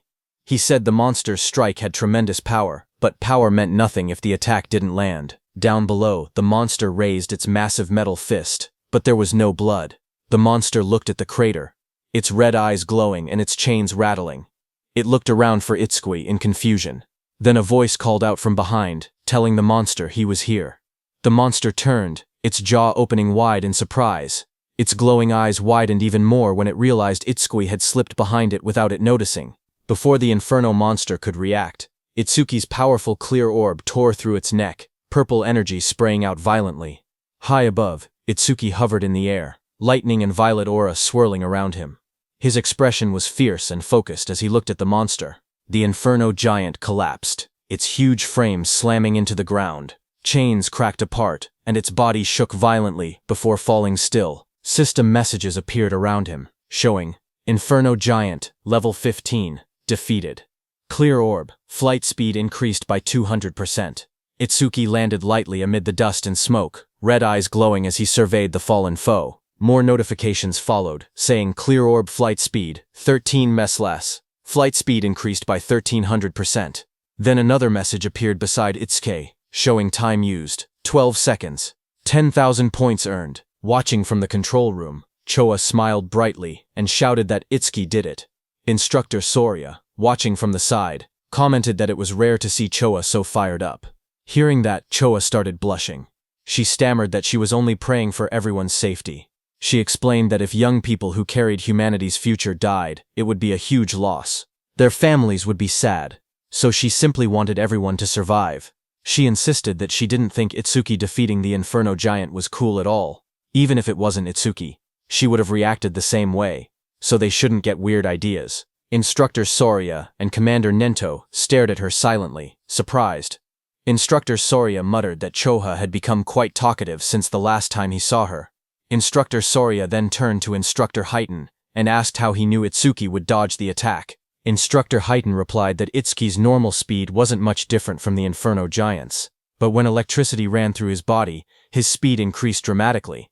And once his speed reached that level, the Inferno Giant's attacks would never land. Instructor Soria agreed and said that Itsuki had succeeded in defeating 2 of the giants, but there were dangerous moments. With his current points, first place was already guaranteed, so if it were him, he would stop there. But Tenma was aiming higher. He was thinking about surpassing Teiwaijin, humanity's strongest. Itsuki raised his hand and got ready. shouting that he couldn't stop even for a second. A system window appeared, showing that Nightmare Class Phase 3 had started, with 3 level 15 Inferno Giants and 15,000 reward kill points. 3 Inferno Giants appeared in front of him as chains rattled around their bodies.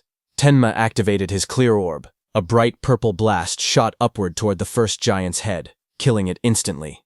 Back in the control room, Instructor Haydn smirked proudly.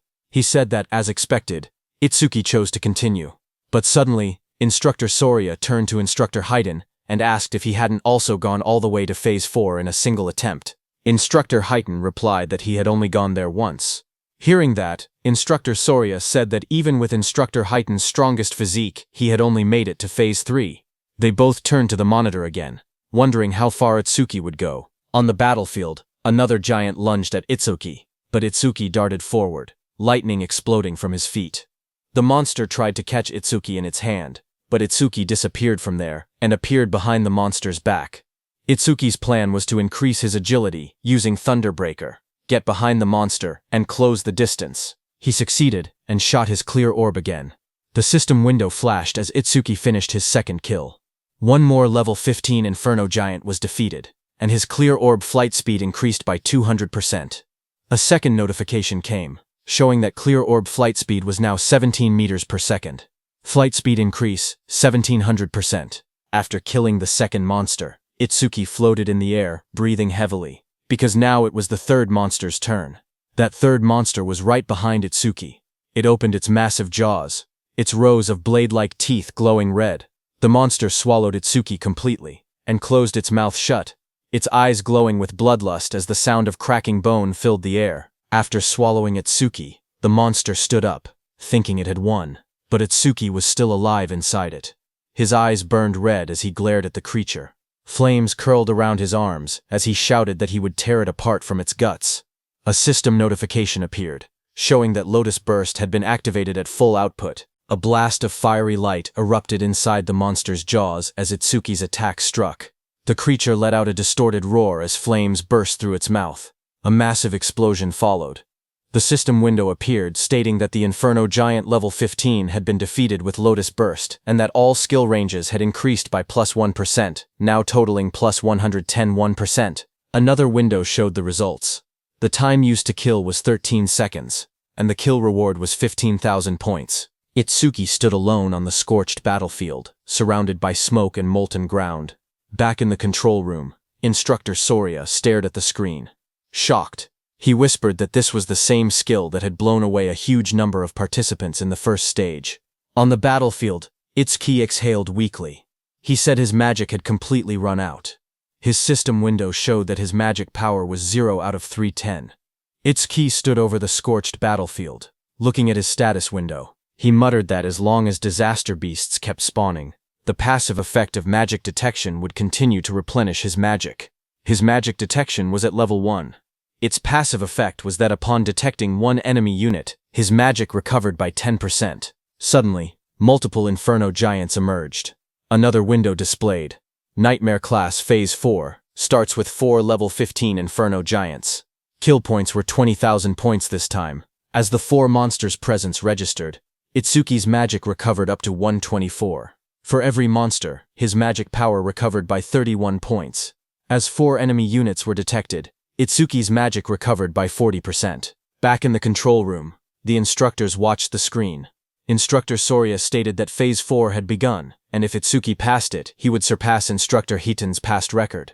Instructor Hitan replied with a simple yeah, and added that aside from humanity's strongest, Tewa, no one had ever cleared Phase 4.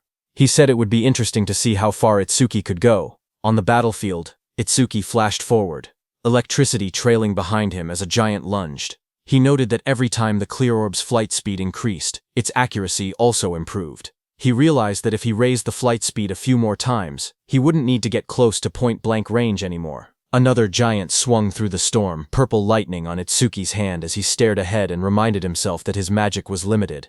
He couldn't afford to waste even a single clear orb. Itsuki rushed forward through swirling purple energy.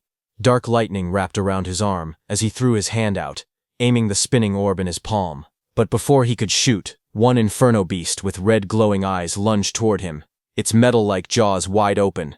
Chains rattled around its body as it shot forward and grabbed Itsuki's hand. Another similar monster crawled beside it, both of them towering over him. Itsuki's eyes widened in shock when he noticed the iron chains, as he had completely forgotten about them. The Inferno Beast snapped its head upward, the chains pulling tight across its armored mouth as it roared.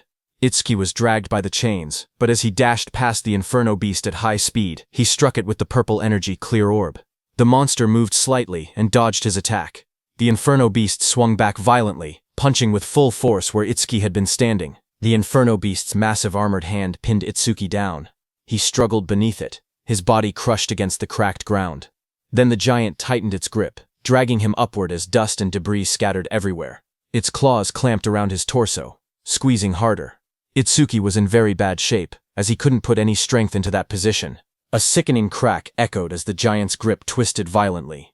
A skeletal image of Itsuki flashed, showing all the bones in his body snapping under pressure. The giant then slammed him brutally into the ground. The impact split the earth, sending shards of stone flying. His body lay inside the crater, blood covering his clothes as smoke rose around him. Both his arms and legs were completely broken. Back in the control room, Instructor Soria panicked and shouted for Instructor Heighten to go help quickly. Instructor Heighten watched the screen with worry. Sweat slid down his face as he stared forward. He murmured that this must be Itsuki's limit.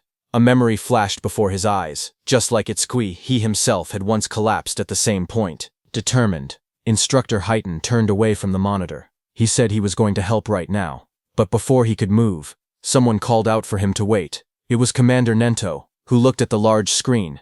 He said that Itsuki hadn't given up yet. Hearing that, Instructor Soria stepped forward urgently. He told Mr. Izumi that this wasn't the time to talk about such things. Choha agreed, saying that if they didn't act quickly, Itsuki would die. Instructor Heighten, beside him, also said that Itsuki's situation was desperate, but Commander Nento kept his eyes on the screen. He spoke with certainty, saying he could tell Tenma still had a trump card left. Instructor Soria looked surprised and asked how Commander Nento knew about a trump card. Commander Nento answered quietly, saying it was because of his eyes. The scene shifted to Itsuki's face. His eyes glowed fiercely. Commander Nento said these were not the eyes of someone who had accepted death. Itsuki stood battered and bloody, remembering the looming blue phantom Linga behind him. He thought about how he had exhausted every method to grow strong enough to kill that Linga who had killed his parents. Just then, a system window appeared, showing Overmimesis activated, resuming the analysis. This happened because during the battle with Kinoshita, Overmimesis had activated from Kinoshita's skill B-rank skill, Lightning Cannon. But Itsuki had chosen to stop the analysis at the very last moment. At that time, the system displayed analysis progress at 99% when Itsuki paused it. Now, when the analysis resumed, the progress reached 100%. Blue energy wrapped around Itsuki's body as he rose upward. He stated that he had prepared exactly for a situation like this. A system window appeared, showing B-rank skill Lightning Cannon analysis complete. Thunderbreaker, level 2, acquired. Choka suddenly pointed at the screen with excitement. She said that the usual blue lotus had appeared again. Beside her, Instructor Soria stared in shock and asked if that blue lotus was also one of Itsuki's skills. But he wondered aloud what use it could possibly have in Itsuki's current condition. Instructor Heighten looked toward Choha. He noticed how happy she seemed, and wondered whether she knew something they didn't. A system window appeared, explaining Tenma's new power. It showed the details of Thunderbreaker level 2, active effect. He could absorb B-rank and lower lightning attacks into his body. When releasing the absorbed lightning energy, his agility would increase by 100%. Absorption count, 0.5. Passive effect.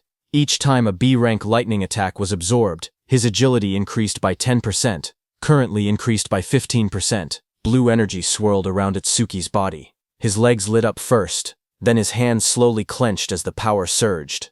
Another window appeared, showing that Thunderbreaker level 2 had been acquired. All stats plus 20. All debuffs removed and injuries fully healed. Just then, the Inferno Beasts attacked the blue energy lotus, as lightning burst outward. But Itsuki pushed himself up from the shattered ground, covered in swirling energy, and blocked their attacks. He declared that his warm-up was over. From that moment on, he said he would be going all out. A status screen appeared beneath him, showing that his attack, agility, defense, and magic had increased from 310 to 330 points each. The total rose from 1240 to 1320 points. Instructor Soria stared in shock. He said that Itsuki had been brutally beaten, yet had recovered completely in just a few seconds. He shouted that the healing was stronger than what a dedicated healer could do. He continued, saying that along with that absurd area attack, he couldn't understand how many abnormal skills Itsuki actually had. On the battlefield, Itsuki moved with lightning speed and attacked the Inferno beasts with his clear orb before they could even react. A notification appeared. It showed that an Inferno giant, level 15, had been defeated, and the clear orb's flight speed had increased by 200%. More flashes filled the scene as another giant fell. Again, the display said Inferno giant, level 15, defeated, and the clear orb flight speed increased by 200%. As all the Inferno beasts fell, another pop-up appeared above the arena. It said that Nightmare Class Phase 4 had been cleared successfully. The time used was 31 seconds, and 20,000 points were earned. Itsuki stood confidently as two large Inferno giants fell down. He shouted that the current him would not lose, no matter how many Inferno giants attacked. As time passed, another giant was pierced by Itsuki's purple beam of clear orb. The system message repeated the same result. Inferno giant, level 15, defeated, with another 200% boost. Another notification followed, showing that the clear orb's flight speed was now 27 mets, flight speed increase 2700%. Itsuki killed another Inferno beast. The Nightmare Class Phase 5 message appeared. The system stated that Phase 5 had been cleared in 57 seconds, earning 25,000 points. Then another beam of clear orb pierced straight through the back of another giant. The second later, Itsuki's clear orb again pierced straight through another Inferno giant's body, splitting it from top to bottom as chains shattered around it. A system window appeared, announcing that Nightmare Class Phase 6 had been cleared successfully. The time used was 1 minute and 34 seconds, and 30,000 points were earned. From the control room, the instructors, Commander Nento and Choha, watched the results in shock. Instructor Soria's eyes went wide, and his mouth hung open. The scene shifted to the battlefield, which looked like a distorted landscape filled with countless Inferno beast corpses stacked across the ground. Instructor Soria's voice echoed faintly as he asked, "Is this hell?" Itsuki sat in the rubble of corpses, chains wrapped around his arms as enormous clawed limbs loomed over him. Instructor Soria's shaken voice wondered aloud which one was the real monster, Itsuki or the Inferno giants, admitting he was starting to lose track. Itsuki looked upward, panting heavily, blood covering his clothes as he looked at the camera and asked about the next phase, saying no Inferno giants were coming out. Instructor Soria stared forward in shock. He said it was unbelievable and that he had never thought something like this would happen. Sweat ran down his face as he looked at the scene before him. He slowly reached out his hand and pressed a glowing red button on the platform. With a heavy voice, he spoke into the microphone. He told Itsuki that it was over. On the battlefield, a loud announcement echoed. Instructor Soria told Itsuki that all the Inferno giants they had prepared had already been defeated. As the huge pile of fallen Inferno giants lay scattered across the ground, Instructor Soria told Itsuki that he had defeated every Inferno giant they had prepared. Hearing that, Itsuki took off the chains around his body, exhausted and covered in wounds. He asked if he had really beaten them all, reminding Instructor Soria that he had said the difficulty had no upper limit. He stood up slowly, trying to recall how many enemies he had taken down. He wondered how many points he had ended up getting. He thought to himself that if he had hit the ceiling, then the gap between him and Tuajin couldn't be that big. As he walked forward, he noted that he had achieved his other goal too, increasing the clear orb's flight speed. He considered it not a bad haul at all. A glowing panel appeared, showing the results. It listed that he had defeated 11 level 15 Inferno giants, and the clear orb's flight speed had increased by 1100%. Another notification appeared, showing the orb now moved at 38 meters per second, faster than an average car. But just as he was about to exit the training ground, a bright blue energy swirled behind him. Itsuki froze in place, staring ahead as the light rose around his body. A sharp glow flashed in Itsuki's eye as he turned his head, his expression tense and alert. But seeing what it was, he exhaled a moment later, realizing there was no threat. He muttered that he had mistaken it for another enemy for a second, because he had totally forgotten about it. Behind Itsuki, a huge glowing crystal had formed.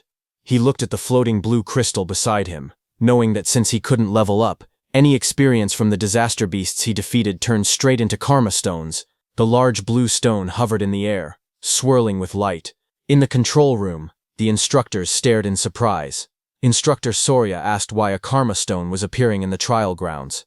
Its blue color meant it held at least 10,000 experience points. Commander Nento explained to them that Itsuki couldn't absorb experience points, so everything he earned in the trial automatically became karma stones. Hearing that, Instructor Hiton said that he had thought Itsuki's level being fixed meant he was just faking it, but now he understood Itsuki truly couldn't level up. Instructor Soria asked if this meant that if Tenma ever teamed up with someone and entered a stage, his teammate would get all the dropped experience points. He added that it was a good thing. Itsuki had been born human. If he had been born a disaster beast, the thought alone was terrifying. Back inside the trial grounds, Itsuki grabbed the glowing blue karma stone. He held it close, the light reflecting in his eyes as he looked at it calmly. He then placed his hand on the large metal door, saying he had done what he came to do, and that it was time to head out. The heavy door slowly slid open. Outside, Instructor Soria leaned forward in excitement, telling the others that Itsuki had come out. A bright panel appeared above Itsuki as he stepped through the exit. It displayed his results. Tenma Itsuki. Preliminaries, second stage clear. Points earned, 106,600. Time used, 3 minutes 55 seconds. Rank 1. Itsuki walked forward, still covered in blood and dust. Instructor Soria hurried toward him. He said he had witnessed Itsuki's performance with his own eyes, and called him pure potential. He told Itsuki to come with him, promising to arrange a mentor worthy of him. Itsuki replied that he appreciated the offer, but he already had a teacher who trained him, so he was fine. Hearing that, Instructor Soria grew frustrated, telling Itsuki he didn't get it. He said so what if he had a teacher? He insisted that not just anyone was qualified to guide someone as talented as Itsuki. He said Tenma would be better off following someone like him, someone with connections and resources. Itsuki repeated that he was fine. Instructor Hiton, beside Instructor Soria, leaned in and warned him that if he kept pushing, Itsuki would start disliking him. But Instructor Soria refused to back down. He shouted that he couldn't give up so easily, and told Instructor Hiton to talk some sense into Itsuki. He asked if he was really okay letting someone waste Itsuki's talent. When Itsuki looked toward Instructor Hiton, he recognized him as the one who had handled Kinoshita's lackeys before. Instructor Hiton waved it off, saying he had only judged someone who broke the rules. He then smiled and told Instructor Soria that Itsuki was the disciple of Izumi, so there was no way he wouldn't help him. Hearing that, Instructor Soria froze in shock. He asked Instructor Hiton what he had said, whose disciple was Itsuki. Itsuki thanked Instructor Hiton for what he had done in the past. On the other hand, Instructor Soria stiffened as he repeated the words. Itsuki was Commander Izumi Nento's disciple. Commander Nento, standing behind, confirmed it with a confident smile. Hearing that, Instructor Soria muttered that an out-of-spec youngster had appeared, and of course he had turned out to be Izumi's pupil. Itsuki looked at Commander Nento and called him sensei. Commander Nento stepped forward and praised Itsuki, saying he had watched his performance closely. He asked if he was hurt anywhere and said he could have Choha heal him if needed. Choha, standing behind, blushed and told her father that Itsuki had been fired up about challenging Phase 7, so there was no way he could be hurt. Itsuki smiled weakly. He said he wasn't injured but admitted he was a bit worn out. He added that he would be fine after a short rest. Instructor Soria nodded, and said that if Itsuki was Izumi Nento's disciple, it made sense he could perform at this level. He then mentioned that his disciple had wiped out every disaster beast prepared for the second stage. Itsuki then asked if Tewa had made it to Phase 6 as well. Instructor Soria answered that back then, Phase 4 had been the maximum. Later they expanded it to Phase 6, but even that no longer seemed enough. He suggested they might need to extend it to Phase 8 next time. Commander Nento then told Itsuki to sit back and watch for now, because, for the other participants, the second stage had only just begun. Inside the exam field, the screen showed Rikuru. A notification appeared beside him, showing hard class progress at 100%. Rikuru then collapsed to the ground, saying his arms wouldn't lift anymore. He muttered that nightmare class was beyond him. The screen displayed his result. Horino Rikuru. Second stage challenge over. Time used, 17 minutes, 17 seconds. Points earned, 1600. The screen then showed Saya, whose hard class progress was also at 100%. Saya held a massive water sphere overhead with a beast trapped inside. She said she didn't have any high firepower skills, so she was trying to suffocate the beast by trapping it in water. She admitted it was taking too long, and she was about to run out of magic. She whispered that the next difficulty might be impossible. A notification appeared beside her, showing her result. Kisaragi Saya, second stage challenge over. Time used, 19 minutes 01 second. Points earned, 1600. From the control room, Itsuki watched their results. He said Rakuru and Saya had both capped out at hard class. He thought they would get a bit further. Instructor Highton told him not to assume everyone was as strong as him. He said most participants couldn't even clear normal class. With how fast Rakuru and Saya defeated the Aleki Rhino, he said both of them were guaranteed to be in the top 10. Itsuki then asked why they hadn't been removed from the field, if their runs had already ended. Instructor Sorya explained that unless someone was seriously injured or a special circumstance occurred, participants weren't allowed to leave the trial grounds. He added that Itsuki was a special exception. At that moment, Instructor Highton then looked up and said someone else had reached Nightmare class. Inside the stage, Uegaku swung a huge hammer down with full force. Instructor Highton explained that with a rare karma tool, Gaku should be able to take down at least one Inferno Giant. Another scene showed a silver-haired girl fighting an Inferno Beast. Instructor Highton said that the Shikigami user, Akagami Shion, reaching this far was impressive too. Just then, Shion shouted for her cat Michan. Her cat jumped as Shion used its complete form. The cat turned into a massive black creature and moved forward as red light burned in its eyes. The monster rose to its full size, towering over the battlefield. Across from it, Shion stood calmly, watching as the creature roared. The beast then charged and struck down with overwhelming force, fighting the Inferno Beast. Their claws crashed with destructive power. Itsuki watched all this from the control room. He asked if Shikigami could change into different forms. He asked Choha if her Tamacho could do the same. She replied with a simple no, explaining that it was her first time seeing one that could transform. She said Shikigami came in many types, and their abilities were still full of mysteries. She warned him to be extra careful if he encountered Shikigami users from now on. Itsuki looked at the scene and said Shikigami were unexpectedly strong. He thought about the black dog he had taken from Charles and said he had been leaving it alone until now, but from this point on he would give all dropped experience to it. He then looked down slightly and said that since Saya and Rakuru had already retired, there was no point staying any longer. He thought it was time to head out. But suddenly Itsuki's eyes widened as he saw something on the screen. It was Iberia. He was wrapped in glowing red energy and stood in a hardened stance.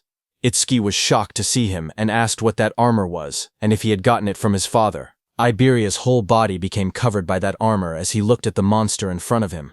It was the strongest epic karma tool his dad had made for him. His body then transformed into a fully armored form with sharp red scales and glowing eyes. A screen displayed the item's stats. Dragon Gear. Epic. It increased attack and agility by 100.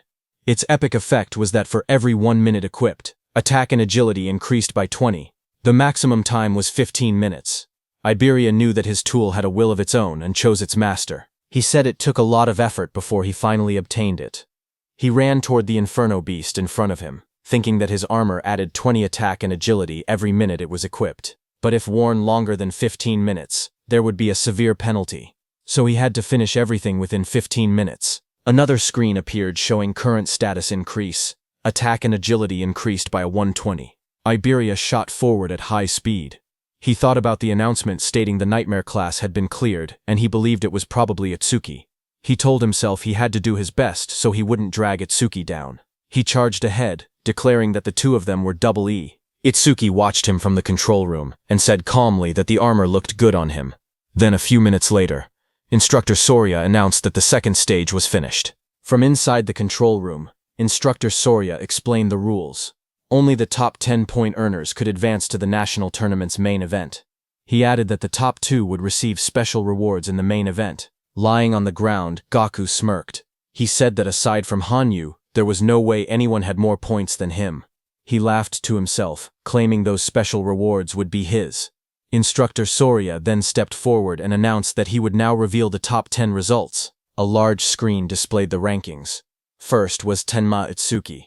His clear time was 3 minutes and 56 seconds, and his earned points were 106,600. Second was Hanyu Kana, who took 23 minutes and 43 seconds. She earned 16,600 points. Third was Uegaku. His time was 24 minutes and 23 seconds, and his points were 6,600. Fourth was Iberia. His time was 27 minutes and 59 seconds, and his points were 6,600. Fifth was Akagami Shion. Her time was 16 minutes and 30 seconds, and her points were points 1600. She failed at the Nightmare class attempt. Sixth was Horin no Rikuru. His time was 17 minutes and 17 seconds, and his points were 1600. Seventh was Kisaragi Saya. Her time was 19 minutes and 1 second, and her points were also 1,1600. Seeing the results, the crowd reacted instantly. One man shouted in disbelief, saying Itsuki had scored over 100,000 points, far more than even Tiwajin's 60,000. Another said that with a score like that, first place in the entire country was basically guaranteed. An injured man wondered aloud how many Inferno Giants Itsuki must have killed, since each was only worth 5,000 points. Seeing this, Gaku suddenly sat up, shocked that he had fallen to third place.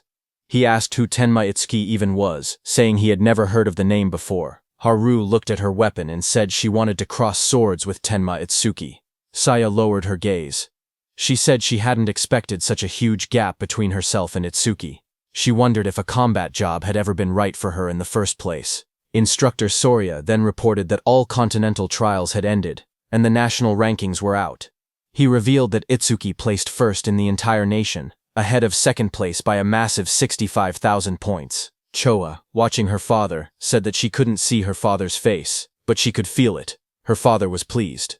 Commander Nento looked toward the sky and said humanity's new dawn was growing brighter. Meanwhile, on the battlefield, Iberia lay exhausted on the ground. He muttered that over 100,000 points was impressive, but if it was Itsuki, taking first place was expected. He added that he had also done enough not to shame the name of Double E. He was lying next to the defeated giant machine. Itsuki walked up to him and told him he did great, saying Iberia had surprised him.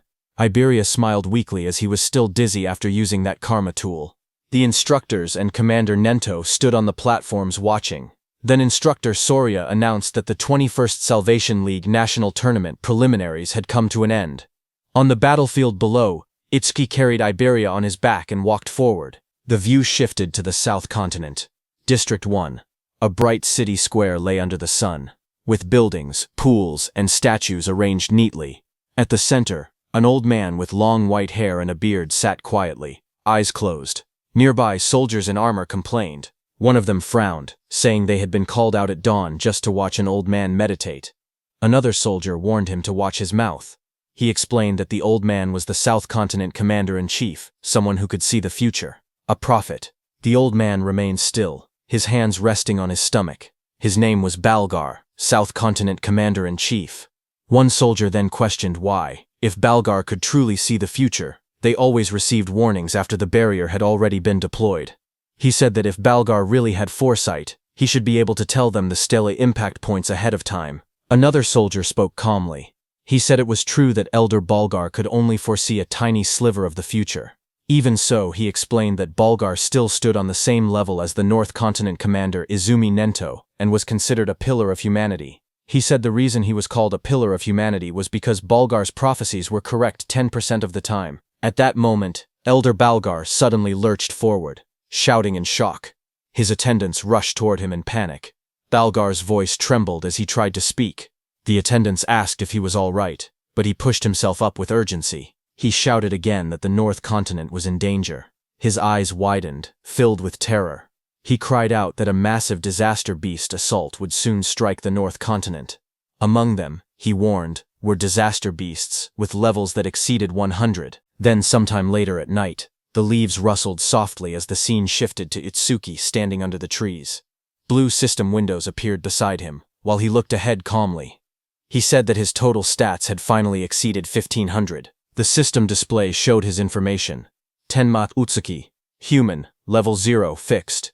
His job was Order Breaker. His Nirvana gift was a special grade Nirvana. His skills were listed one by one. Over Mimesis. Thunderbreaker level 2. Black Wall level 2. Lotus Burst level 1, Clear Orb level 2, Magic Detection level 1, and Shikigami Eater level 1. Another window showed his status. Attack 330, Agility 380, Defense 462, Magic 330, with passive increases from his skills. His total stat value was 152. Itsuki knew that when a person leveled up, leveling up normally gave 50 stat points. So looking at his status window, Itsuki realized that having 1500 total stats was the same as being level 30 for a normal awakened person. On top of that, Itsuki's agility and defense could increase infinitely through passive skill effects. He remembered how his agility and defense rose by 10%. Not only that, but even his magic also recovered infinitely with the passive effect of magic detection. However, there was no method to increase attack power. He looked down at his hand and wondered quietly if there was any way to do so. Just then, a voice called out from behind, shouting that the food was ready. Itsuki turned his head slightly at the sound, his expression calm. Behind him, Rikuru and Saya were standing. Rikuru raised a spatula happily and said he had made lots of Itsuki's favorite dishes. Saya stood beside him, smiling gently. Hearing that, Itsuki began walking toward them and said he would think about his problems later. He thought that he might get a new skill that increased attack power through overmimesis anyway. The scene shifted to the dinner table. Dishes were laid out everywhere, filling the table with a large meal. Itsuki sat among the others and remarked that it had been a while since he had eaten Rikuru's home cooking. As he sat down and looked around, he asked where Iberia was and whether he was still sleeping. Choha said yes, and told him that she had healed all his wounds and they had fully recovered, but he still seemed extremely exhausted and remained asleep. While eating, Rikuru said he was surprised that the nightmare-class dungeon that he and Saya couldn't beat was cleared by someone who was only level 7. Hearing that, Saya gasped in shock and covered her mouth. Rikuru looked at her and asked what was wrong, wondering if she was so moved by how delicious his cooking was that she had to cry out. But Saya pointed nervously and stuttered, telling him that something was behind him. Rikuru turned his head slightly and asked what she meant. Behind him, a dark figure with glowing red eyes stood silently. The shadowy figure suddenly spoke in a low voice, saying it wanted food. Seeing that, Rikuru fell back in surprise, shouting as the shadowy figure moved toward the table. Immediately, the shadow figure started eating. It was none other than Iberia, who sat down and stuffed food into his mouth. Seeing that, Rikuru stood up and scolded him, saying that sneaking up quietly like that was bad for the heart. He also asked why Iberia was eating at someone else's seat without permission. Hearing that, Iberia slammed his bowl on the table, holding it tightly as he ate with extreme force. Seeing that, Rikuru backed up slightly, sweating as he asked what Iberia was getting angry for. Iberia suddenly lifted his head with sparkling eyes and food crumbs on his face. He smiled widely and said the food was delicious. Seeing him energetic, Rikuru laughed proudly and said that it was thanks to his cooking. Iberia laughed even louder in response. Iberia then pointed at the plate and asked if Rikuru had made the food.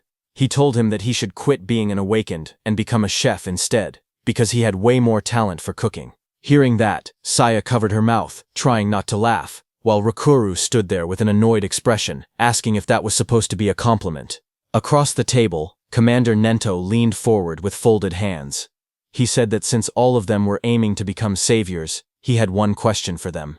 Everyone looked at Commander Nento as he asked what they feared the most. Hearing that, everyone paused. Rokuru thought for a moment and said that the thing they feared was probably the opposite of what they looked forward to.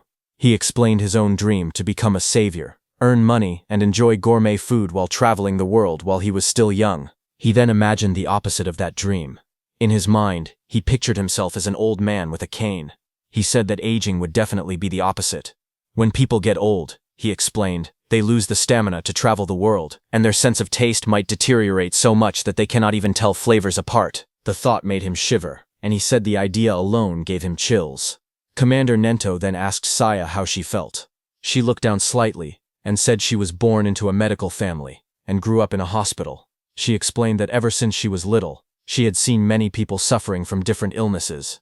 A memory flashed in her eyes of hospital staff rushing a patient on a stretcher past her. A sick elderly patient lay on the stretcher, his face covered with dark spots. His weak voice escaped as he looked towards Saya. Standing there, Saya had been frozen in fear. The sight had become a deep trauma for her. She explained that even a simple cold or fever now filled her with overwhelming fear. Hearing that, Itsuki remembered something. He wondered if that was why she ran away the other day after he let out just a small sneeze. Memories from the past flashed in his mind, where Saya jumped back in shock every time Itsuki sneezed loudly. Hearing her, Commander Nento told them that an awakened person's lifespan was nearly twice that of a normal human, and awakened ones almost never got sick. He told her that she could finally say goodbye to the thing she feared most. Then he turned his gaze to Iberia beside him. Iberia blinked in surprise and asked if it was his turn next. Iberia admitted that what he feared most before was failing the preliminaries. But now his fear had changed. He smiled brightly and said he was afraid of not being able to fight alongside Itsuki. He turned to Itsuki with excitement and asked what he feared most. Itsuki looked surprised and asked why the question was directed at him. But the others wondered the same. Saya asked if Itsuki even had anything he was afraid of. Iberia told him to answer, saying it couldn't be possible that he feared nothing. They tried to imagine it, but none of them could guess what Itsuki might fear. Itsuki finally spoke. He said that after his parents died, he didn't know how to keep living. He explained that he had been overwhelmed with anxiety. Iberia stared at him, shocked, whispering his name. A dark scene appeared, showing Itsuki curled up alone. Helplessness, anger, sadness, hunger. He explained that all of those negative emotions had taken over his body. Itsuki remembered the moment everything changed. He had been sitting alone in the dark, tears running down his face, until Saya and Rikuru appeared before him. Rikuru's gentle voice asked why he was crying alone in a place like that. Saya told him the sky was beautiful and that it was a waste to look down. Young Saya leaned forward, asking if he had caught a cold and whether they should take him to the hospital. Rikuru held out a lunchbox with a bright smile, telling him they should eat something delicious so all his worries would blow away. Itsuki looked up, his eyes filled with tears. He said the warmth the two of them gave him pulled him out of that negative world. He continued speaking. He said that after that day, he met Sensei, met Choha, and even Iberia. Itsuki looked around the table and said they had become comrades. No, more than that. It felt like his family had grown. A soft smile formed on his face. He said that this sense of security was something he hadn't felt in a long time. Sometimes he thought he wished this moment could last forever. Itsuki continued speaking while everyone listened. He said the thing he had feared the most was living alone. Across the table, Saya, Rikuru, and Iberia watched him quietly as he shared his thoughts. Choha observed him with gentle eyes. She noted that the atmosphere around Itsuki felt calm and peaceful, completely different from the unsettling feeling she had sensed before. Suddenly, Iberia rushed forward. He called out Itsuki's name and threw his arms around him, shouting that he would never leave his side, not even a single step. Itsuki stumbled back in surprise, trying to explain that this wasn't what he meant. Commander Nento told them that he had asked earlier to confirm whether they might one day regret choosing their path. When they became saviors and faced true danger, regret would be the most unforgivable thing. He told them to remember that a savior's goal was to reach death without regrets. Everyone stood firmly and answered that they would engrave those words in their hearts. Commander Nento nodded and stood up. He told everyone to hurry and finish eating and then rest.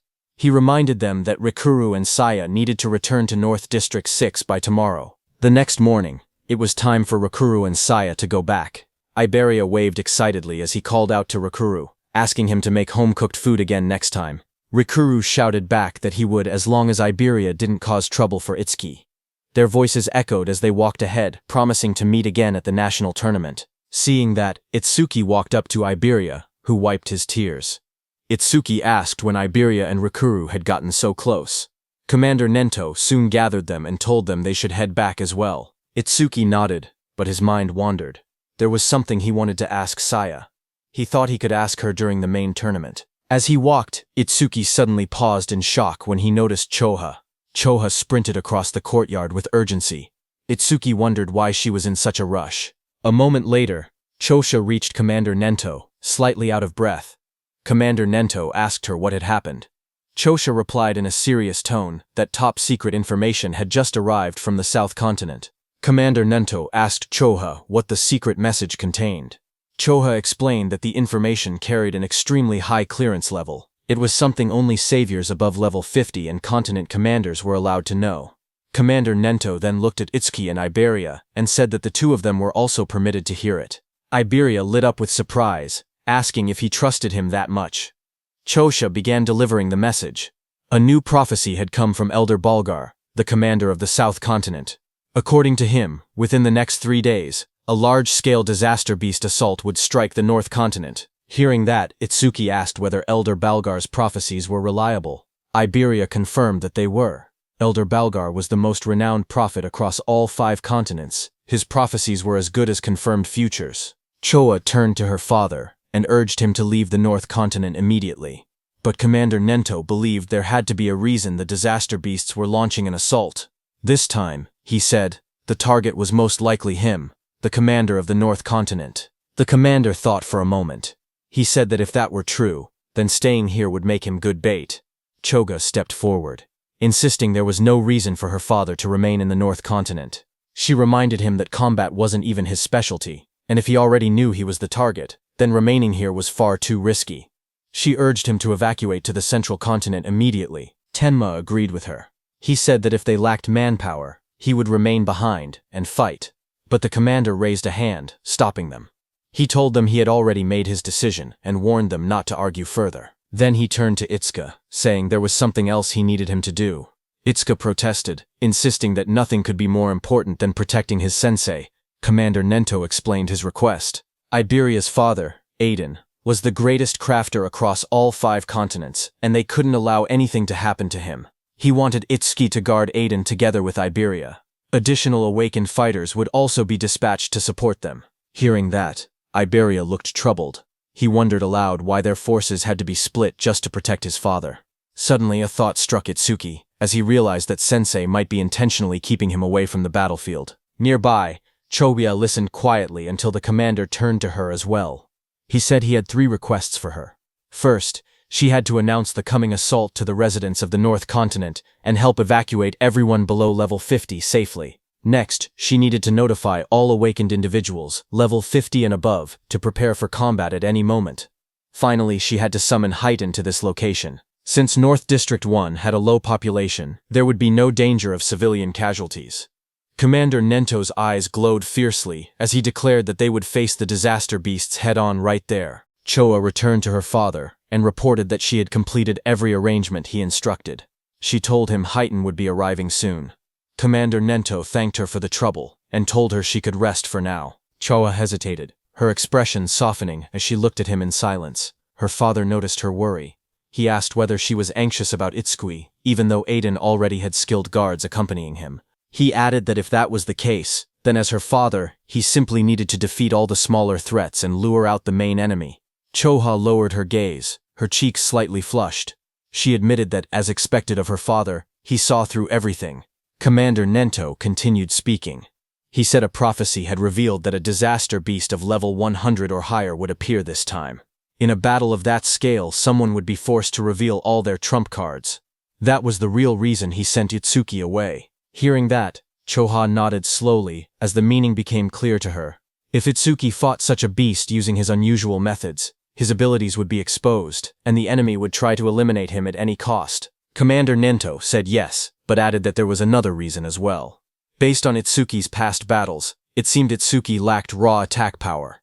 Rumors said that Aiden possessed an artifact capable of increasing attack power, and sending Itsuki there might allow him to obtain it. Commander Nento explained that if Itsuki obtained the rumored artifact, everything would change. Attack, defense, mana, agility. He could become a perfect awakener who possessed every attribute.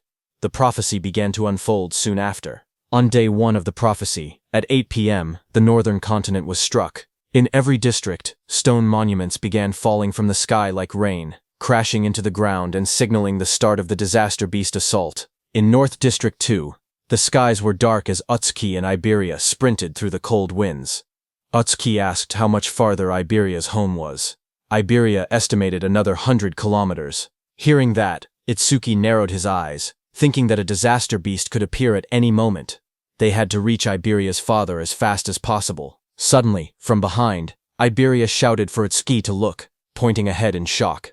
Hearing that, Itsuki stopped and looked forward. Iberia's trembling voice barely formed the words.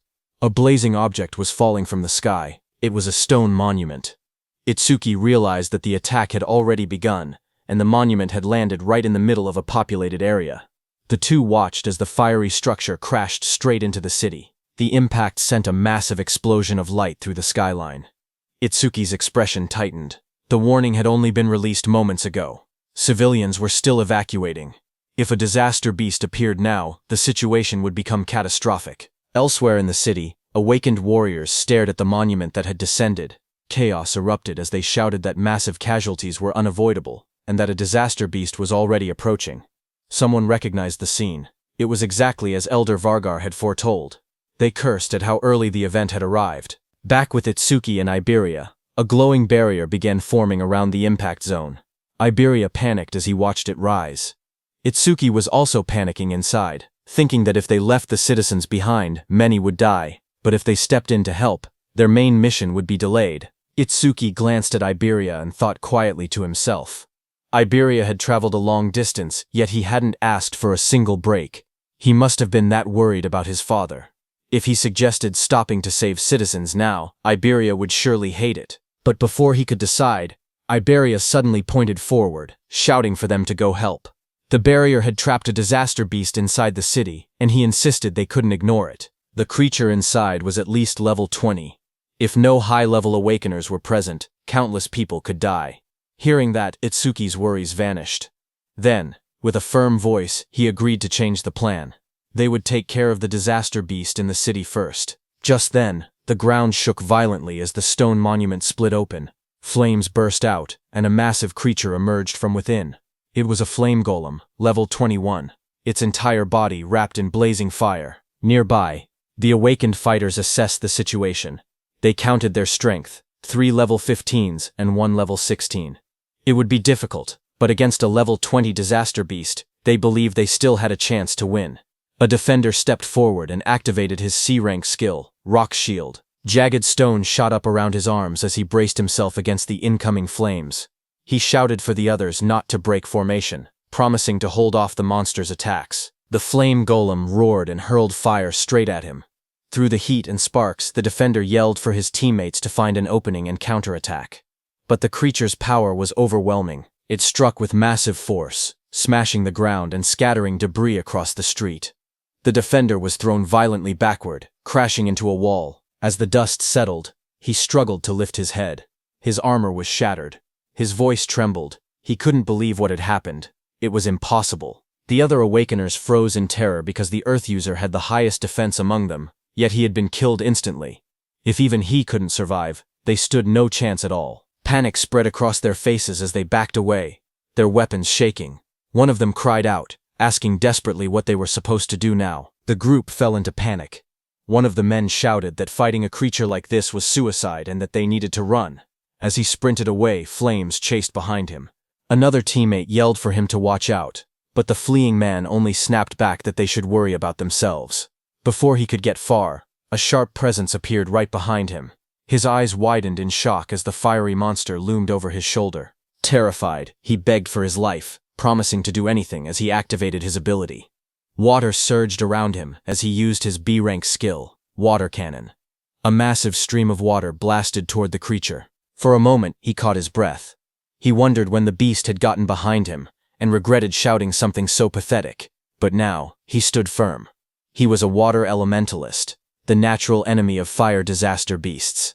This attack should have been its end. The others watched from a distance, unsure. One asked whether he had really defeated it.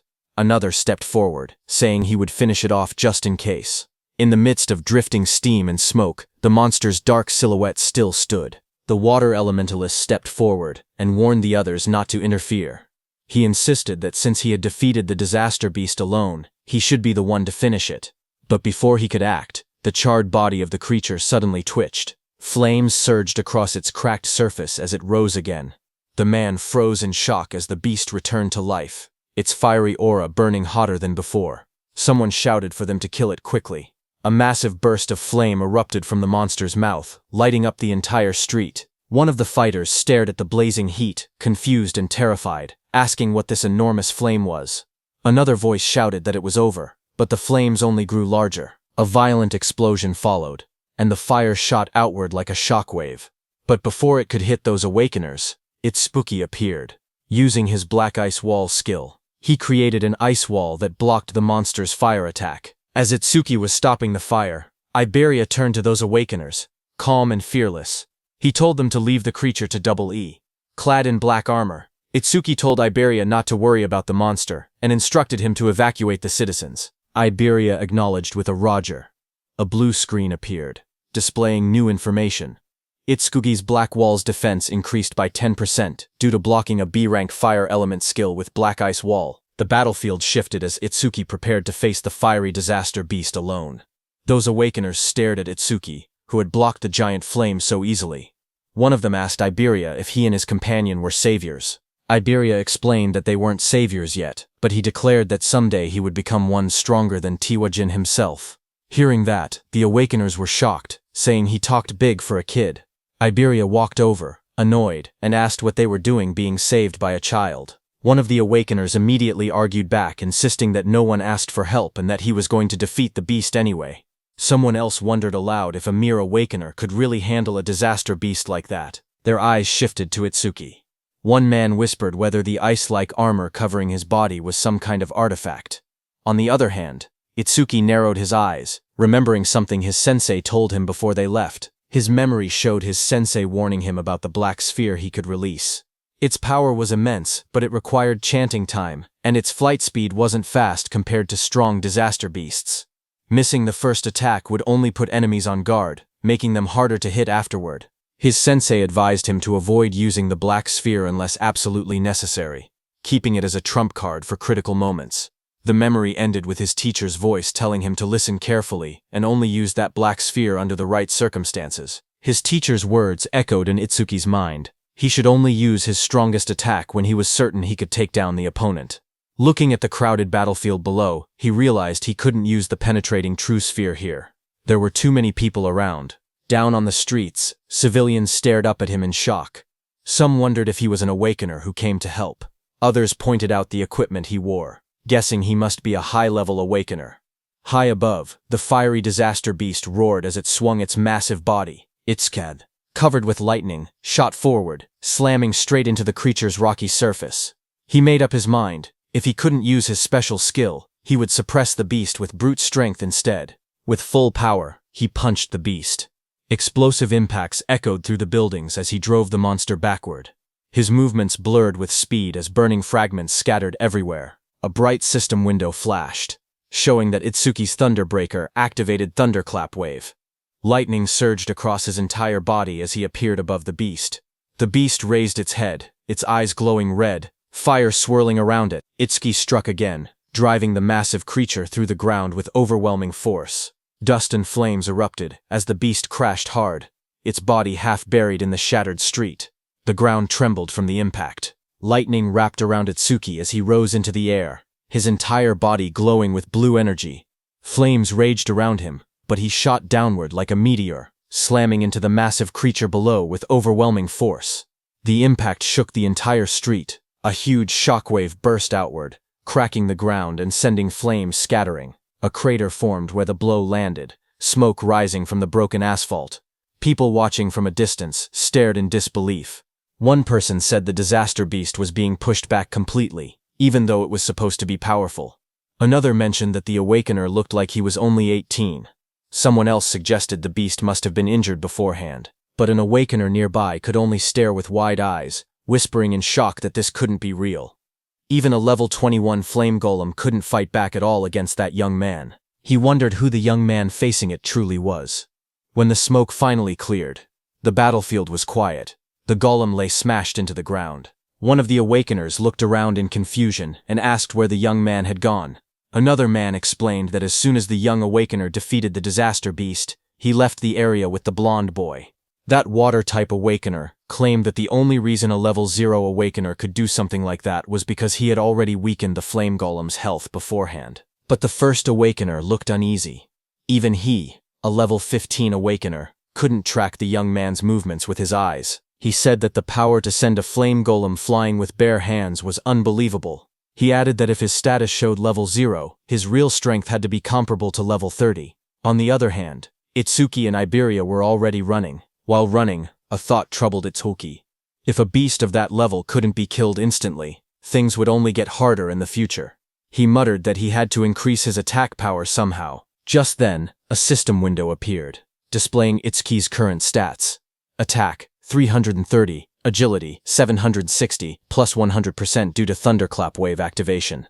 Defense, 495, increased due to Black Ice Wall, 50%, Mana, 330, recovers 10% of mana upon detecting one enemy unit. Itsuki stared at the numbers, knowing he needed to grow stronger as quickly as possible. On day 1 of the prophecy, At 10:30 p.m., Itsuki and Iberia ran through the rain-soaked streets. Iberia stared in awe, saying Itsuki's speed was so incredible that he couldn't even track him with his eyes. Itsuki replied calmly that speed meant nothing without power. While they were running, suddenly Iberia started panting heavily, admitting he had never thought of Itsuki that way before. When they stopped, he told Itsuki that if he wanted to raise his attack power, he knew a good method. Itsuki looked at him and asked what he meant. Iberia explained that his dad's warehouse contained tons of artifacts, and there had to be one that boosted attack. He said Itsuki was strong and was also Sensei Izumi's student, so his dad would definitely be happy to let him have one. As he spoke, he imagined Itsuki wearing a powerful artifact, standing tall in a dark, glowing armored suit. The thought made him laugh to himself in a strange way. But Itsuki looked unimpressed and asked what that creepy laugh was about and what exactly he was imagining. Iberia cheered excitedly and told Itsuki to follow him. Once they arrived, he said he would ask his father to prepare a useful artifact for Itsuki. Itsuki watched him struggle to stand straight and thought to himself that he had already slowed down on the way. But even with all that agility, Iberia must have had trouble keeping up. Itsuki then stepped forward and grabbed Iberia by the arm. Iberia panicked and shouted, asking what Itsuki was doing. Itsuki told him not to push himself if he was tired. If they ran into a calamity, he wouldn't be able to fight properly in that condition. Before Iberia could answer, Itsuki lifted him and dashed forward at full speed. Iberia yelled that he wasn't ready, but the wind tore past them too fast for him to react. The two shot through the city like a blur. Iberia screamed that it was too fast, while Itsuki said they had already wasted enough time and told him to hold on. Later, at 11:05 p.m. on day 1 of the prophecy, the moon hung over a quiet set of wooden houses deep in the forest. A gust of wind swept through as they arrived. Iberia collapsed forward, shaking. He gasped that they finally made it and complained that he thought his arms were going to rip off. As they walked deeper into the woods, Itsuki asked why his father chose to live so far from town when the town was much safer. Iberia replied that his father said the town was too noisy for him to focus on his crafting. Ahead of them stood an old wooden house. Iberia explained that the place might look run down, but its defenses were strong. His father had traps set all around the perimeter. Itsuki nodded, saying he thought he felt a faint magical fluctuation. A system window appeared as he activated magic detection. Iberia told him not to worry. As long as Itsuki followed him closely, he wouldn't trigger anything. Itsuki silently thought that with his detection ability he could avoid them on his own. Iberia walked ahead proudly as Itsuki asked him to watch his step. But Iberia grinned to himself, happy that it was finally his turn to take the lead. But the next second, a small trap placed on the ground clicked under Iberia's foot. Iberia froze. He started sweating as he realized he had stepped right on one of the traps. He shouted that he got carried away and forgot about it. Itsuki stared at him blankly and asked if he was sure this was really his own house. Iberia froze the moment the trap activated. He shouted that this was bad, because he had stepped on the nastiest trap of all. Itsuki focused for a moment and noticed the magical fluctuation around them growing stronger. A loud mechanical roar echoed through the forest as the ground shook. From the dust rose a massive humanoid construct, an iron golem, glowing with red eyes and a core embedded in its chest. A system window appeared, listing its stats: Attack 500, Defense 500, Agility 300, Magic 200. Itsuki's eyes widened in surprise. He couldn't believe Iberia's father even owned humanoid artifacts. Before Iberia could react, the iron golem swung a giant arm toward him. The blow came crashing down with tremendous force. In the next instant, Itsuki dashed forward and pushed Iberia out of the attack's path. As the iron golem's punch came down, Itsuki also punched it with full power. Their attacks smashed into each other, creating a massive shockwave that cracked the earth and sent debris flying everywhere. Itsuki slid backward across the ground, shocked that even a mere artifact had higher attack power than he did. As he steadied himself, he realized another problem. Because the iron golem was created to protect Iberia's father, he couldn't simply destroy it with his piercing sphere. That made the situation more complicated. Itsuki quickly called out to Iberia, asking if there was any way to stop the golem.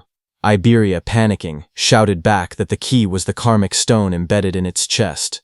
If that stone was destroyed, the golem would shut down. The iron golem's eyes glowed red as its chest stone pulsed with green light.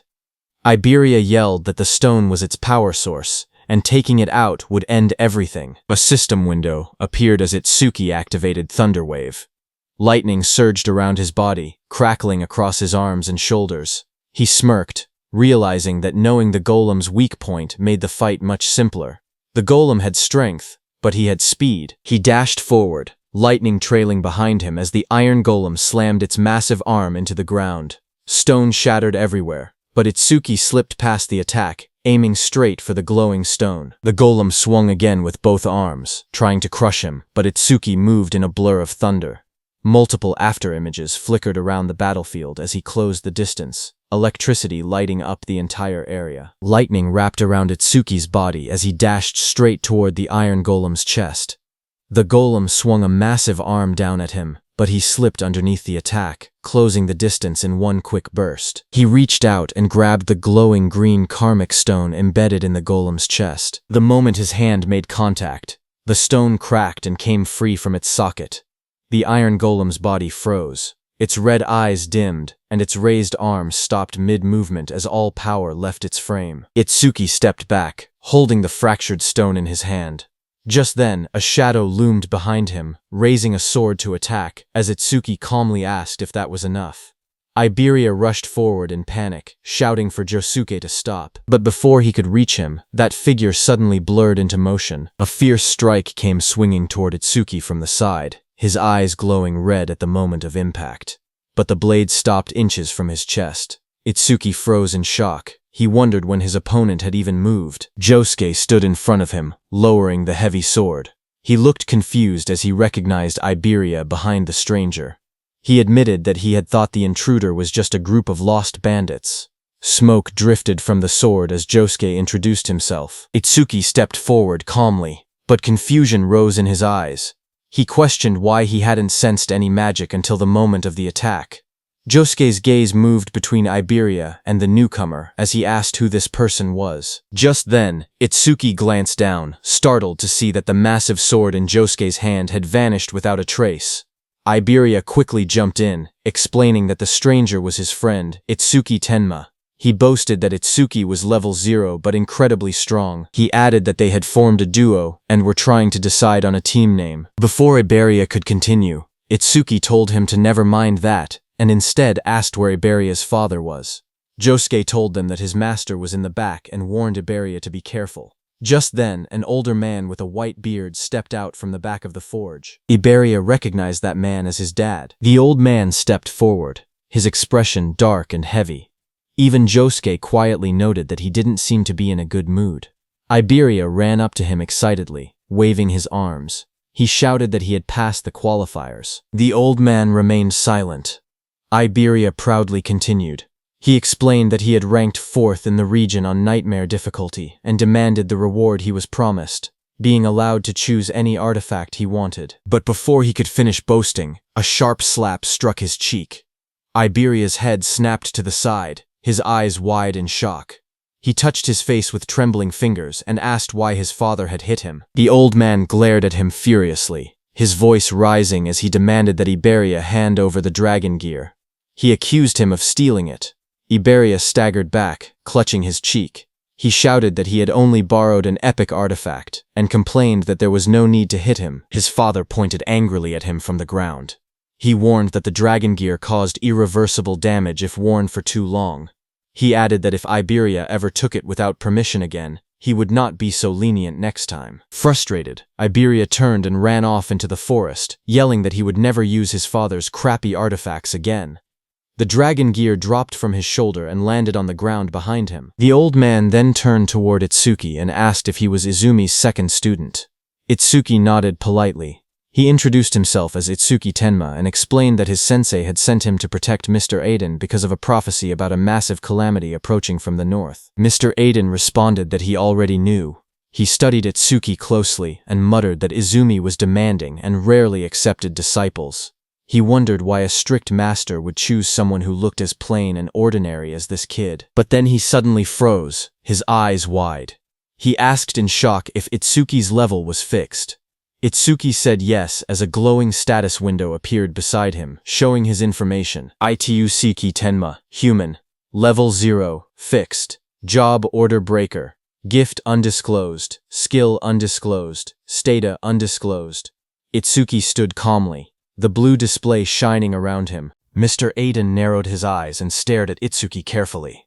With suspicion in his voice, he asked if Itsuki was using some kind of karma artifact to fake his stats.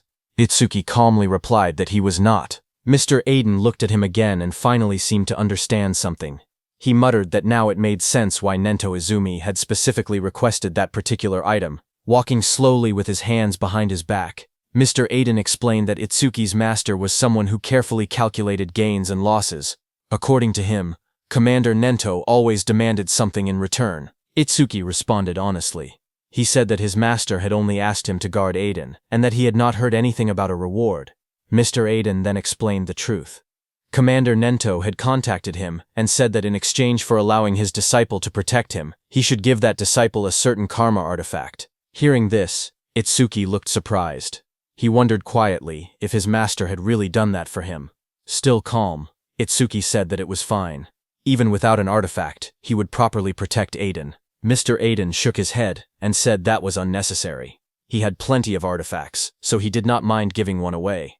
However, he admitted that he had simply been curious about why Commander Nento had specifically chosen something he considered a failure.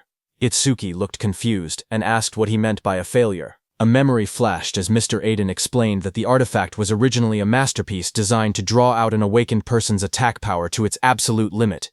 He raised a glowing golden crystal in his hand as a system window appeared, revealing the artifact's information.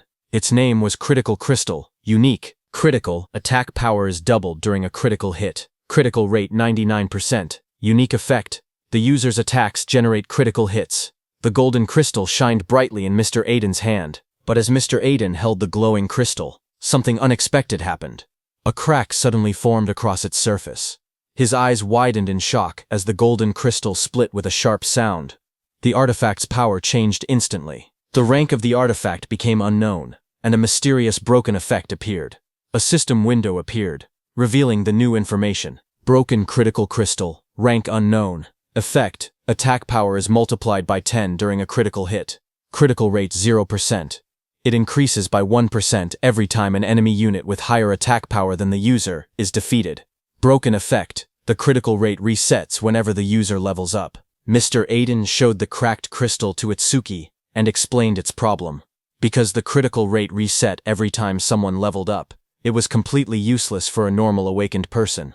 Anyone who trained hard to increase their critical rate would lose it the moment they gained a level. He said that was exactly why he had been confused when Commander Nento specifically requested this artifact. But after seeing Itsuki's stats, he finally understood the reason. Itsuki carefully reached out and took the broken crystal into his hand. The red cracks inside the golden crystal glowed faintly as energy flowed through it. Mr. Aiden smiled slightly and said that Itsuki was quite special. He admitted he did not know how Itsuki became stronger, but since Itsuki would never level up, the artifact was perfect for him. He then explained that as Itsuki continued defeating Calamity Spirit Beasts, his critical rate would slowly increase. Eventually, it would reach 100%. Just as he said that, Itsuki used the crystal. Golden energy began swirling around him as the crystal reacted. Golden energy suddenly burst out from the crystal and wrapped around Itsuki's body. The power surged violently as the artifact synchronized with him. As Itsuki struggled, Mr. Aiden told him that in the future every single attack Itsuki made would be buffed 10 times. Hearing that, Itsuki clenched his fist as the golden aura intensified around him. With the power flowing through his body, he unleashed a technique, Iron Fist of Destruction. A system window appeared, confirming that the artifact had been equipped. Equipped. Broken critical crystal. Itsuki looked at the information and thought about the conditions of the artifact. His critical rate would only increase when he defeated enemies with higher attack power than him. He quietly admitted that the condition was a bit harsh. However, he decided not to worry about it for now. He would think about a counter-strategy after they finished this raid. Just then, another system notification appeared, showing the crystal's information. Its effect was that it increased attack power 10 times on critical hits. Its current critical rate was 0%, but it would increase by 1% for every kill of a stronger enemy. The broken effect was that it reset upon leveling up. After observing the artifact's reaction, Mr. Aiden spoke again. He said the artifact seemed to be equipped properly, and that it was truly compatible with Itsuki. Itsuki then admitted that he had actually been struggling because his attack power was low. He thanked Aiden, saying the artifact helped him a lot. Aiden waved his hand dismissively. He explained that he created the artifacts, while others used them to fight the Calamity Spirit beasts. Both of them were simply doing their part for the survival of humanity, so no thanks were necessary. As he spoke, Aiden turned and began walking away. He added that unless someone already knew his location in advance, there was no reason for beasts to attack such a remote place. For now, he told Itsuki to rest. Just as Aiden finished speaking, something strange suddenly appeared in the sky above the forest. Aiden's eyes widened in shock as he noticed a massive pillar of energy descending from the sky. The atmosphere trembled as the force rushed downward. A loud impact followed, as the energy slammed into the forest. The force spread outward like a shockwave. Nearby, Itsuki and Josuke instinctively raised their arms to shield themselves as the powerful energy burst through the air. Iberia, who was inside the house, opened his window and stared in disbelief, shouting in confusion and asking what had just happened. He looked toward the sky with wide eyes and realized something unexpected. A barrier had appeared. Looking up, they saw a massive green dome covering the entire area. The strange barrier surrounded the forest, glowing with an eerie green light. Seeing the enormous dome above them, Iberia shouted in shock, wondering why there was a green barrier there. Mr. Aiden looked toward the sky with a serious expression. In his mind, a troubling thought appeared. Only the commanders-in-chief of the 5 continents should know his location. He wondered if it was truly a coincidence that a stone monument had fallen here, or if something else was happening behind the scenes. Before he could think further, Josuke suddenly shouted loudly. He quickly warned everyone to get back. The Calamity Spirit beasts were coming, and they were already heading straight toward them. Itsuki stood quietly and focused his senses. His eyes sharpened as he felt a powerful presence approaching. He calmly said that he could feel it. Something was moving toward them at an incredible speed. Moments later, the ground began shaking as multiple creatures rushed forward through the forest. At first, Itsuki counted 6 of them. Then they realized there were even more. The monsters burst out of the trees, charging straight toward them. One of the creatures revealed itself clearly. A system window appeared, identifying it, one horned demon from the Horned Demon tribe, level 14. Seeing the monster rush forward, Itsuki shouted that they were here. The demon lunged toward Itsuki with its massive arm raised, aiming a brutal strike at him, but Itsuki stopped its attack with his bare hands. The next second, Itsuki pierced the monster's body with his black ice wall. Blood burst out as the blade tore through its flesh. At the same moment, a system notification appeared. Activating Black Ice Wall. More monsters rushed forward from different directions, opening their jaws wide as they attacked together. Electricity crackled around Itsuki's body as he moved calmly through the battlefield. Inside his mind, he thought that enemies at this level were not a problem. No matter how many came, he could finish them instantly with Lotus Explosion. However, he hesitated, thinking that Josuke might not be able to withstand the shock of a Lotus Explosion, and it was still risky. Itsuki glanced behind him and remembered that Aiden and Iberia were hiding in the shed right behind him. If he used Lotus Explosion recklessly, the blast might catch them as well. Because of that, he held back his power and continued fighting the monsters directly instead. After defeating the surrounding monsters, Itsuki stood quietly among the fallen enemies. Looking at the battlefield, he calmly admitted to himself that he was probably more suited for fighting alone. Just then, he suddenly paused. He sensed something unusual. Itsuki frowned slightly as he felt another surge of mana spreading through the area. This new wave of power felt far stronger and more intense than the ones that had appeared before. Moments later, a massive creature revealed itself. A system window appeared, identifying the monster. Two-horned guardian beast of the Horned Demon tribe. Level 24. At the same time, far away in a dark and terrifying realm, towering demonic structures stood beneath a crimson sky. Inside a sinister palace, the most powerful demon emperor, Linga, sat on the throne. An orange-haired figure standing in front of him spoke calmly. He reported that the first wave of the advance party had already been teleported to the human realm, consisting of lower-class slave demons. Then he asked another question. Among the 8 demon kings, which one should be entrusted with leading the main force? At that moment, Demon Emperor Linga said that thanks to the eye he had left behind during the last descent into the human realm, the demon race had already discovered the existence of a certain important person. With a cold command, the demon emperor told him to capture them. This orange-haired figure was Enma, also known as Yama, one of the 8 demon kings. He asked whether the task should also be entrusted to one of the 8 demon kings. However, the demon emperor sitting on the throne calmly refused the idea. He said that sending a demon king might destroy the very eye that had been secretly left behind in the human realm. Because of that risk, he decided that the matter would instead be handled by a demon general. The order was accepted without hesitation. Demon King Yama simply replied that it would be done as commanded. Then Demon Emperor Linga declared that the command of the main force would be completely handed over to Inshokuma, also known as the ape-eating demon king. The scene then shifted to a terrifying beast-like demon. This was one of the 8 demon kings, Inshokuma. Demon Emperor Linga said that since Inshokuma had not eaten a living human in a very long time, he was certain that Inshokuma must be extremely hungry. At the same time on the battlefield, while Itsuki was fighting, a loud scream suddenly echoed through the area. Hearing it, he immediately recognized the voice. It was Iberia. His expression changed as he realized something was wrong. He wondered if a disaster beast had broken into the room. But before he could react further, a disaster beast burst forward to attack. A system window appeared in front of him, identifying the beast as a double-horned guardian from the Horned Demon Clan, level 24. The beast attacked with overwhelming force, striking toward him without hesitation. Seeing the situation, Itsuki's eyes sharpened.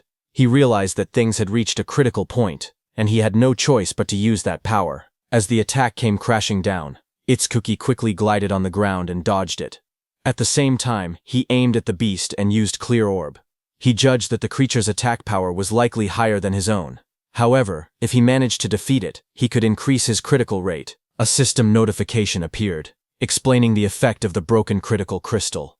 It stated that attack power would increase tenfold during a critical hit, and the critical rate would increase every time he defeated an enemy stronger than himself. However, the critical rate would reset whenever he leveled up. With determination, Itsuki shot the Clear Orb. A beam of purple energy shot into the sky, cutting through the darkness like a sharp spear as the attack was released. Another system message appeared, saying Clear Orb was activated.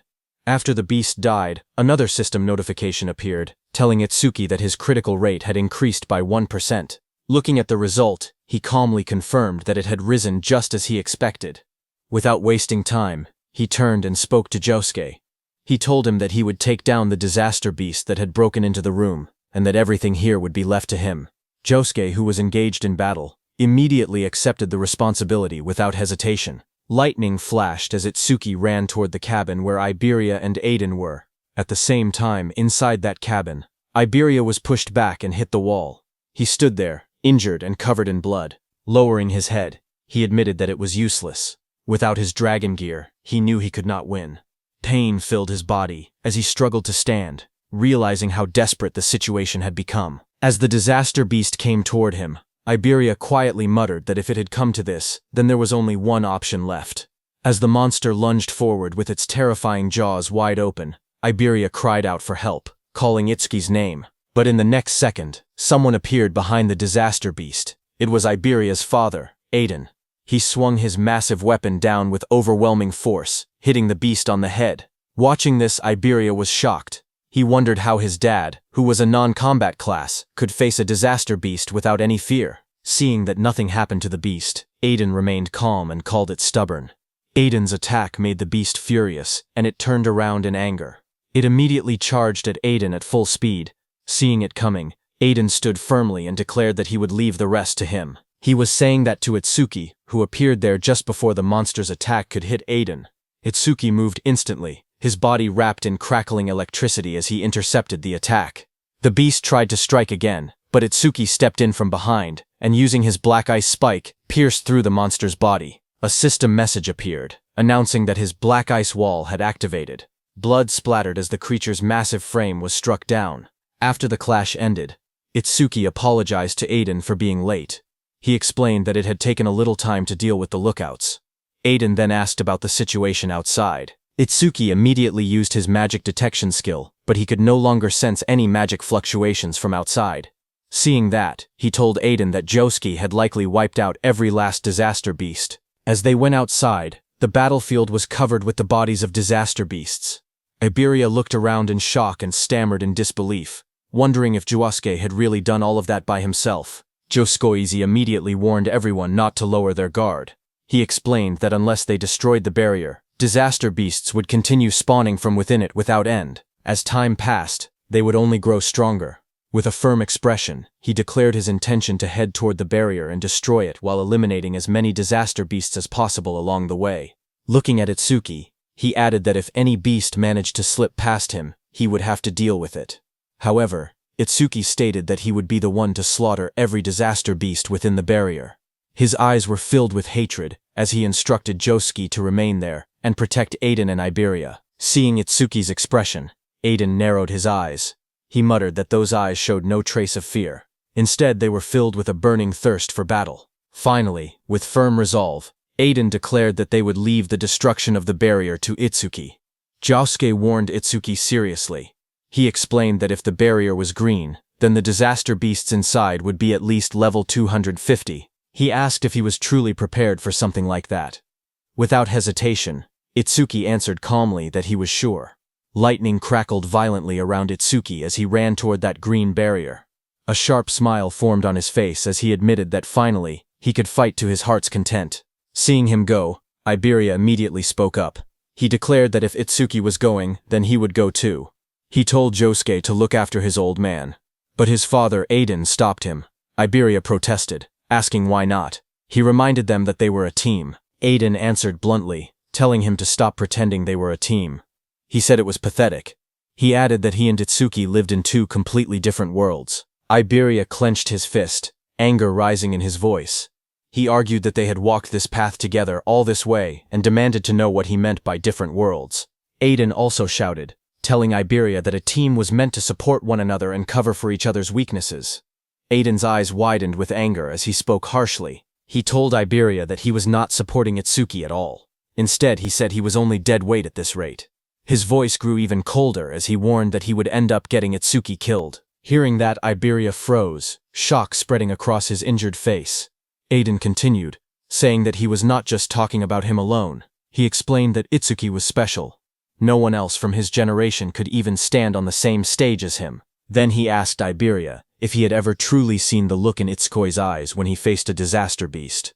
He told Iberia that those were the eyes of someone drowning in hatred. At the same time, while Itsuki was running toward the barrier, a system window appeared showing, "Mana 5 enemy units have been detected. 50% of Itsuki's mana recovered." Itsuki noticed it immediately.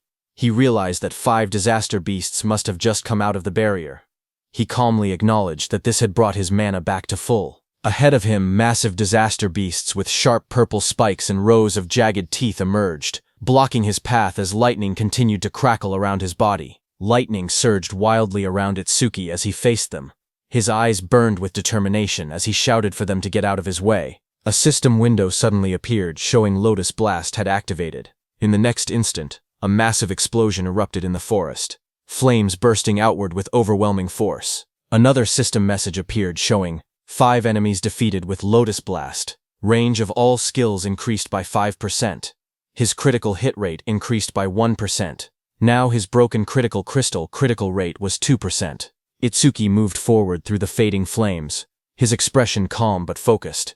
He admitted to himself that the double-horned guardian's defense had been far too high. It had taken 80% of his mana just to bring it down with Lotus Blast.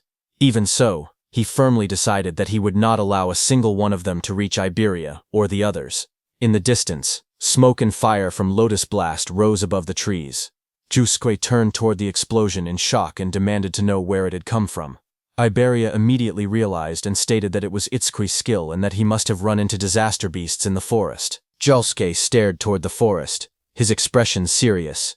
He thought that an explosion of that scale was not something a mere level 0 should be able to trigger. A troubling thought crossed his mind. He wondered if the reason Itsuki could not level up was because of a debuff from his gift. Meanwhile, Itsuki reached and stood before that glowing green barrier. He quietly acknowledged that this was the green barrier. He realized that the disaster beasts inside seemed to be on a completely different level from the ones he had faced so far. He immediately activated his mana detection.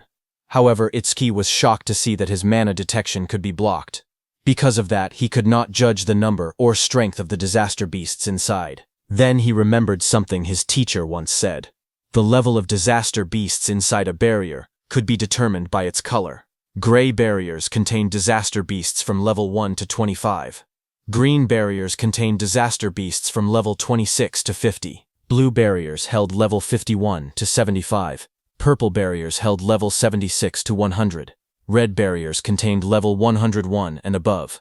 Since this barrier was green, the disaster beasts inside were between level 26 and 50. Itsuki looked at his hand calmly and concluded that if he killed them all, they would drop a massive amount of experience. Tuki then summoned his Shikigami, Death Hound. White petals of light swirled around him as a massive spectral hound formed at his side, its sharp teeth glowing in the darkness. Just as the Death Hound appeared, a system window displayed its information. Death Hound B rank, level 16. Skill, Death Smell, C rank, detects all traces of mana within the area to locate and track the source. Respawn design, Death's Craving, B rank, drastically reduces respawn time after the Shikigami dies.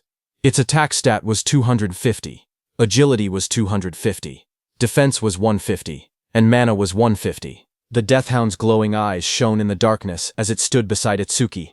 Itsuki placed his hand on the hound's head and told it that it would receive all the experience that dropped later. However, he made one thing clear. Until he gave the order, it was not allowed to lay a single finger on them. The green barrier loomed in front of him as the hound crouched low, teeth bared and ready. Before entering the barrier, Itsuki's eyes sharpened. He declared that every disaster beast inside the barrier was his prey. Meanwhile, on Prediction Day 1 at 11:30 p.m., Commander Nento was seated in a garden when Choha arrived there with a man. She informed her father that the awakened guards had arrived. A young man stepped forward confidently. He introduced himself politely, saying that from that moment on, he, a first-class savior, would serve as Commander Nento's protector. This man was level 63 Wind Elementalist, first-class savior, Kei Chirijima. Commander Nento thanked him for coming. Choha then explained that besides him, 5 third-class saviors and 3 second-class saviors had also arrived. Commander Nento asked her if Akira Hiton had not arrived yet, saying he had assigned Hiton to guard the perimeter. Choha frowned slightly and explained that when they spoke 6 hours ago, he had said he was already on his way. However, when she tried calling again 3 hours later, she could not get through. She added that massive stelas had been falling across the northern province since 8 p.m. that night. Because of that, she thought he might have run into trouble along the way. Still, she remained confident. Commander Nento stated that a normal disaster beast would not be a threat to him. After all, he was one of the 6 pillars among the special class saviors. He asked her to keep trying to contact him, adding that only a special class savior could stand against the disaster beasts appearing there. Choha quietly responded that she understood, but hearing all that, the Wind Elementalist spoke up, questioning whether they were overestimating the special class saviors a bit. He argued that no matter how strong Wajin Tei and Akira Hiton were, they were still only human. He continued confidently, saying he did not believe there was such a vast gap between the special class saviors and those in the first class. They might struggle a little, but there was no way they could not defeat a disaster beast that a special class savior could. Commander Nento told the Wind Elementalist that it was good to be confident, but thinking one could stand on the same level as a special class savior was another matter entirely. He added that such thinking likely came from never having fought a truly powerful disaster beast before. Just as he said that, suddenly there was a blast in the sky as a huge pillar fell down. Seeing that, the Wind Elementalist reacted instantly, saying a stele was approaching, and a disaster beast was coming with it. He raised his sword as the air trembled around him. As the stele fell to the ground, it created a huge purple barrier. Seeing that, Commander Nento declared that it had finally arrived. At the same time, Choha tried once more to reach Akira Hiton, but her voice shook as she admitted it was useless. She still could not contact him. The Wind Elementalist smirked confidently. He declared that if even a special class savior could not make it, then he was not much to rely on. He told Commander Nento there was no need to worry. They would finish every last one of them off. His expression then turned serious as he looked toward the purple barrier. He boldly stated that he would prove right now that a first class was just as capable as a special class. On the other hand, at Itsuki's side, he entered the green barrier with his Death Hound. Inside the barrier, A strange green glow filled the surroundings. Itsuki walked beside his death hound, quietly observing the area. He noted that the scenery inside the barrier was not any different from the outside. However, he admitted that there was an aura in the air that made him feel uneasy. A system notification appeared, saying mana detection activated. Itsuki focused and sensed the fluctuations of mana inside the barrier from where he stood. But just as he expected, he could not grasp the situation outside. After observing carefully, he concluded that the inside and outside of the barrier seemed to be separate spaces. Just then, his mana detection detected 5 enemy units, which restored 50% of Itsuki's mana. Itsuki calmly observed the surroundings and said that he now had a general idea of where the 5 detected units were located. He then turned to his death hound and gave it a clear order. It was to stay there and wait. If it found any disaster beasts that had fled, it could eat them. After giving the command, he softly praised it, calling it a good boy. Another system notification appeared, showing activating Thunderbreaker, roaring wave. Blue lightning began to crackle around his body as his eyes sharpened with focus. He decided that he should start moving as well. At that moment, 2 muscular disaster beasts charged forward at high speed, their claws digging into the ground as they rushed toward him. Suddenly, electric energy surged through the air as one of the beasts reacted in surprise. It was Itsuki. He activated his Black Wall skill and struck the 2 disaster beasts. With a single attack, he killed both of them by piercing their bodies with Black Wall. Just then, 2 more beasts appeared. Lightning exploded across the battlefield as Itsuki struck the first disaster beast directly. Blue energy tore through its body, and blood burst from its wound as it was slammed into the ground. The second beast immediately rushed forward, but Itsuki's electric current surged between them like a roaring wave. The ground cracked under the force as his attack ripped through both monsters. While Itsuki was killing those 4 one-horned beasts, suddenly a 2-horned beast charged at him. Blue lightning surrounded Itsuki as he drove forward with unstoppable momentum. He dodged the beast's attack and jumped high.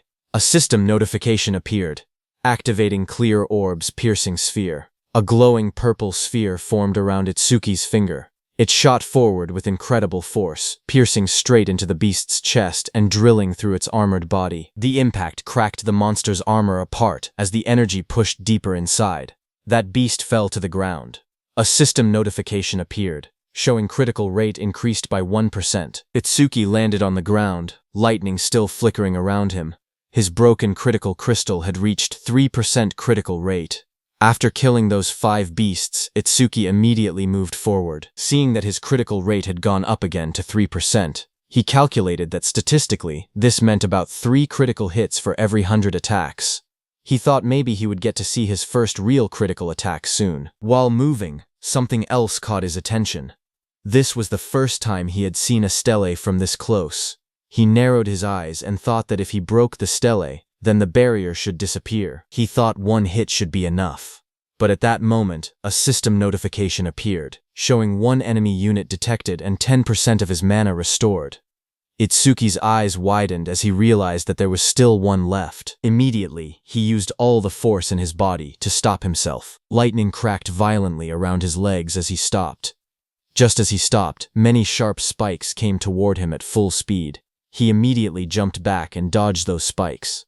A sharp thought crossed his mind. If he had not sensed the mana fluctuation and stayed on high alert, he would have already been impaled. He fell back, crouching low as debris scattered around him.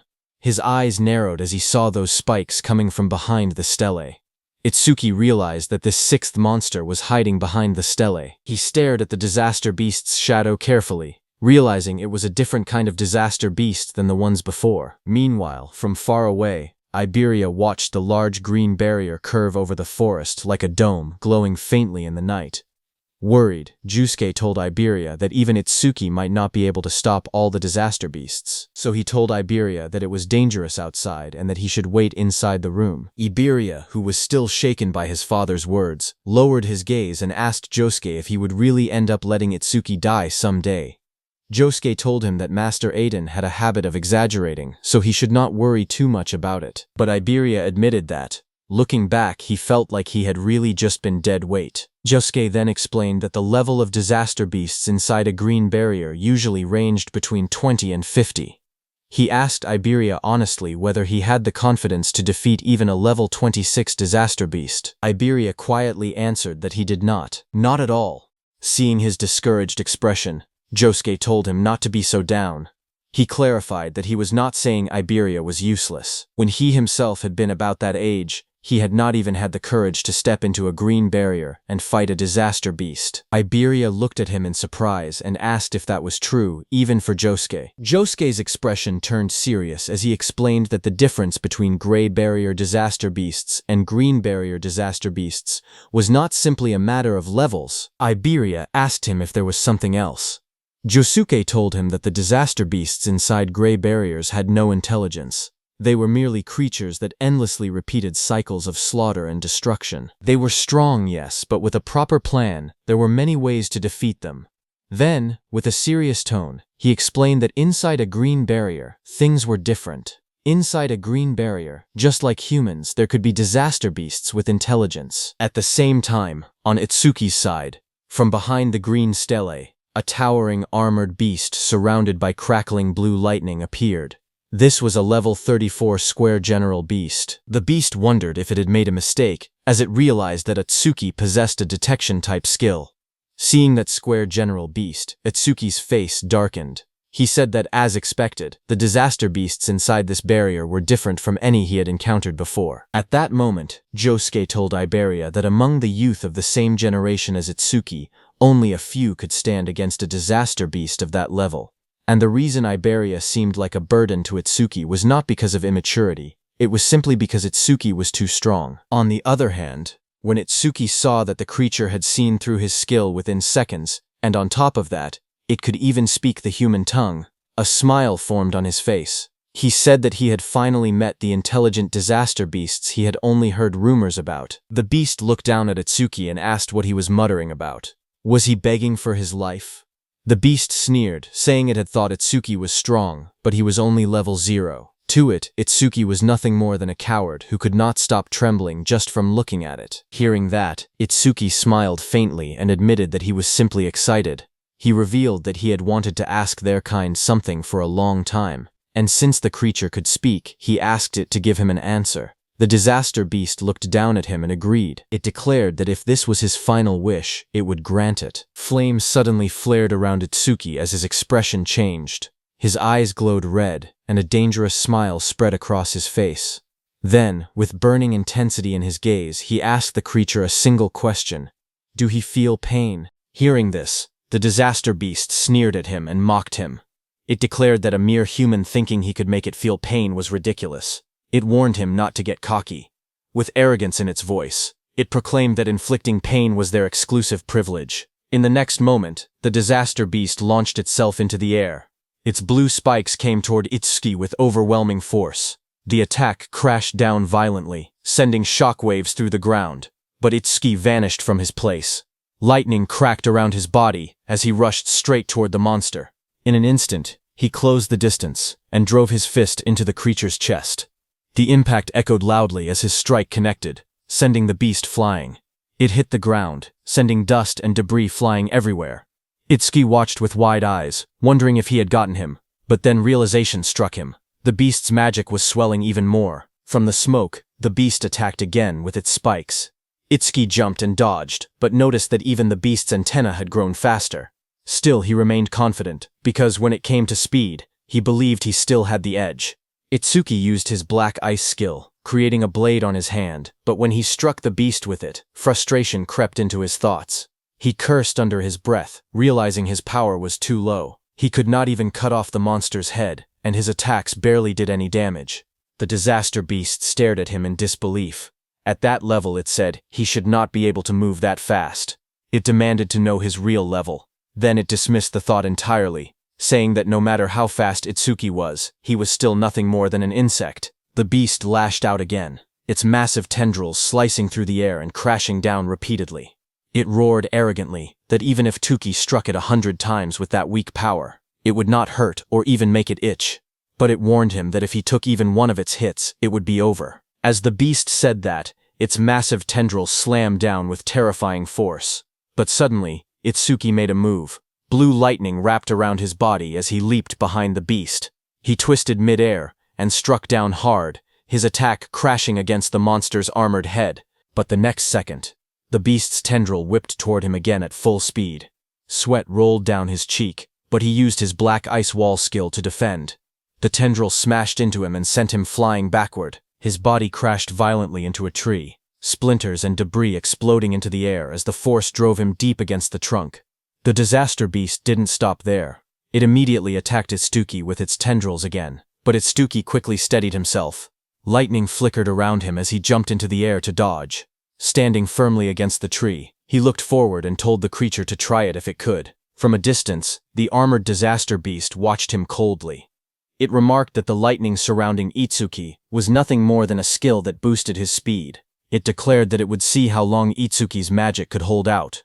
Saying that, it continued attacking with its tendrils. Itsuki observed the creature carefully and came to a realization. Those antennae were not a skill, they were part of the monster's body.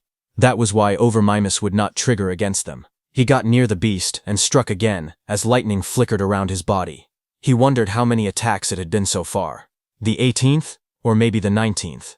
The monster spread its massive frame and attacked Itsuki with its tendrils, declaring that it was useless. At that moment, a status window appeared before Itsuki, showing he only had 97 magic. He understood the situation immediately. He had been pushing his skills non-stop, and his magic was about to run dry. His stamina was being worn down as well. If this continued, his speed would only decrease. Itsuki's red eyes sharpened with resolve as he decided that he would pour everything into offense. Itsuki charged at the disaster beast, thinking he would boost his attack frequency so that if he could land even one critical hit, he would win. Itsuki was trying to use the power of his broken critical crystal, whose effect was that on a critical hit it increased attack power by 10 times. But currently, its critical rate was only at 3%. With lightning surging violently around him, Itsuki launched forward once more, striking directly at the armored beast. He continually punched the beast with his fists. Sweat rolled down his face as his eyes burned with determination. He told himself that he had to attack more. To trigger a critical hit, all he could do was keep swinging. There was no other choice. His fists slammed into the monster's body with explosive force, the impact echoing loudly. But suddenly a blue tendril flashed through the air as it rushed at Itsuki. It hit and tore through his stomach. Blood spilled from Itsuki's mouth as his body trembled violently in pain. Dark stains spread across his shirt as he struggled to stay upright. The towering beast looked down at him and mocked him coldly. It said that throwing himself at it like that was idiotic. The creature leaned closer, its sharp teeth gleaming as it taunted him again. It asked what was wrong. Wasn't he supposed to make it feel pain? Hearing that, Itsuki simply let out a quiet snort in response. The monster's grin widened.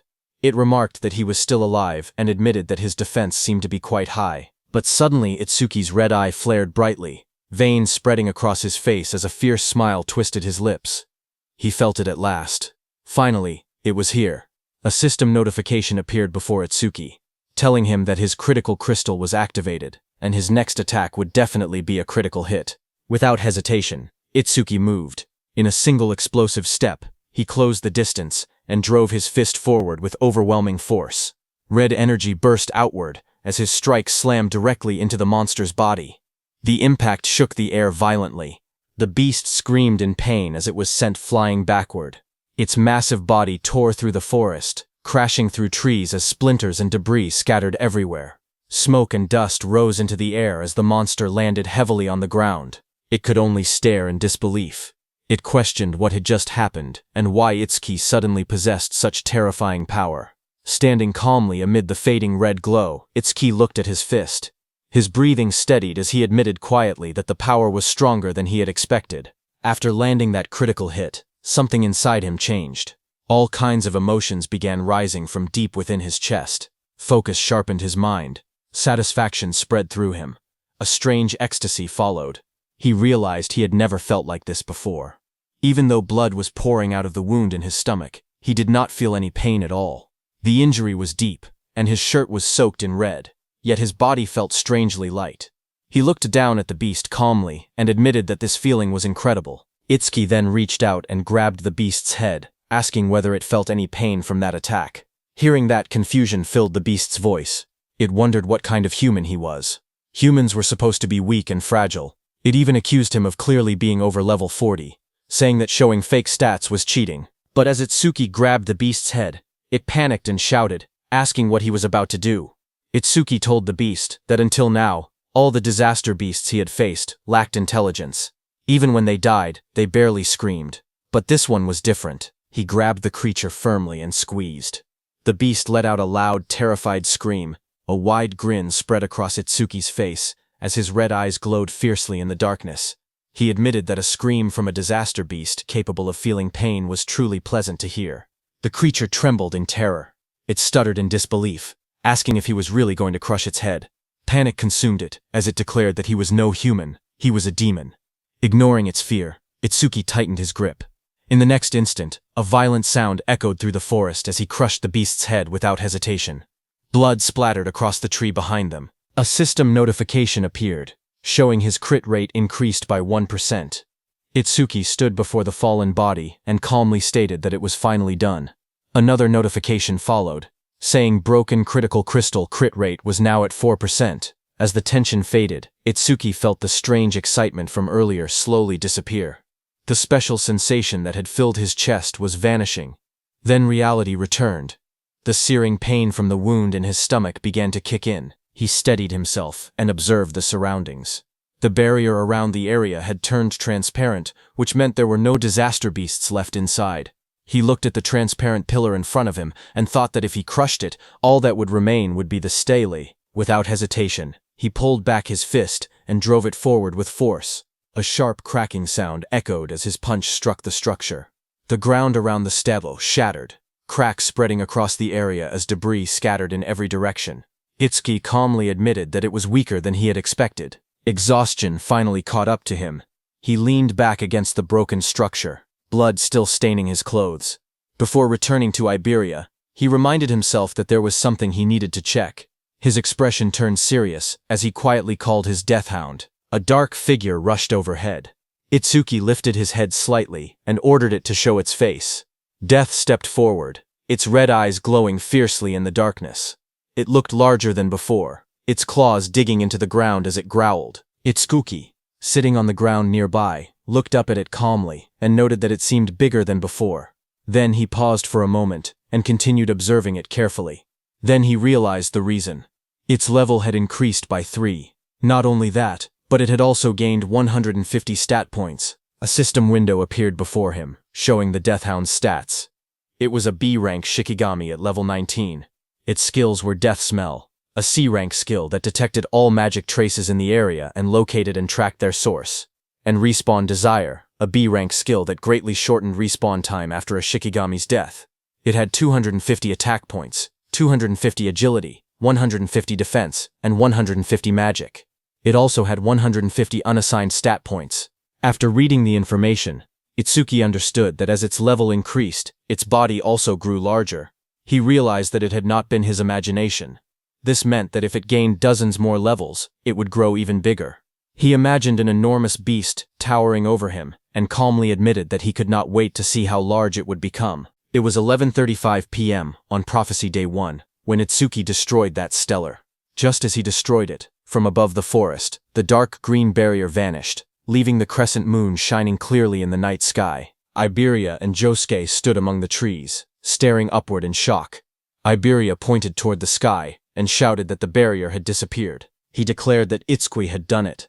Seeing that Itsuki had destroyed the green barrier in about 10 minutes, Josuke admitted that there were probably no intelligent disaster beasts inside, but even so, that speed was incredible. He acknowledged that Itsuki was already far stronger than he himself had been back then. Meanwhile, Itsuki leaned against Death's large body.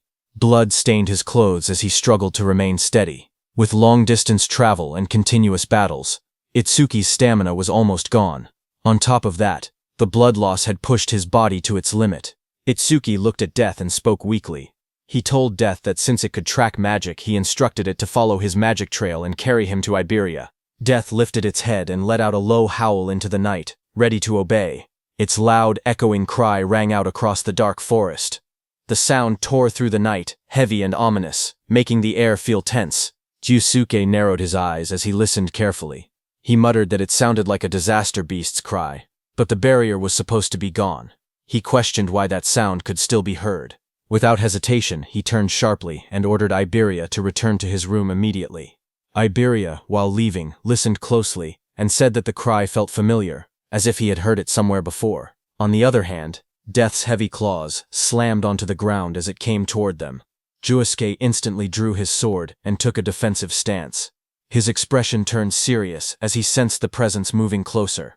He shouted that it was getting closer and closer. Then, with firm resolve, he declared that wherever it had come from, if it truly was a disaster beast. The next second, the massive Death came out of the forest with its jaws wide open, sharp teeth glinting under the moonlight. Josuke gripped his sword tightly and swung it with full force. With firm determination, he declared that he would cut it down. Before the blade could land, Iberia's eyes widened in shock. He suddenly realized what he was looking at. He exclaimed that it was the mad dog Shikigami that Itsuki had tamed before. Panic flashed across his face as he shouted for Josuke to stop, telling him that the creature belonged to Itsuki. Death abruptly tilted its head, stopping right in front of them. Josuke, who had heard Iberia's words, also stopped his heavy sword right before hitting it. Itsuki, who was lying on Death's back, fell onto the ground. Standing there, Josuke stared at Death in disbelief and questioned whether it was Itsuki's Shikigami.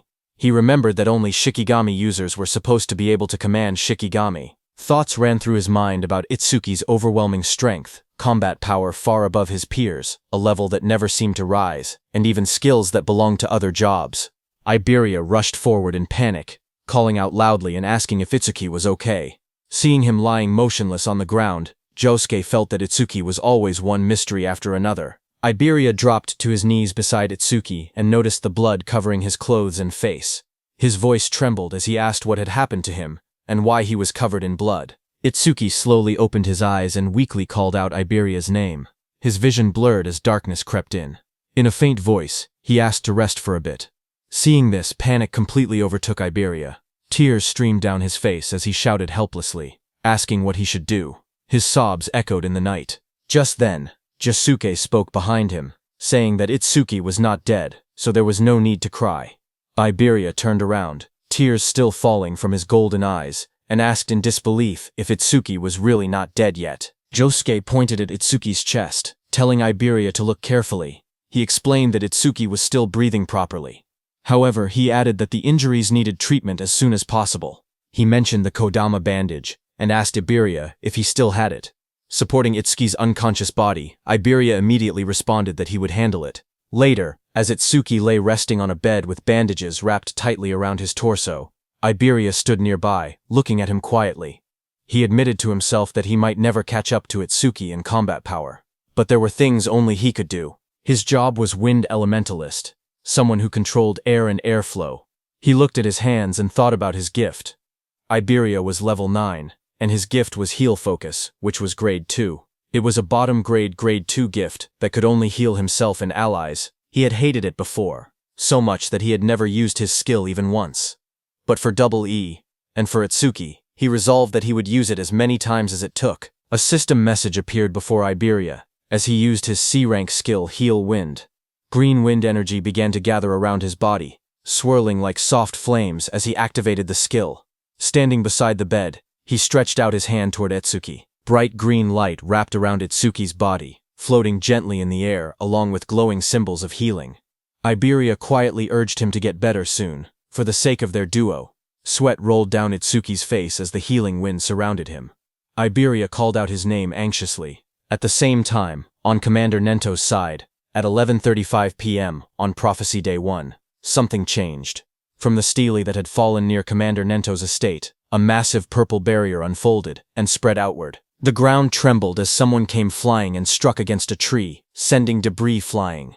It was the level 63 Wind Elementalist, first-class savior Kei Chirijima, who fell beside Commander Nento. Chocho was shocked to see the Wind Elementalist come flying. She quickly used her healing powers, telling him to stay with her. She said she would treat him immediately, and asked what it was like outside that barrier. That injured Wind Elementalist struggled to speak. With fading strength, he told them to run.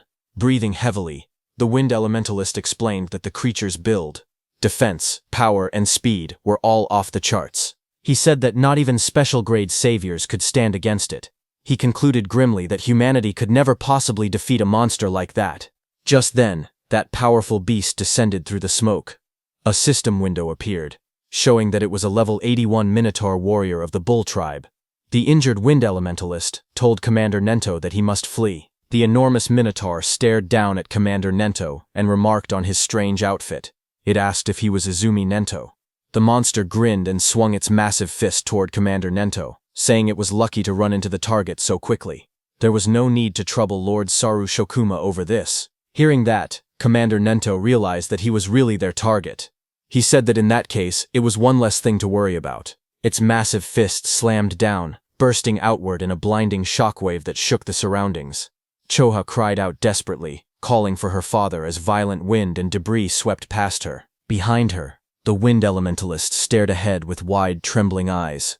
With despair in his voice, he declared that this was the end of everything. But in the swirling smoke, Commander Nento stood firm, telling someone that he was late. From within the rising dust and red aura, Haydn stepped forward. His eyes glowed crimson as blood streaked across his face. He had blocked the Minotaur's attack with just one hand, red energy flaring around him. With determination in his voice, Haydn apologized and told Commander Nento to leave this one to him. Hearing that, the massive Minotaur let out a mocking laugh. It admitted that it had no idea where he had appeared from, but sneered that he certainly talked big. Saying that, the Minotaur raised its second hand to punch. From the side, the wind elementalist, battered and covered in blood, shouted a warning. He told Haydn to be careful, stressing that the monster was strong. Ignoring the warning, Haydn moved. With red energy swirling around his body, he drove his fist forward and struck the towering creature with explosive force. The impact landed squarely against the Minotaur's massive body and created a hole. Dark blood splattered outward as the Minotaur's enormous body trembled under the blow. Watching from behind, the wind elementalist's eyes widened in shock. Sweat rolled down his face as he stared at the unbelievable scene unfolding before him. Looking at the red aura surrounding Haydn, he wondered if this was the power of a special-grade savior. He admitted that he had thought special-grade saviors were still human in the end. But now, looking at Haydn standing before the Minotaur, he realized the truth. Haydn was no longer human. He was a monster with strength beyond common sense. Nearby, Choha gasped in relief and excitement. She exclaimed that they had done it, and wondered if that meant the crisis was finally over. But Haydn's expression remained cold as he declared that the real show was only just beginning. At 11:40 p.m. on Prophecy Day 1, the barrier near Izumi Nento's estate changed from purple to red. Inside the red barrier, a voice wondered how Lord Saru Shokuma would torment humanity. The one who said that was the level 37 Red Flame Demon King. He said he would love to watch it from there. Behind him, another massive being appeared. It was the White Ogre, level 49. The Red Flame Demon King glanced forward and remarked that White Ogre had been thinking the same thing. But then a third voice spoke calmly, warning the others not to do anything unnecessary. Their mission was clear: to capture that person. He added that if they failed, they already knew what would happen. This third figure was a level 87 Demon General, Curse of Frost, the King of Resentment. The Red Flame Demon King asked the Demon General why they had not been sent directly to the target's location, but instead into the same barrier as Lord Saru Shokuma. The Demon General explained that if all three of them were inside the same barrier, it would glow purple and stand out too much. At the same time, one of the 8 Demon Lords, Saru Shokuma, roared as crimson energy surged violently around him. The Demon General explained that the red barrier created by Lord Saru Shokuma would instead attract nearby strong humans.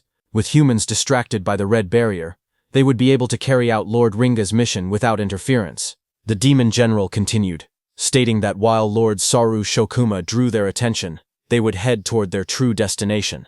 The Red Flame Demon King then asked him if he knew where that destination was. The Demon General's eyes glowed beneath his hood as he reassured them not to worry, saying Lord Ringa would guide them through the demon eye left in the human world. That eye had the ability to see coordinates and even the scenery it witnessed.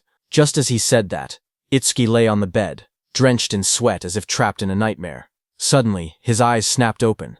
One eye remained normal, but the other glowed an ominous red. The Demon General's voice rang out as he told the Red Flame Demon King that right now, the demon eye was in the same place as their target. On Prophecy Day 1, at 11:35 p.m., Itsuki lay asleep on his bed after Iberia healed him.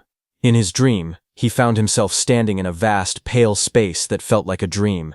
Small Itsuki ran toward his mom and shouted excitedly. He told her that he had finally found a disaster beast that could feel pain, just like they did. His face was filled with pride and joy. He declared that he had crushed its skull, and that now her death had finally been avenged, but before he could finish, his mom gently called out to him. She told him to stop.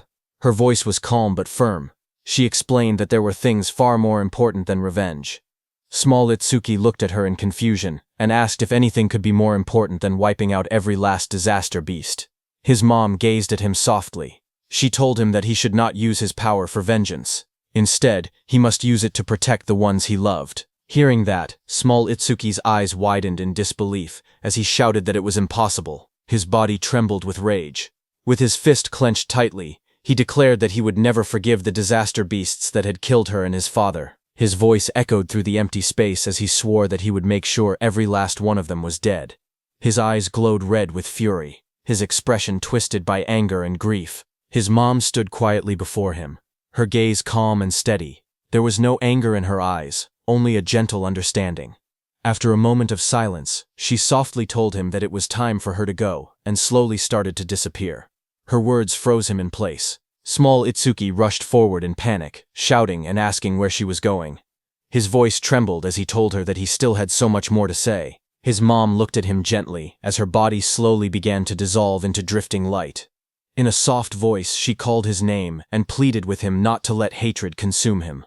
Her form continued to scatter into glowing fragments, fading little by little into the surrounding emptiness. Small Itsuki reached toward her desperately, his hands stretching out as if he could still hold on to her. His voice broke as he cried out for his mother. Their fingertips nearly touched, but the light swallowed her hand before he could reach it. Tears welled up in his wide eyes as he stared helplessly at the space where she had been. Moments later, he stood alone. A tear slid down his cheek as he looked upward, his expression lost and hollow. Behind him, a dark presence emerged. A cold voice mocked him, saying that shedding tears for the dead was typical of a lowly creature. Hearing that, Itsuki's jaw tightened. He returned to his adult form. His eyes burned with emotion as he struggled to contain his feelings, fury and sorrow mixing within him. He clenched his teeth as he recognized the presence before him. He called it by name, Linga, the devil of ruin. From the swirling red abyss, a towering demonic figure, Linga, emerged. Its body was muscular and covered in dark, twisted markings. Horns curved from its head, and a crimson aura pulsed around it like a living flame. Linga looked down at him calmly and asked if he had finally come back to his senses. It remarked that he only took the form of a child when he was with that woman. Rage exploded within Itsuki. With blazing eyes, he shouted at the demon, calling it a bastard. His body burned with fury as he jumped toward Linga, shouting that he would kill it. Red energy surged violently around him, but as his punch passed through Linga's body, Linga only sneered. It told Itsuki not to be in such a hurry, promising that he would taste that feeling again soon enough. The air trembled as dark purple power gathered around Linga's body, swirling like a storm that froze Itsuki. Then, in a cold whisper, Linga declared that true despair that was what awaited Itsuki. As he spoke, the space around Itsuki shattered, and he fell into darkness. While falling, Itsuki's muscles tensed, veins bulging as fury burned through him. With blazing red eyes, he roared into the void, shouting that he would kill Linga, no matter what it took. His voice echoed fiercely through the shattered space. In the next moment, everything snapped. He jolted upright, drenched in sweat, his breathing heavy and uneven. His eyes trembled as pain throbbed through them. A dream, he muttered to himself in confusion. In front of him, he saw Iberia and his death hound standing nearby. Suddenly, Itsuki pressed his hand against his face, wincing. His eyes were not even injured, yet they hurt unbearably. Slowly, realization dawned on him. Come to think of it, he blinked, noticing something strange. His wounds, they had healed. Just moments ago, he had been in critical condition. He wondered if Iberia had used the Kodama bandages to fix him up. He slowly shifted his gaze toward the side of the bed. Iberia was asleep, leaning against the mattress peacefully. Seeing that, he wondered why Iberia was sleeping in a place like this. Then he remembered that Iberia had said he was going to take a break. He reminded himself that he had to make sure Death did not bark, or it would wake him. In the corner of the room, Death stood silently. Its glowing red eye stared forward.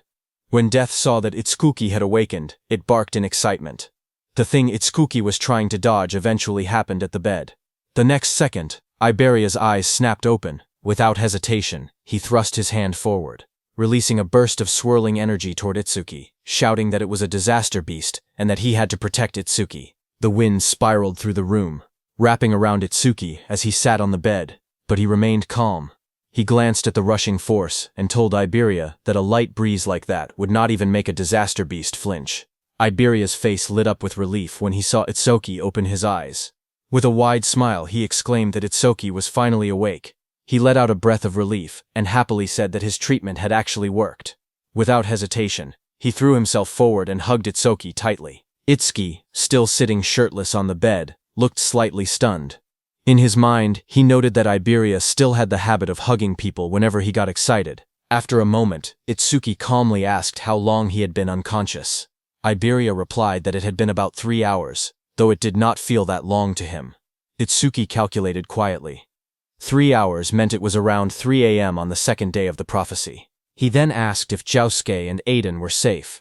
Iberia smiled confidently and assured him that they were fine. Not a single disaster beast had appeared since then. Even so, Itsuki's expression turned serious. The memory of the dream lingered in his mind. Linga had said that he should not be in such a hurry, promising that he would taste it again soon enough. Itsuki told himself it had only been a dream, yet the words continued to bother him. It had felt far too real to dismiss. He was certain that the disaster beasts were plotting something. On Prophecy Day 2, at 3:03 a.m., Itsuki had awakened from his coma. As he dressed up, a firm thought echoed in his mind, that he could not let his guard down. Iberia smiled brightly, and told Itsuki that he was truly glad. It really looked like Itsuki had made a full recovery. Itsuki stood in the room, thinking that the reinforcements the teacher had mentioned should be arriving at any moment. He moved toward the door and said that, for now, he would go check the situation with Josuke. As they walked outside under the night sky, Iberia suddenly asked Itsuki what the name of that dog Shikigami was. Itsuki told him that it was just Deathhound. Hearing that, Iberia reminded Itsuki that a Shikigami user was free to give their Shikigami any name they wanted. He even offered to pick one himself, confidently claiming that he had great naming skills. Itsuki calmly replied that he was not a Shikigami user. Hearing that, Iberia blinked in surprise. He admitted that it was a shame, since he had really wanted to name it. Hearing that, Itsuki silently resolved that he was definitely not going to let Iberia name that thing. As they continued walking, Josuke, who was casting magic on that mechanical golem, noticed Itsuki and said that Kodama bandages alone would not have been enough for someone to recover this quickly. He concluded that it looked like Iberia had finally used his actual ability. Hearing that, Itsuki looked at Iberia and admitted that he had not seen him using any skills earlier. He asked if Iberia was a healer type. Iberia hesitated slightly and replied that he could use offensive skills too. However, he added honestly that they did not really do much damage. After that, Itsuki turned to Josuke and asked if any other saviors had arrived since he had been knocked out. Josuke answered with uncertainty, saying no. He then asked why Itsuki was asking. Itsuki explained that the teacher had said they were dispatching nearby saviors. It had already been a full day, so they should be arriving soon. Josuke reminded Itsuki that they were deep in the forest. Even Itsuki would not have arrived so quickly without Iberia's guidance. Itsuki listened carefully. He admitted to himself that Josuke had a point, but he could not shake the uneasy feeling inside him. Something about the situation felt wrong. As the night grew quieter, the forest seemed to change. It felt as if something malevolent was slowly drawing closer. High above the forest, several saviors moved quickly through the dense trees. Their path curved sharply as they advanced deeper into the woods under the cover of night. As they ran, one of them called out to his teammate, Kobayashi, and asked how much farther it was to their destination. Kobayashi replied that it should only be a few more kilometers, and told them to bear with it a little longer. Another member shouted excitedly that once they finished this mission, they would finally be promoted from apprentices to third-class saviors. Even so, he could not help but comment that the place was far too remote. It was hard to believe that the greatest crafter in the northern province lived this deep in the woods. Suddenly, a sharp voice cut through the air as a woman ordered everyone to stop. The group reacted instantly, skidding to a halt on the forest path. One of them quickly asked what was wrong and whether she had picked up a strange vibe. The woman answered that something was approaching from the front. From the darkness ahead, a deep voice spoke calmly, asking if they had noticed him. Hearing that, one of the saviors shouted in alarm. He recognized it immediately and yelled that it was a disaster beast. He ordered everyone to take their battle stations. The group quickly drew their weapons, readying themselves for combat. Out of the shadows stepped the Red Flame Demon King. Behind him stood the White Oni. The air around them felt heavy and threatening. The Red Flame Demon King looked at the group with a faint smile and asked where they were all going in such a rush. His red eyes glowed brightly in the darkness as he asked if they were headed to the same destination as him. Fight broke out, and one of the saviors was engulfed in roaring flames, radiating intense heat and destruction. The one who killed him was the Red Flame Demon King. He stood calmly in a long robe, observing the aftermath of the devastation. He remarked with cold indifference that it was astonishing how a single fireball could cause such destruction, concluding that humans were truly fragile creatures. Turning his attention to his companion, he called out and asked White Oni if he had finished on his side. At that moment, White Oni completed his attack and struck another savior with overwhelming strength. He slammed his fist down, crushing his target into the ground with a violent impact. Blood splattered across the cracked earth as White Oni lifted his hand, looking at the flattened savior embedded in the crater. The Red Flame Demon King commented mockingly that his body was as flat as a pancake, adding that White Oni was certainly a cruel one. A red-haired savior stood on a slanted tree trunk, watching them in fear. She pointed out that there wasn't even a barrier nearby, and demanded to know where they had come from. The Red Flame Demon King smirked as he raised a blazing fireball in his hand. With a confident and casual tone, he remarked that they had traveled quite a long distance to get there. Seeing the fireball in his hand, the red-haired woman became terrified, tears streaming down her face as she closed her eyes and accepted her death. At that moment, a demon general appeared in the distance. His presence was overwhelming as he told the Red Flame Demon King that he must not kill them. The Red Flame Demon King frowned in annoyance and replied that he had been bored for ages, warning the demon general not to interfere now that he was finally having some fun. Before he could act further, a sharp, chilling sound cut through the air. In an instant, jagged ice crystals erupted around the Red Flame Demon King, encasing his body in thick, glittering frost. The demon general advanced steadily, asserting his authority, and warning that if the order was ignored again, the consequences would not be so light. Frozen and struggling within the ice, the Red Flame Demon King's expression shifted from arrogance to alarm. Realizing the danger, he hurriedly admitted that he understood and pleaded for the spell to be released, fearing that his body would not be able to withstand the freezing power any longer. The demon general released his spell, and the ice around the Red Flame Demon King shattered and fell to the ground. The Red Flame Demon King exhaled heavily, steam rising from his blazing body as he recovered from the freezing attack. With lingering unease in his voice, he admitted that he had thought he was going to freeze to death. Watching the demon general stop the Red Flame Demon King, sweat rolled down the red-haired girl's face as a fragile hope surfaced in her mind. She wondered if they were going to let her go. The Red Flame Demon King crossed his arms, his fiery aura flaring as he spoke with a curious tone. He recalled the order that they were not allowed to kill the target, and the owner of the magic eye. So he questioned the demon general whether this red-haired girl possessed some kind of special power as well. With glowing blue eyes, the demon general responded calmly that she had nothing like that. He explained that his actions were not about her. Instead, he stated that he simply wanted to test the new ability bestowed upon him by Lord Linga. Saying that, he raised his hand toward the red-haired girl. Seeing this, the red-haired woman became extremely frightened, and before she could do anything, dark energy surged around her. Her body convulsed violently, shadowy tendrils wrapping around her as she screamed in agony. Moments later, the violent transformation subsided, and she slumped forward, her head hanging low as her hair fell over her face, leaving her eerily still against the tree. Observing the scene, the Red Flame Demon King remarked with casual indifference that she had ended up dying anyway. The demon general corrected him, stating that she was not dead but simply undergoing demonization. Suddenly, the woman's head snapped up. A glowing sigil ignited on her forehead, and her eyes turned bright and unnatural as dark energy pulsed around her transformed face. The oppressive aura signaled that the change was complete. The Red Flame Demon King, intrigued, repeated the term demonization, waiting for an explanation. The demon general told him that humans who undergo demonization become completely subservient to Lord Linga. In other words, this red-haired woman was now on their side. As the transformation finished, the woman dropped to her knees and bowed deeply before the demons. In a submissive and obedient tone, she addressed him as the Wrath King and asked for his orders. The demon general issued his command in a cold, authoritative tone. He instructed the newly demonized woman to hide her identity and remain undercover within the human community until the day Lord Linga descended. Bowing her head obediently, she acknowledged the order and replied that she would do as commanded. The demon general continued, outlining her cover story. He told her that when the time came, she would report that her team had been attacked by disaster beasts in the forest, and that she was the only survivor, saved by the sacrifice of her comrades. With her head still lowered in submission, she answered simply that she understood. Satisfied, the demon general ordered her to get going. Moments later, the woman's eyes, now shadowed and eerie from demonization, stared forward blankly. But in the next instant, her expression shifted. Shock flashed across her face, as if a fragment of her original will had resurfaced. Startled, she stumbled backward in the forest, her breathing quick and uneven.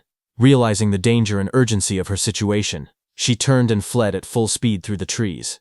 The Red Flame Demon King and the Demon General stood watching her departure without concern as she disappeared into the distance. After she left, the Red Flame Demon King questioned the decision with a hint of disdain, stating that while making humans do their bidding was fine, he did not see the point of recruiting such a weakling. In response, the Demon General explained that it was not just about her. He revealed that tens of thousands of humans had already been demonized, including the Awakened. He said that when Lord Linga unified the world, these infiltrators would play a crucial role. With the explanation given, the Demon General walked ahead and ordered them to stop dawdling and follow him, emphasizing that the mission was more important than ever. On the other hand, at Prophecy Day 2, at 3:05 a.m., the golem that Otsuki had destroyed before was completely repaired, its glowing eyes and sturdy frame radiating power. Observing it, Josuke explained that the Iron Golem's stats were roughly equivalent to a level 30 Awakened, making it a valuable asset to compensate for their labor shortage.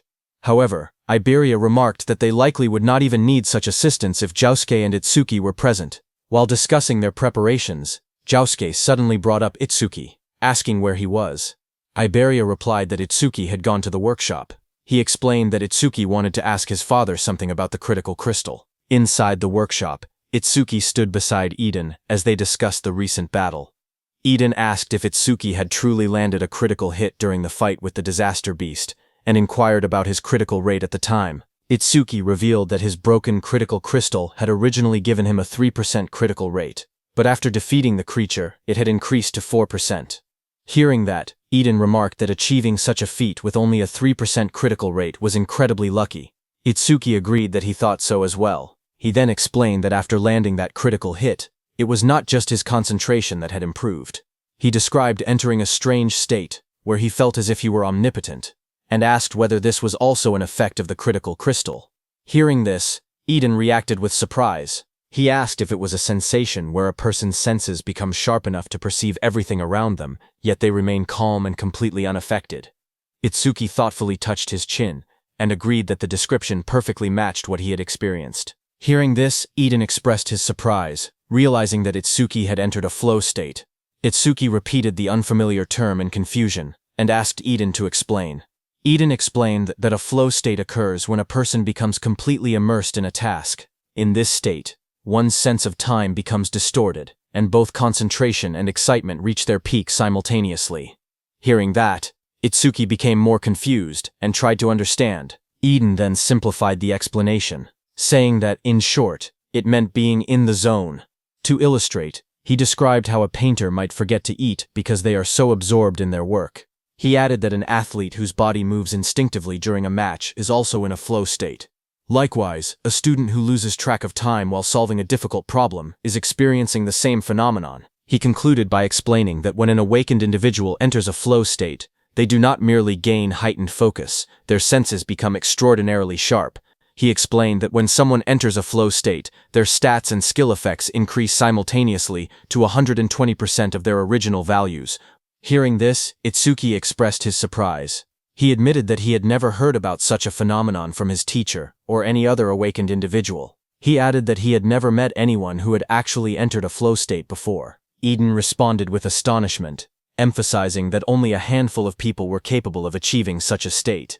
He went on to explain that entering a flow state requires the awakened individual's own skill, a clear and focused mind, and a great deal of luck. If even one of these elements is missing, entering a flow state becomes impossible. Itsuki, absorbing this information, remarked that he had not realized the requirements were so strict. Eden then stated that it was no exaggeration to say that entering a flow state marks the boundary between a genius and an average person. He added that among the awakened across the 5 continents, including Wajin-Tae, there was not a single person who could enter a flow state at will. Itsuki was shocked to hear that not even Wajin-Tae could do that. Eden told Itsuki that he had first entered a flow state 2 years after becoming an awakened. He noted that while 2 years was considered quite early, for Itsuki to achieve it after only a month of being awakened was truly extraordinary. But suddenly Eden noticed Itsuki's distracted expression and paused, asking if he was listening. Itsuki snapped back to attention, his gaze sharpening as he sensed something unusual. Turning slightly, he informed Eden that 3 individuals with immense mana were approaching. Eden initially speculated that they were likely awakened sent by Nento Izumi to act as his guards. However, as Itsuki focused more closely on the energy, his expression hardened. The rough and stagnant aura did not feel like that of awakened individuals. It felt more like the presence of disaster beasts. Without hesitation, he decided to investigate just in case. Moving swiftly, he headed for the exit. As he went, he reflected that he had already wiped out the disaster beasts within the barrier, and that there were no signs of new ones being deployed nearby. Even so, an uneasy feeling lingered, and he hoped it was merely his imagination. In the next moment, he slid open the door and stepped outside. As Itsuki stepped outside, Iberia greeted him with a bright expression, saying that Itsuki was finally out. Noticing Itsuki's tense demeanor, Josuke beside him asked what was wrong and why he seemed so on edge. Itsuki, still alert, explained that he had felt a sudden surge of mana and thought it might be a disaster beast. Josuke reassured him, stating that there were no barriers being generated in the area, so that shouldn't be the case. Iberia added that even if it were a disaster beast, he had already reactivated the Iron Golem, meaning they could easily handle any common threat. Before his words could settle, Iberia's expression froze in shock, as a violent impact shattered the Iron Golem. The massive golem was destroyed in an instant, its body cracking and collapsing amid sparks and debris. Everyone was stunned, realizing that the Iron Golem had been taken down before it could even react. Josuke immediately raised his weapon, while Itsuki stood ready with electricity crackling around him. In the distance, 3 terrifying figures emerged, and one arrogantly declared that since there were only 3 opponents, it would be an easy task. It was the Demon General, the Red Flame Demon King, and White Oni. Their overwhelming presence confirmed that what had arrived was far more dangerous than a mere disaster beast. On Prophecy Day 2 at 3:01 a.m., the demons stood in front of Itsuki and the others, surrounded by a thick crimson aura. Their presence felt overwhelming. Itsuki narrowed his eyes as he observed them carefully. He could immediately tell that they were far stronger than the monsters inside the barrier. The pressure they emitted was on a completely different level. He focused on the Demon General standing at the front. The magical waves radiating from the Demon General were enormous, unlike anything he had ever seen before. The Demon General in dark armor stepped forward, its glowing eye shining coldly. In a calm but commanding tone, it declared that it would go capture the target and leave the rest to the others. Before turning away, it gave a final instruction to the other 2 demons. Whatever they did, they were not allowed to destroy the Demon Eye. The Red Flame Demon King, standing beside the White Oni, assured the Demon General not to worry. Itsuki stared ahead in shock as the enemy's words echoed in his mind. He questioned whether the target they mentioned was Aiden. Behind him, Iberia's eyes widened. He could hardly believe what he was hearing. The disaster beasts were talking. Before they could react further, the Demon General moved toward them. Josuke's voice rang out firmly, declaring that he could not let them pass. But in the next instant, the Demon General had already moved behind them. Everyone was shocked to see what had just happened, and Josuke's expression tightened in disbelief. He wondered when the enemy had moved. Itsuki gritted his teeth. The speed was overwhelming, far too fast. Without hesitation, Josuke charged forward with his sword raised high, shouting that no matter what he would stop the enemy. At the same time, lightning surged around Itsuki's body as he swore that he would not let the demon get anywhere near Aiden. Without looking back, the Demon General raised its clawed hand. A cold blue aura swirled around its fingers as sharp energy gathered in the air. In the next instant, a massive surge of icy power shot forward, creating an ice wall behind him. Josuke, who charged straight toward it, was stunned to see the towering wall of ice rise in front of him. But without slowing down, he swung his blade with all his strength and struck the frozen barrier. The impact echoed loudly, but the wall did not break. Sweat ran down his face as he gritted his teeth. The surface was incredibly tough, far harder than he had expected. Before he could react again, Itsuki shouted from behind him, telling him to watch out. Josuke's eyes widened as he realized that the white Oni, with rows of sharp teeth, was right behind him. With a terrifying roar, the white Oni brought its massive fist crashing down toward Josuke as he raised his sword to block the incoming blow. The white Oni's fist came down with terrifying force.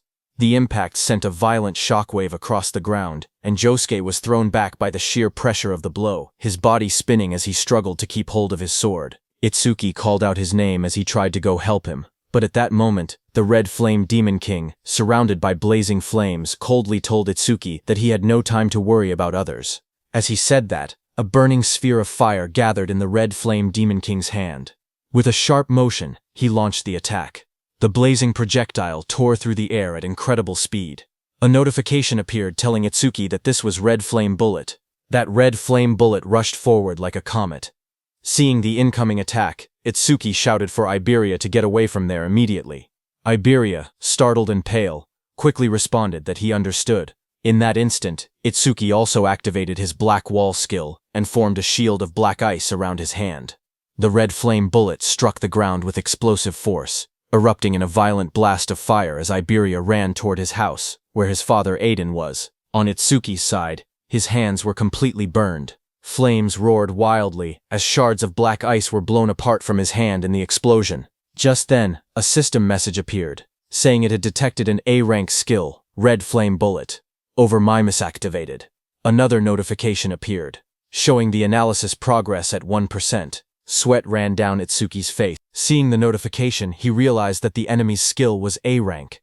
Through the smoke and fire, Itsuki looked at both his arms, which were scorched and wrapped in blackened burns. In his mind, he admitted that if he had used Thunderbreaker, he could have dodged the attack, but he had overestimated Black Wall. Across from him, the Red Flame Demon King grinned wickedly. He mocked Itsuki, asking if he truly believed such weak ice could stop his flames. He called him an idiot, but for a brief moment, doubt crossed the Red Flame Demon King's mind. He wondered if he had overdone it. His red eye narrowed slightly as he considered the possibility that Itsuki might be the Demon Eye Bearer. But when he gazed at Itsuki again and looked at his stats, he found that Itsuki was a human whose level was fixed at 0. The Red Flame Demon King stared at the status window and scoffed. He thought that a level 0, just a lowly human at that, could never be the Demon Eye Bearer. A cruel grin spread across his face. Confident now, he declared that he could burn Itsuki to death without any worry. But at that moment, petals of light scattered through the air as Itsuki stretched out his hand and summoned his Death Hound. Energy gathered around as a large Death Hound materialized beside him. The massive Death Hound stood at his side, its red eyes glowing fiercely. The Red Flame Demon King looked down at them and sneered, asking if he was planning to fight 2-on-1 with his Shikigami. Flames coiled around the Red Flame Demon King's arm as he threw the Red Flame Bullet again. Fire surged forward in a blazing arc.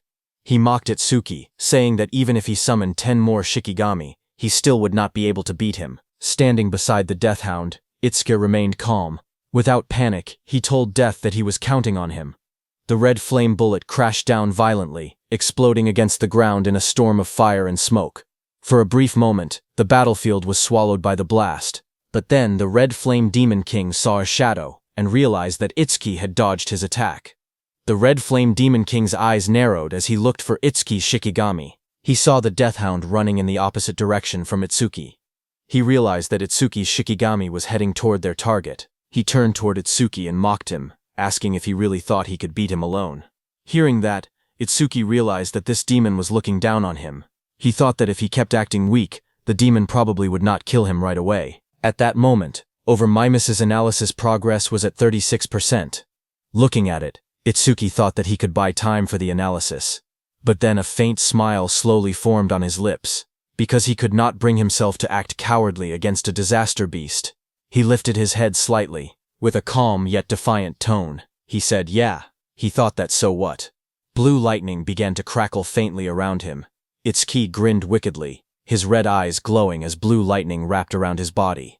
He stared straight at the demon and told him that it was because he looked weak as hell. Hearing that, the Red Flame Demon King's face darkened instantly. With flames blazing behind him, he called Itsuki a lowly race for acting that arrogantly. Flames spiraled upward as the Red Flame Demon King raised his hand. Fire roared violently around him. He declared that he had been planning to toy with him, but had now changed his mind. He shouted that he would turn him to ash right away. Saying that, he threw a massive red flame bullet at Itsuki. Itsuki dashed through the blazing attack, lightning flashing around him. He observed calmly that the demon's attack had grown bigger, but his speed had not changed. He quickly analyzed the situation and realized that this demon was a skill-based, long-range type. Itsuki's eyes sharpened with determination as he charged at the demon, thinking that if he closed the distance, that demon was finished. Seeing Itsuki, the Red Flame Demon King's eyes widened in surprise. He was stunned by Itsuki's speed, who, in a single instant, closed the distance between them. The Red Flame Demon King stared in disbelief, realizing that the gap had vanished in the blink of an eye. But then a slow grin stretched across the Red Flame Demon King's sharp teeth. Before Itsuki's strike could land, a wall of blazing fire appeared between them. Itsuki's eyes widened in surprise as he recognized that it was a flame shield. The Red Flame Demon King raised his hand and created another red flame bullet. With a confident smirk, he asked if Itsuki really thought he would not notice his own weakness. Saying that, he threw the red flame bullet. Itsuki was very close and could not dodge in time. A massive explosion burst outward like a blooming red flower. The flames surged forward and slammed into Itsuki's chest. His body was thrown violently through the air. He came crashing hard to the ground but quickly balanced himself. At that moment, in Itsuki's mind, a single thought surfaced. He had fallen for it. The realization struck him heavily. The opponent was an intelligent disaster beast. How could he have made such a mistake? Standing in front of him, the Red Flame Demon King looked at Itsuki and said that with that kind of speed, there was no way Itsuki was truly level 0. But then through the smoke and dust, Itsuki slowly stepped forward. His arms and one leg had turned dark from burning. Smoke curled around his body as he lowered his head and moved ahead step by step. The Red Flame Demon King stared at him with burning red eyes and a cruel smile. He admitted that Itsuki had completely fooled him. Then, with a wide grin, he told Itsuki that it would be easier for him to die if he simply lay down quietly. Through the smoke, Itsuki remained standing as a system notification showed that my misanalysis progress was at 79%. Seeing that, Itsuki wondered if it was because the skill was A rank that the analysis was taking quite a while. Another notification appeared, showing that the analysis progress was at 80% and increasing. On Prophecy Day 2 at 3:14 a.m. In the quiet darkness of the night, Aiden's wooden workshop building stood under the faint glow of moonlight. From within the shadows, a voice called out Aiden's name. It was the Demon General. He stated that Aiden had created 3 unique grade artifacts, 16 epic grade artifacts, and countless rare grade artifacts. The Demon General declared that Aiden was the most talented crafter among the human race. Aiden, who stood there, responded dryly, asking if summarizing his life's work like that meant that the Demon General was planning to kill him. The Demon General reassured him, saying that as long as he remained useful, there was no reason to kill him. Hearing that, Aiden narrowed his eyes. He said he understood, but unfortunately, he was not the type who enjoyed taking orders. In the next instant, he gripped a blade from the side. His eyes flashed red with fierce determination as he swung the weapon toward himself without hesitation. But in the next instant, a chilling force exploded through the workshop. Ice formed around Aiden's body in a blink. Sharp blue crystals spread across his arms, chest, and beard, locking him in place before he could kill himself. Aiden's eyes widened in shock. He realized that his entire body had been covered in ice in an instant. The skill was at least A rank. The Demon General looked down at him coldly and told him to give up, because whether he lived or died was a decision for him to make. Aiden struggled and tried to resist, but the frost continued to bind him firmly. Hidden nearby, Iberia watched the scene unfold. Sweat rolled down his face as he covered his mouth to keep quiet. He thought that at this rate, his father was going to be kidnapped. He wondered what he should do. Should he launch a surprise attack? Before he could decide, a sudden blur tore through the room. A massive death hound rushed forward at incredible speed. Seeing that, Iberia's eyes widened as he recognized that it was Itsuki Shikigami. The death hound lunged forward with its jaws wide open, red eyes blazing and fangs fully exposed. Its roar shook the workshop as it stretched out a claw toward the Demon General. But the Demon General's figure turned slightly, his glowing blue eye fixed on the charging death hound. In the next instant, jagged pillars of ice erupted violently upward. The freezing energy burst from the ground and engulfed the death hound mid-charge. Ice spread across its body in a split second. The frozen deathhound crashed down hard onto the floor, sending shards of ice scattering across the workshop. The demon general glanced toward the entrance in irritation. He wondered what the two demons outside were doing to let a Shikigami slip past them like that. Behind him, Aiden, still bound in layers of ice, stared in shock. He questioned whether reinforcements had arrived. From the corner of the room, Iberia trembled as he watched that even a Shikigami that strong could not get close to the demon general. His eyes trembled as fear gripped his heart. He realized there was no way he could win this fight. For a moment, he thought about going to get Itsuki. If Itsuki came, then surely things would change. But another thought immediately followed. His father's voice echoed in his mind, warning him that one day he would end up getting Tenma killed. Iberia then remembered that Itsuki had already been seriously injured before arriving here. If Itsuki still had any strength left, he would have come himself instead of sending a Shikigami. The truth hit him hard. If he went to get Itsuki now, it might only put him in even more danger. His head lowered slightly, shadows covering his face as doubt and guilt swirled inside him. Then his expression slowly hardened. He could not let that happen. Determination burned in his golden eyes as he clenched his jaw. He decided that he would save his father himself. As his gaze sharpened, he suddenly remembered that there was something he could use. The dragon gear. A surge of hope flashed through his mind. If he had the dragon gear, then even he might stand a chance of winning. Without hesitation, he rushed out of the workshop, remembering that it should be under his father's bed. Sweat ran down his cheek as he clenched his teeth. He told his father to hang on, promising that he was coming to save him. Back in the workshop, the demon general let out a cold scoff. He remarked that someone had been hiding nearby, but ran away instead of helping, calling them a pathetic coward. Hearing that, Aiden realized that it was Iberia. He said that was fine, because the demon general was an opponent even Tenma and Josuke might not be able to defeat together. No matter what he did, Iberia must not come back. In the next moment, the demon general declared that he was taking Aiden to their destination now.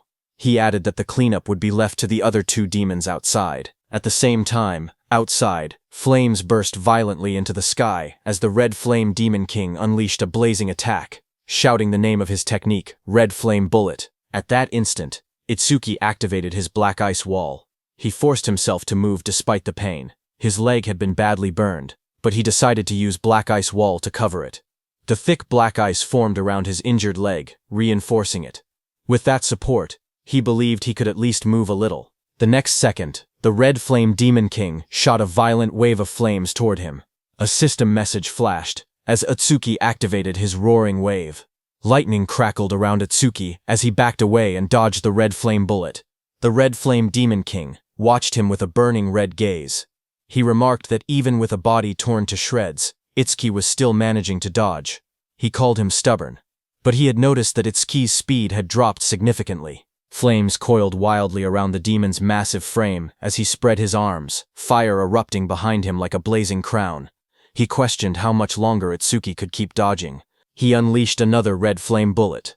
A massive sphere of fire shot forward, tearing through the air.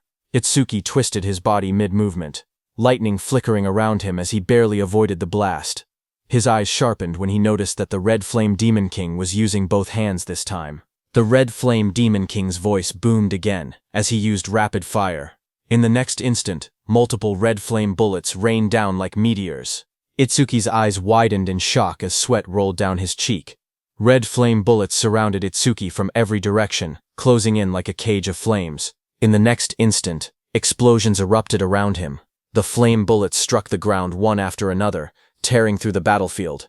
Itsuki twisted his body desperately, barely slipping past several of them. But as more came crashing down, he realized the truth. There were too many bullets to track. Sweat ran down his face as he clenched his teeth.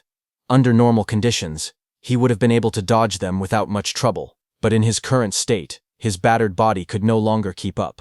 Just then, a massive red flame bullet hit his already injured leg. Because of that, Itsuki lost his balance, and in the next second, multiple red flame bullets came down on him. At that moment, a system message appeared, showing his analysis progress was at 90%. One after another, all those red flame bullets hit Itsuki from every direction. His analysis progress increased to 92%. Flames continued to crash into Itsuki's body as he endured the burning storm. His analysis progress rose to 94%. The fire swallowed him whole, exploding against his chest and shoulders. His body was thrown backward by another violent blast. His analysis progress reached 96%. The flames intensified, roaring like a raging sea. A massive explosion struck him head-on, slamming him down as fire spread across the ground. His analysis progress was still at 98%. His body lay engulfed in flames, smoke rising from the battlefield. Fire wrapped around him from every direction. Through the blazing heat, a thought crossed his mind. His mother's last moment flashed before his eyes, where she was burning in blue fire, but she wore a faint smile as she looked at Itsuki. Back on the battlefield, the red flame demon king grinned viciously. Flames spiraled in his hands, condensing into a blazing vortex. He thrust his hands forward, and a massive spear-like projectile of red fire shot downward with terrifying speed. This was Red Flame Bullet, Penetrate. The blazing red flame bullet tore through the air, descending toward Itsuki with overwhelming force. But suddenly, a faint blue light flickered around Itsuki's body. A translucent sphere of energy wrapped around him at the last possible second. Seeing that, he wondered if he had made it in time. Just then, a system window flashed before his eyes, showing that analysis progress had reached 100%. Immediately, a blue energy lotus formed around Itsuki, and the red flame bullet of the Demon King passed through, hitting the ground behind and exploding. The red flame Demon King narrowed his eyes, staring at the strange blue glow that had blocked his attack, and wondered what it was. On the other side, inside that blue lotus, a system notification appeared, saying Red Flame Bullet Analysis Complete, obtained Black Ice Wall Level 3. This was just as Itsuki had thought. He did not gain a new skill. Instead, the level of Black Ice Wall had simply increased. Another window opened, explaining the skill Black Ice Wall Level 3. Its active effect was that when activated, it continuously generates ice on the body's surface by consuming mana. It can block fire element skills of A rank or lower. Its passive effect was that it increases defense by 15% when blocking a fire element skill of A rank or lower. More messages followed. As Itsuki obtained Black Ice Wall Level 3, all his stats increased by 50, all debuffs were removed, and his wounds were fully healed. His status screen updated instantly. Attack increased from 330 to 380. Agility from 330 to 380. Defense from 330 to 380. Mana from 330 to 380. Total increased from 1320 to 1520. Blue ice-like energy flowed across Itsuki's body, covering the burns and injuries. The charred flesh on his face slowly restored. Feeling the surge of power within him, Itsuki realized that all his stats had increased by 50 at once.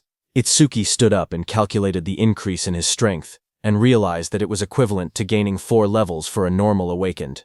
It was not bad at all. With this boost, he no longer had to fear the Red Flame Demon King's red flame bullets. He concluded that once he closed the distance between them, victory would be his. Across from him, the Red Flame Demon King narrowed his glowing eyes. He noticed that the red flame bullet had not even grazed Itsuki.